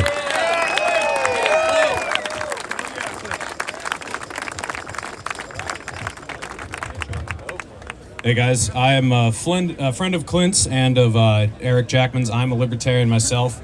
And, you know, I'm not a philosopher, I'm not a politician. I didn't even go to college. I went to high school and started working. I'm a truck driver and an equipment operator from the hills of New Hampshire. So I just read the news and look between the lines and actually know what's going on to some extent. That puts me far ahead of everybody who's running this shit show behind us. But, you know, I've been a working man for my entire life. And as any working man can tell you, your time is your most valuable thing that you have. And, you know, I've done a lot of grueling work over the years. I've done roofing, I've done power line work, I've done truck driving, all sorts of things, working 40, 50, 60, 70 hours a week. And in the year 2019, I worked almost 3,000 hours, and I was doing all sorts of crazy jackhammering, hand-digging holes, just miserable work day in and day out. And then in the following year of 2020, you know, they had taken almost $20,000 out of my taxes for federal income tax in 2019. And then in 2020, what did they do with that money? Well, first of all, they locked me in my house and said that I was non-essential and I couldn't get a job for a few months. And then once I finally got a job and started working through the rest of the year, they signed the 2 largest spending bills in human history. And what did they do with that fucking money? They sent it to foreign countries and special interest projects in this country, and Ukraine too. Israel, Saudi Arabia, you know, administering the genocide of the Palestinians and the Houthis. And then, after they signed these huge spending bills, on January 6th in 2021, a ragtag group of Trump supporters had a riot at the Capitol building, and they broke some windows and they stole a podium and they scared some of our elected lawmakers. And to our government, who had been funding the genocide in Yemen all year, that was the worst act of terrorism since September 11th, 2001. You know, how do they define terrorism? Terrorism is the use of violence against innocent people, typically civilians, in the pursuit of political aims. For how many times I have heard January 6th described as terrorism, I have never in my life heard a better definition of the United States Congress. So, all this to say, our government tries to gaslight us into thinking that, the January 6th protesters were the biggest, scariest thing that's ever happened, and they've been escalating us toward World War III. This war didn't start in 2022 with Putin just deciding he wanted to go into Ukraine. This has been provoked for years with coups, with dumping billions of dollars of weapons into Ukraine and surrounding countries, and they finally had enough. So that's all I got to say. Your government sucks. They don't spend your money on protecting you or making your life better. Taxation is theft. Free the January 6th protesters. That's it.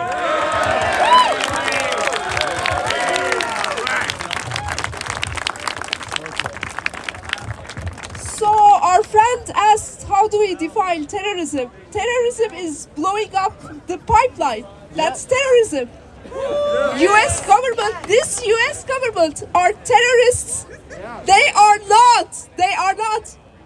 They are. It's not a legitimate government. It is an illegitimate government that is conducting terrorism. That's all I have to say. They say that lives there. Lives there. Lives right there. Another thing. Let's go, Brandon. They are lying that they're pro-environment. They fill this world with viruses, genetically modified, that's killing us. They've killed 6 million people so far. They say that they are pro-environment. They still fund that research. They are derailing trains. They are trying to get us into a nuclear war. And then they say they are pro-environment. These people are liars. Everything that they say is the opposite. Everything that they claim, the opposite is true. These people are illegitimate and they're liars. They only serve themselves. That's all I've had to say. Thank you.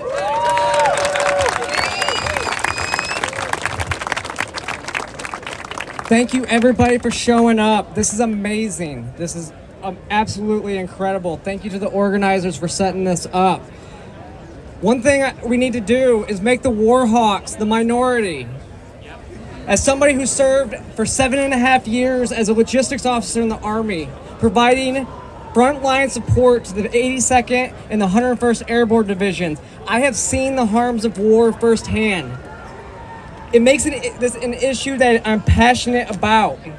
In fact, next week I'm going down to Florida for a memorial run for a friend of mine who we lost in Afghanistan in 2013.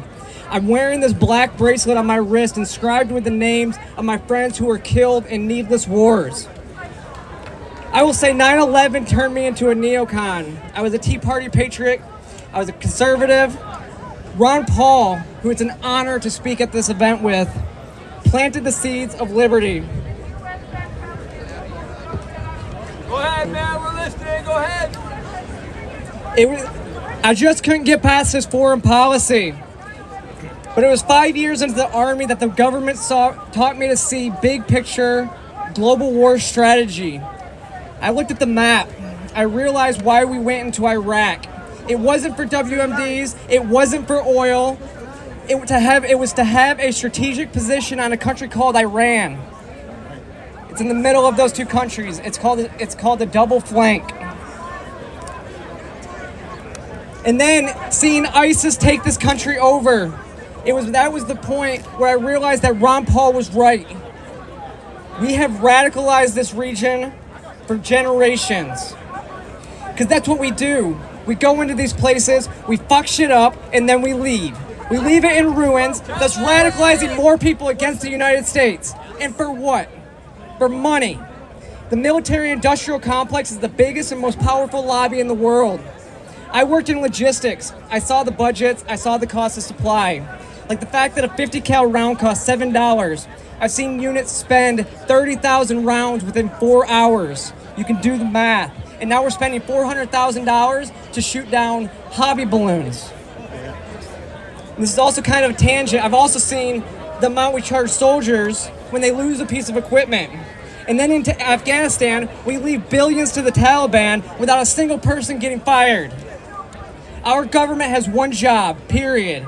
and that is to provide a standing army to protect our country from invasions, not to be the world's police, not to send the money they steal from you to fight proxy wars halfway around the world. It's time we bring our troops home and stop these destabilization operations around the globe. Want to honor our fallen? Quit making more Gold Star families. Because y'all, I'm tired of seeing my brothers and sisters die in other people's wars. I will say I'm proud of my service because I love this country, but the mission was wrong. And as I stand in front of the White House right now, I say, free Assange, stop funding the bloodshed, and bring them home. Joe Biden, bring them home.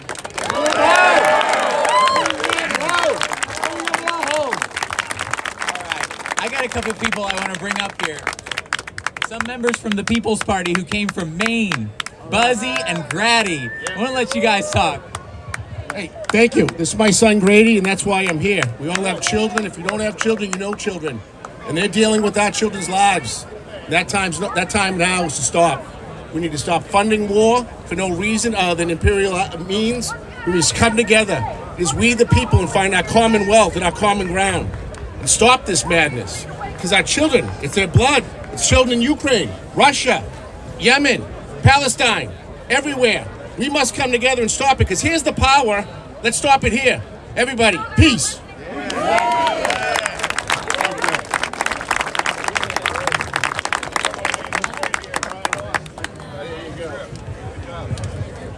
Hello, everybody. My name is Nissan Fischer, and I'm representing the United People's Assembly, and I'm also here with many different groups to unite the left and to unite all the people, not just on ideology, but on what works. We're using strategies that would actually work to bring us together. That's the goal. They are here to divide us. We must stay strong together. We must go work on what we agree upon, not fight over what's not important. We all have peace. We all have love. That's what is all important. I here, again, want to bring out some of the groups that are now working with. One is the American Union, whose goal is a very great one. And they're designed to take the fact that all our votes are used by swing votes to lock up the Senate. Their idea is to bring together all the swing states and force legislation that we write, the people's legislation, by a people's legislature, by the people, for the people, of the people. I also do local politics. I believe in ground-up policies and ground-up action. The first action I would like to explain is Theo Chino and Represent Us, taking the fight to the lowest levels of our Congress by going to the communal level. Later this month, of February, there'll be a huge rush to fill up the seats of local communities that go unabated, unchallenged. In this way, once we gain the majority, we can then appoint new people into the seats. These are just some of the actions I work for. One of the other actions I represent is the ability to create our own communication system. So that way we don't have to trust in the media. Communication won by the people. I have been a technician for over 20 plus years. I've seen many technologies. These technologies can be used by us because they're being used against us. Blockchain technology, decentralized currency, and AI are the path that we can take to gain power again. I am right now working on a decentralized communication platform similar to Rumble and other types like that. That again, run by decentralized organization based on blockchain technology. I ask all of you together for this last time to stop and really think inside and look inside yourselves and then look at each other and see what's really important. We are all people. We're all human beings. That's what's important. We must treat each other like human beings, and we must respect the planet as human beings. Our job was fundamentally to take care of this planet. not to change it. And each other. Not to make a simulation that we live in just to satisfy our own pleasures. Thank you very much. Have a good day. How are we doing, everybody? Yeah! Thank you, everybody, for coming out today. My name is Clayton Charles Wrestler. I come to you today from the belly of the beast. So, at the risk of the entire stream dying, I'm just going to call it a wrap here, just to prevent the possibility that that messes up everything from the day. So, basically, the march went on, as you saw. After a few hours of speaking at Lincoln Memorial, they marched here to the White House, where now they're kind of doing a more informal kind of speaking circle. Some of them with speakers badges. I mean, some of them I think were scheduled speakers who didn't manage to speak on the stage. But in any event, I'm going to cut the live feed here, but I'll have HD footage up of all the speeches I can later today on Facebook, YouTube, and Twitter. So check it out there. Thank you for watching.